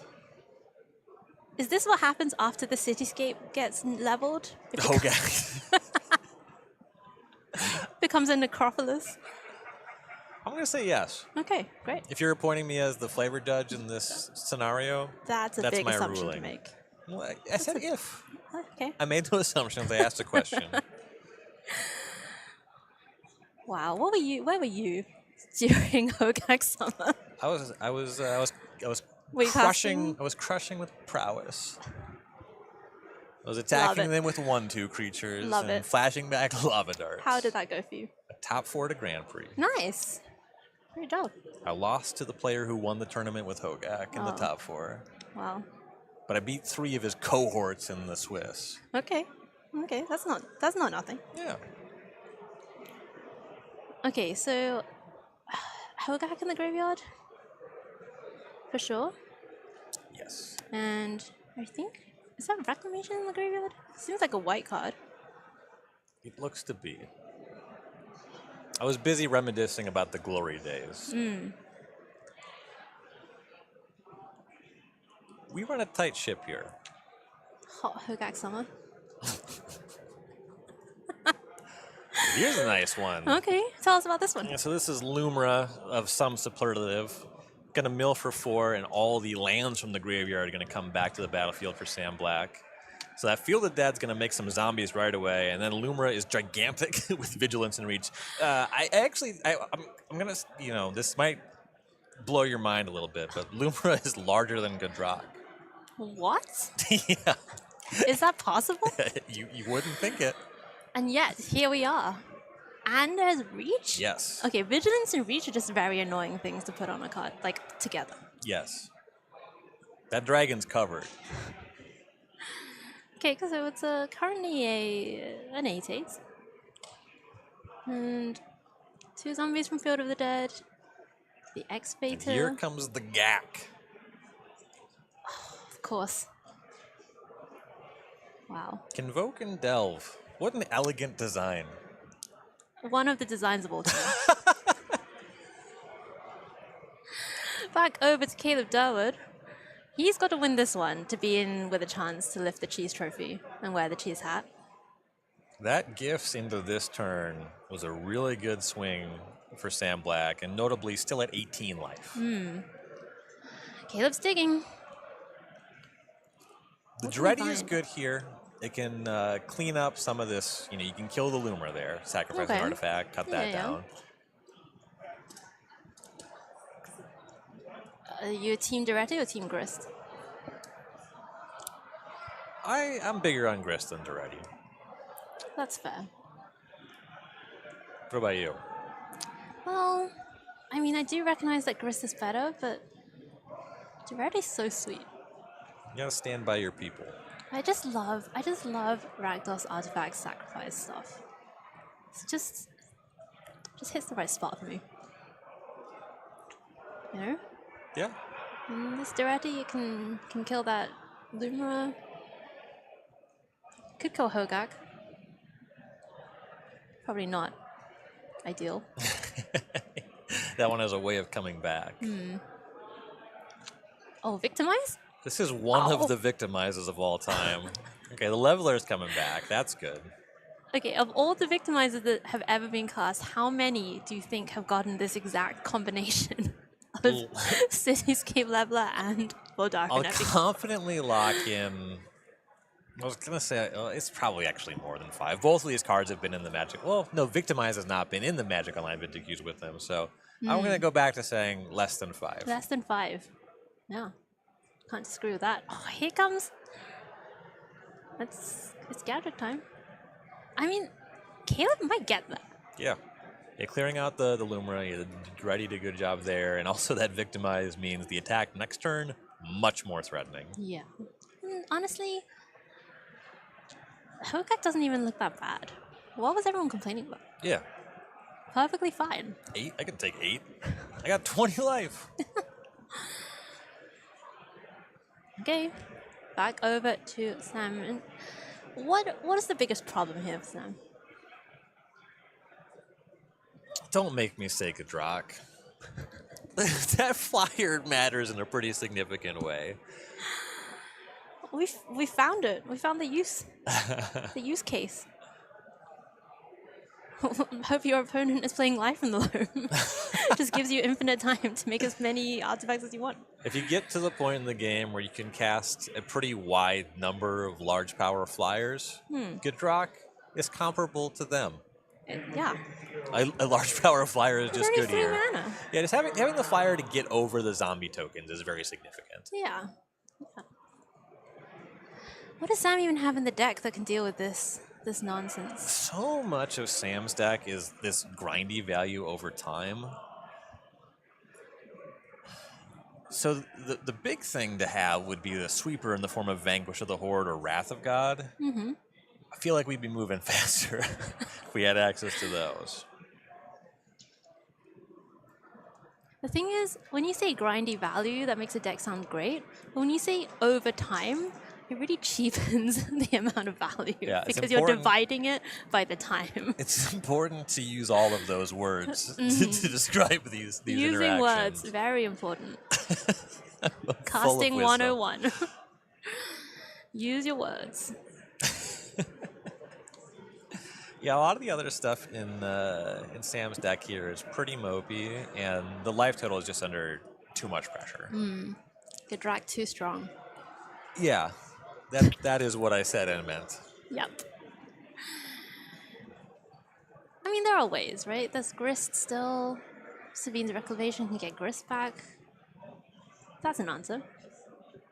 Yeah, it's an answer to like the Gadrak or the Leveler, but not to both. Yeah. But block you the make Leveler. inroads.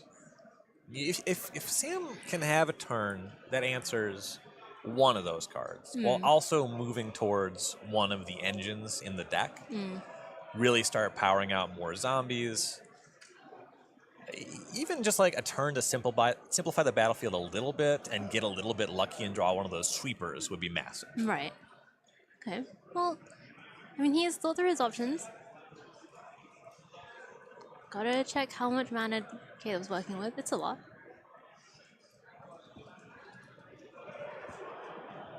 It's just one treasure, though, right? At this moment.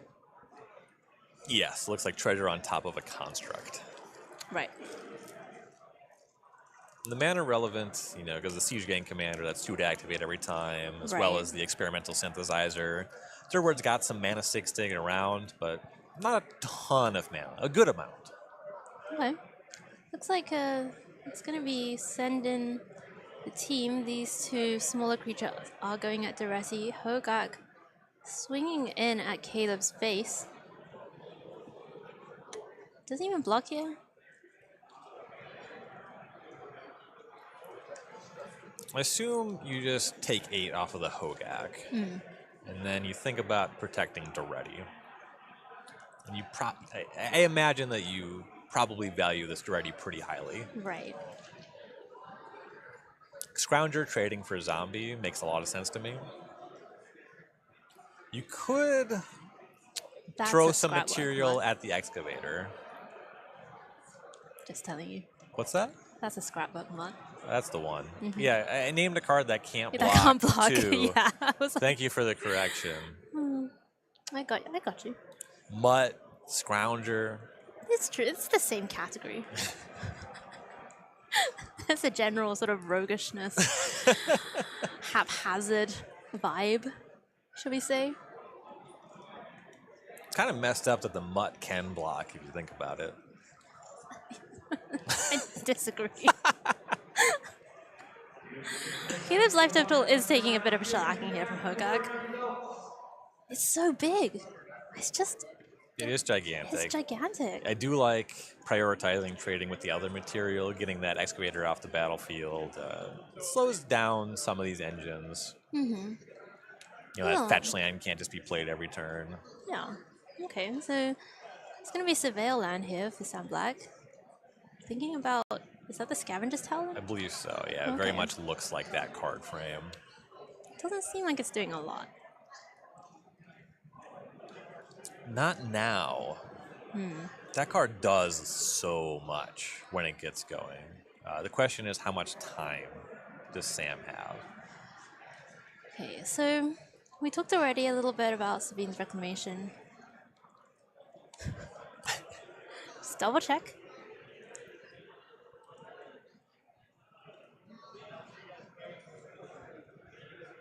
But Sam does have a lot to work with as well. Yeah, a lot of mana and a lot of cards in hand. And just this one in the graveyard. Okay, so here's Grist. Ah, that's nice. Yeah, this is a good reason to surveil away the talent. Okay. Flashback to Reclamation, get that one with your Grist. Very nice, very nice. Grist comes in at 3, can deal with the Gadrick.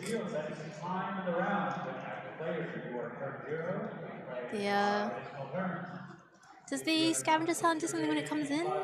Not when it comes in. The base level is whenever a creature you control dies, you make a food token and triggers once per turn. Okay. Okay, so that's kind of nice with Grist. Deal with the most powerful card under what's actually did deal with the most powerful card Right. in City's You game were ever. trying to make a joke. How dare I? My goodness. Levity?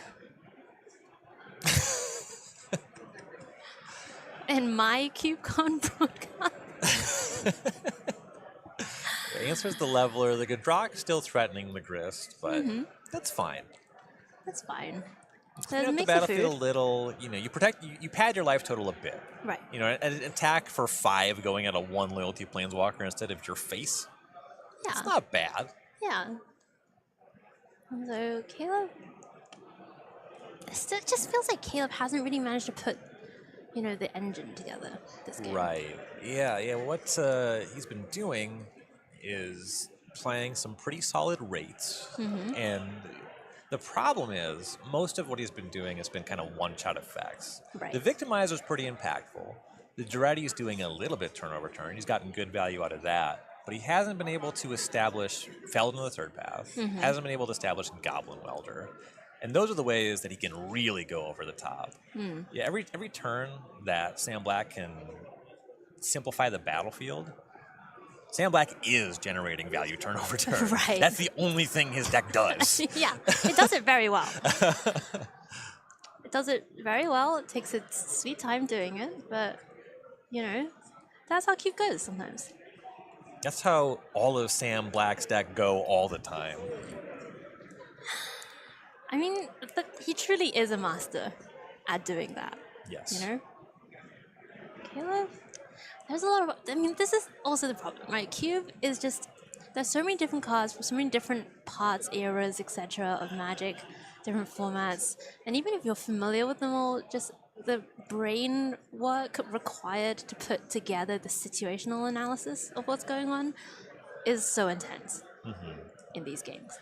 And Sam's talent for navigating that, masterful.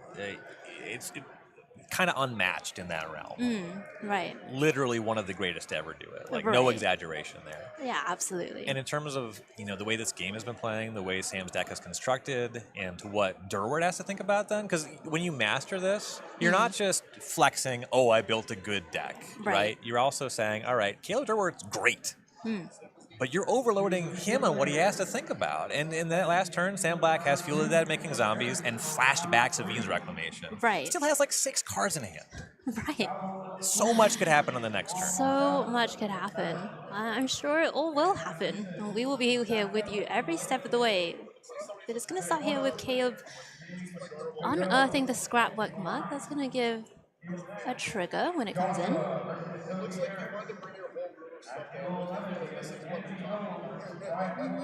And Caleb's deck as well, it's just a very high decision count deck, right? There's just so many different things to think about. The sequencing matters a lot.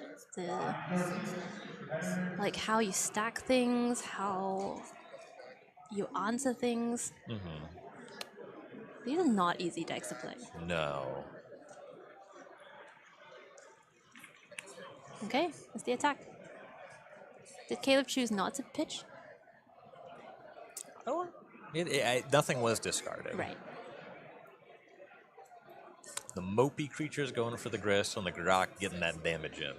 Yeah, Sam just has the 1/2/2. Decides not to commit it to the block. Grist goes down. Yeah, 2/2 just ate the Goblin token. Oh, okay, sure. All right. Okay, Bone Shards sacrificing this. Kill Hogak. You can come back. It's a good turn. Oh, the food. I mean, I keep thinking, oh, Sam's life total's getting low, but you're right. The Scavenger's talent is doing work. Yes. Those foods will continue. Is that the Felden? That's the Felden. That's Okay. a big deal. Okay, that turn was Okay. good for Dirtward. Mhm. Push some damage. You have a good battle position. You still have the grist. Mhm. The Felden puts it way over. Mhm. Now there is pressure on Sam, but again, great last turn for Sam Black. Right. Didn't commit any of this 100 cards in hand. Right. Like, what's even going on? Okay, I see Renegade Value. For sure. And what else? Wait, can Renegade Rally get grist? It's only. Is it only? I believe it's only 2 or less, right? Or can it get a 3? I think it would be insane if we could get a 3, so I'm gonna believe you. Yeah, 2 or less. Yeah, specifically Rallier for Rallier is probably what they're designing around. They never let us have fun. It doesn't even. It can't even have it in Cube. Just. The only format where anything matters. I'll perfect the Ryan Overtuff impression over the weekend, I'm sure. What a noble pursuit. The only pursuits I have. One of the pursuits of all time.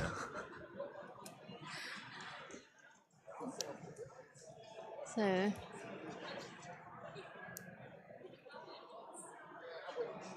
I like how actually being Caleb C is great, right? Because you're like, okay, I've played my last card. It's all here. You know, you can see everything. Yeah, you tell me who's You winning. do what? You do you. Do your thing. Do your I'll thing. be here. You let me know when you're done. Okay, fetch. That's gonna. So you sacrifice mill. a thing so the Yeah. talent lets you mill. Okay, okay. Fail to find. Love it. No Zombo.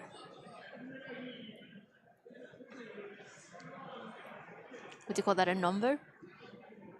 I would. Hmm. But it's also a combo with the talent, so who's to say? You. Oh, sick. I'm asking you. It does give you revolt for the Rallier, so we're really in combo territory now. Okay, okay.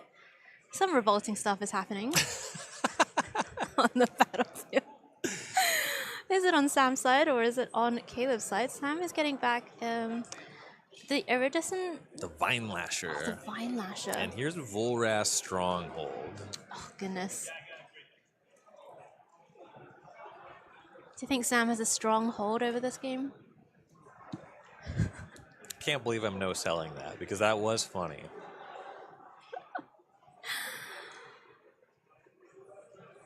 There's more where that came from.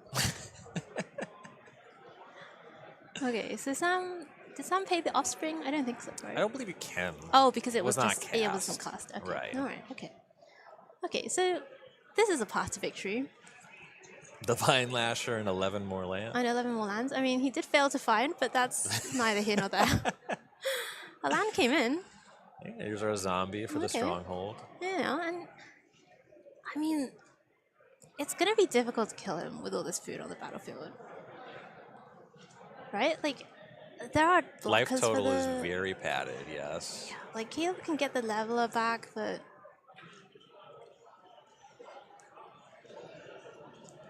then what? The leveler is appealing as an answer to the talent, but here we see it going to level 3, so now Sam can sacrifice 3 things to bring a creature back from the graveyard. Okay, there's a finality count on it. You can get grist. Ooh, yeah, a creature in the graveyard, as it Yeah. were. Little unfortunate to bring Grist in the end step, though. Not the ideal time. I mean, what else does Sam have? I think he has that Lumra, maybe, from before. Yeah, go to end step, sacrificing 3 non-land permanents. These will all trigger the mill ability on the talent as well. Oh. And because of a goofy thing, we're not just looking at what Sam has in the graveyard. if Sam mills self, because it doesn't target, you can actually bring one of those things back. Right. Okay. One of the more absurd things, Let's just check. this card is played in Pioneer because of the Yigra Cauldron Familiar combo. Mm-hmm. And the more you learn about what this card does, the more upsetting its existence is.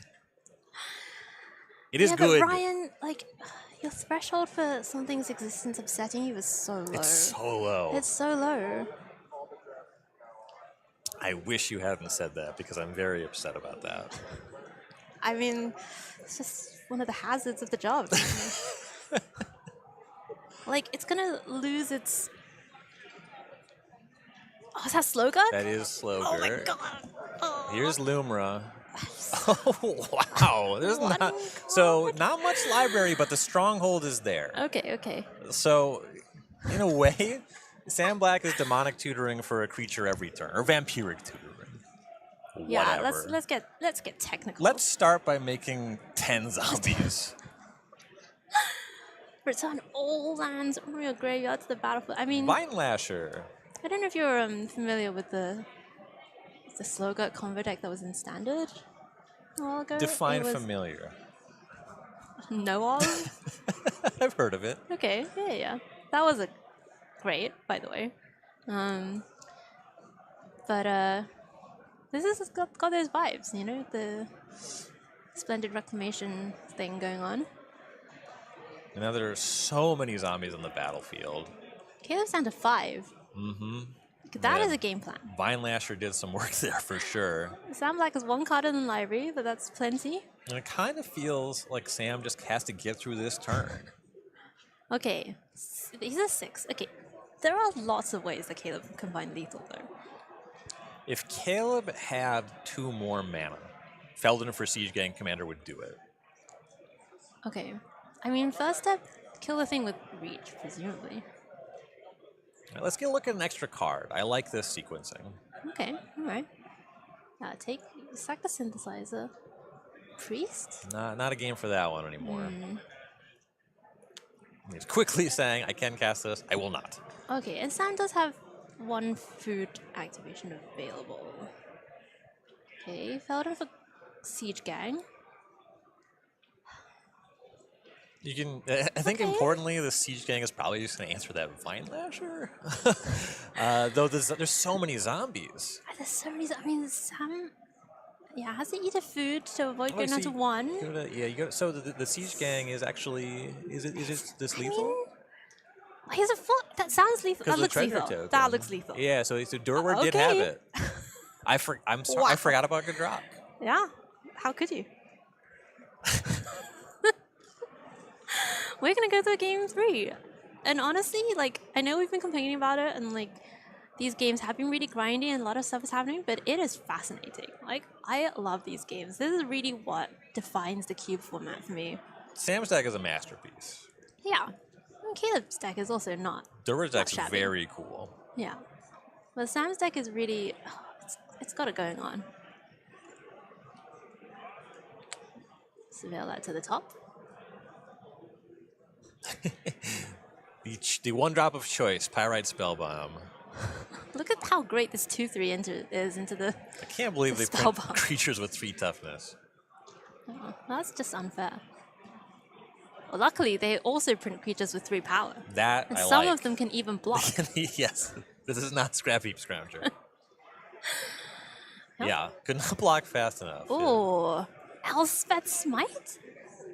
You know, Exiles? it's probably the That is weakest card in sick. Sam's deck, but that conversion was incredible. So sick. Amazing.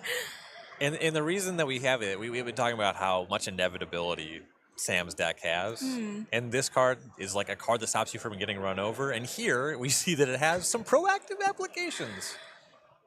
Wow. That was great. Okay, And okay. here, how about a 2/3? I'll pay 2 life for that. One of the Phyrexian metamorphs of all time. Copying the Deeproot Wayfinder. Is that what it is? It is, yeah? Nailed it. Great job. Have you been playing Retail Limited or something? How else would you know this card? That card was briefly in the Magic Online Vintage Cube. That's true. It actually was. It's really good if you have Strip Mine. Mm-hmm. And as you can see, it's really good in lower power formats Mm-hmm. where having 3 power is a significant ask. Yeah. And that's what you want. Okay. There's the fetch. Let's see. Lush Portico surveilling. Oh, okay. A lot of surveilling to the top. What a spew. What a waste. You want to bin it every time. You do though, don't you? You gotta admit. Okay, going straight up to level 2 here for Sam.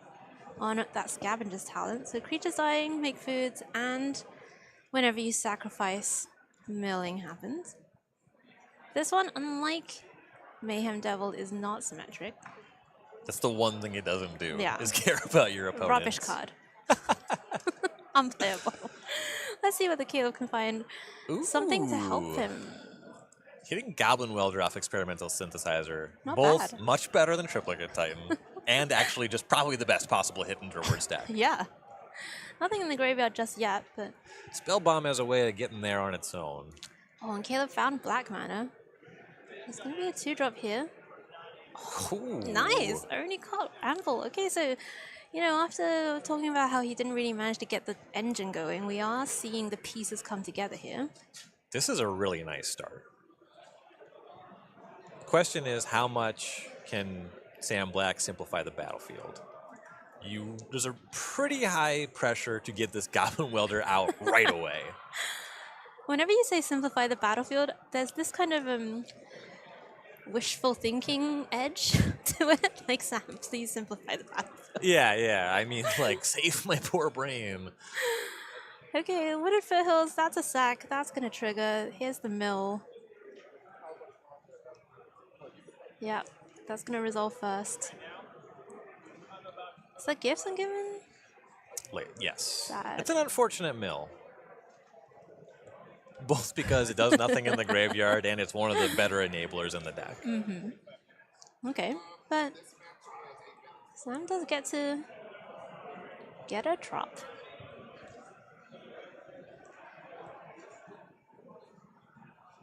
Was that Prismatic ending the other card mode? Yeah, it looks to be. Savine's Reclamation. Yeah, that's the other white card. We talked at the top of the cube here about how this cube really heavily incentivizes going into 3 colors. It's designed a lot along those lines. And we've seen a number of 2-color decks. We've been watching Caleb Durward kind of crush with this Rakdos deck, and we're seeing why. Because Sam Black has all of the dual lands. I respect it. Yeah, we did not see a single fetch land in Tim Mayer's draft at all. No. I think Sam was sitting across the table, maybe not directly across, but suddenly 3 seats down or 2 seats down or something. So yeah, definitely soaked up a lot of the duels, a lot of the fetches. Ooh. Goodbye, Deeproot Wayfinder.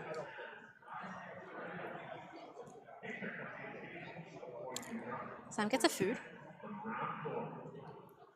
And now Durward's Wayfinder gets to mill. Durward's not trying to do the land thing, but this is a potential enabler for that welder. Was it a surveil? I think you get to explore. It's always explore. Am I making this up? This card does something. I think you just saw a merfolk and assumed, but... I just did what? Saw a merfolk and assumed. Yeah, you surveil one. Yeah, okay. yeah. It'd be pretty messed up if it explored. Yeah, surveil makes a lot more sense. It's already pretty messed up. Remember Jade Light Ranger? I do. That was a card. Okay, here's the Anvil. Anvil Sax Synthesizer. Synthesizer? Straight out of 2021. Ooh, knowing your top card before you do that is so sick. Yeah, leaves the Mayhem Devil on top. Nice. Yeah, second response. Get the 1/1 from the construct. And, it's the deciding game. The winner of this one is going to take home the cheese trophy, the cheese cubery board, the charcuterie board, and claim the title. I thought you were going to say the cheese hat.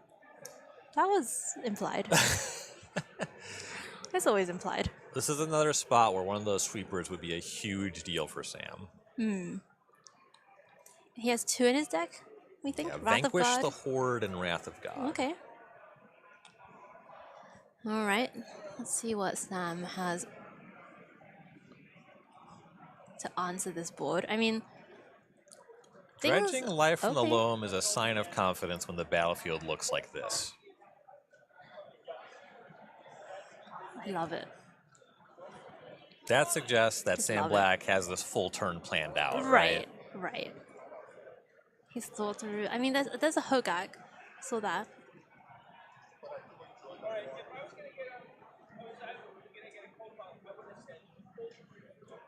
This doesn't seem like Vanquish the Horde mana. Yeah, starting by tapping the white sources. I mean, there's planes in the graveyard. Life from the loam could get that back. I mean, is he dead?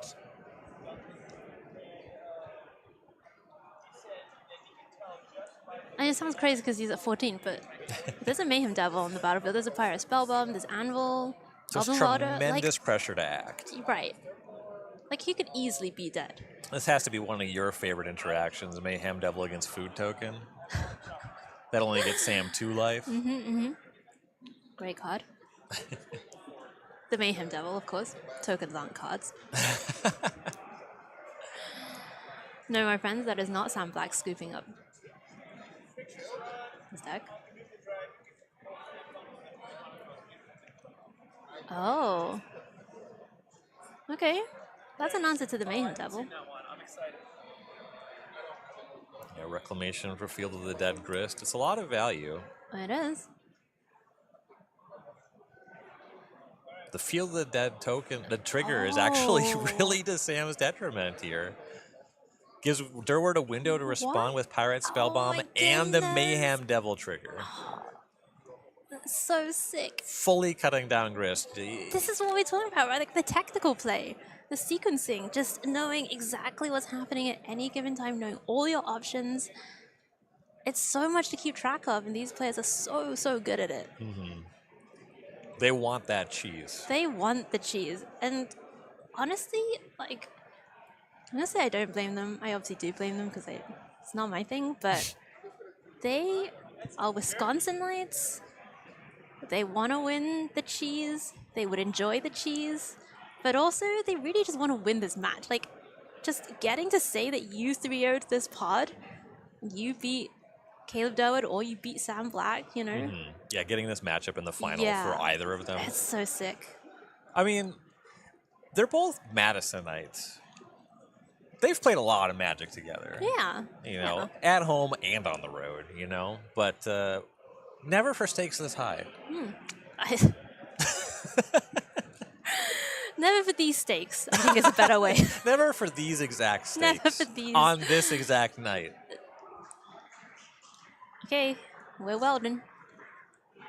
I mean, okay, this has got to be it. I can't back that up with maths or anything. I wouldn't dream of it. But Sam Black just has Hogak. There's a talent, no mana to crack the food. Working with 13, Mayhem Devil is on the battlefield. Are you gonna do some counting, Ryan? Kind of. I haven't seen enough where I'm confident in looking for lethal. I see a lot of ways to deal like 7 damage. Okay. Welder sacking. The second Mayhem Devil is useful. There's one. Now the Pyrite Spellbomb represents 4. The Okay. Anvil represents 3. Yeah, there's a lot happening. Oh, Duretti can minus. The minus, Oh. both to clean up the Hogak, also just 2 Yeah. damage off those devils. 2 damage off the devils. The one devil can attack. right? Durward's counting the damage. Yeah. Okay, Duretti comes in, sacks a thing. Sam's down to 10. The Anvil has already made a construct this turn, so the construct doesn't come back. Okay, that's it. It was lethal. Yeah, Two because then Mayhem Devils does deal a lot of damage. That's a lot of Mayhem Devils. Caleb Durwood is going to be your champion for the Cheese Stands Alone Exhibition Cube here at CubeCon after a grueling 3-game match against Sam Black and his masterpiece of a lands doing stuff deck. Ryan, give me your thoughts. Two great players, two awesome decks. I gotta say that turn where Sam dreads the life from Loam, I guess the second to last turn of the game before Durward closed it, it felt like he must have had a great plan. And Durward just catching him on that Field of the Dead trigger with that Pyrite Spellbomb, so the Right. Grist did nothing. Just incredibly tight play. So tight. And like, you know, it's late, right? They've been playing Magic all day. It's been tiring 3 rounds. It was a great draft. You know, it did start at like 4:30 in the afternoon, and just to have that level of focus and concentration, just snapping it off. Yeah, It was and great to see. kind of what you were saying during the match, there was the long turns that Sam took where Caleb was just leaning back in his chair. He wasn't, you know, giving up. He wasn't resting. He was waiting. He was waiting. Ready to You know, pounce. yeah, exactly. And pounce he did, and he is going to go home with the charcuterie board with all of that cheese, the cheese hat, and the title of Cheese Stands Alone Exhibition Match winner of CubeCon 2024. We have seen some great stuff here from the Chicago Cube. I have to say, we saw a really wide range of different decks. Yeah, definitely. And we also kind of had on display there, we didn't talk about it too much, you were just focusing on our matches, but you kind of see how a cube kind of has a metagame and how your draft table can change that. You know, a lot of these cubes, it's called the Chicago Cube. It's because a group of players in Chicago have curated this experience, and their vision is a lot of 3-color decks. We saw some strong 2-color decks and a 5-color deck, which is not like they never saw that coming. Right. It just shows how different groups can display different things. You know, if Right. you just read the primer, you can draft a nice 3-color deck. If you're one of the greatest of all time, you can draft a sick 5-color deck or a really nice aggressive Rakdos deck. Right. Yeah, and that's really the beauty of the cube format, just the endless kind of potential for creativity, both constructing your cube, drafting the cube, building the deck, and even playing the games. You know, we saw some very non-intuitive plays and lines from our players, and it was really fantastic to see. All right, I mean, Ryan, that is it for coverage from CubeCon today. We are going to be back tomorrow, I believe, 11:30 in the morning Central Time, when we are going to be back to the main event and back to following the cubes in there and the players' journeys through the main event all the way. We're going to be here tomorrow. We're going to be here Saturday, Sunday, until we get to the top 8 Sunday evening, which is going to be Vintage Cube. So lots and lots and lots of magic still to come here at CubeCon. Any last thoughts of the day to round out? I'm just hoping Caleb's going to share some of that cheese. You can have it. You can have it. I'm going to ask for some dairy-free cheese in next year's charcuterie board. You know? Come on, be inclusive. All right, thank you so much, my friends. Thank you for joining us. Thank you so much to the crew here, to all the players, all the judges, staff, to everyone that makes this show possible and welcome. And thank you, of course, to all of our sponsors. We'll be back here tomorrow morning at 11:30 with more coverage from CubeCon. We'll see you tomorrow morning.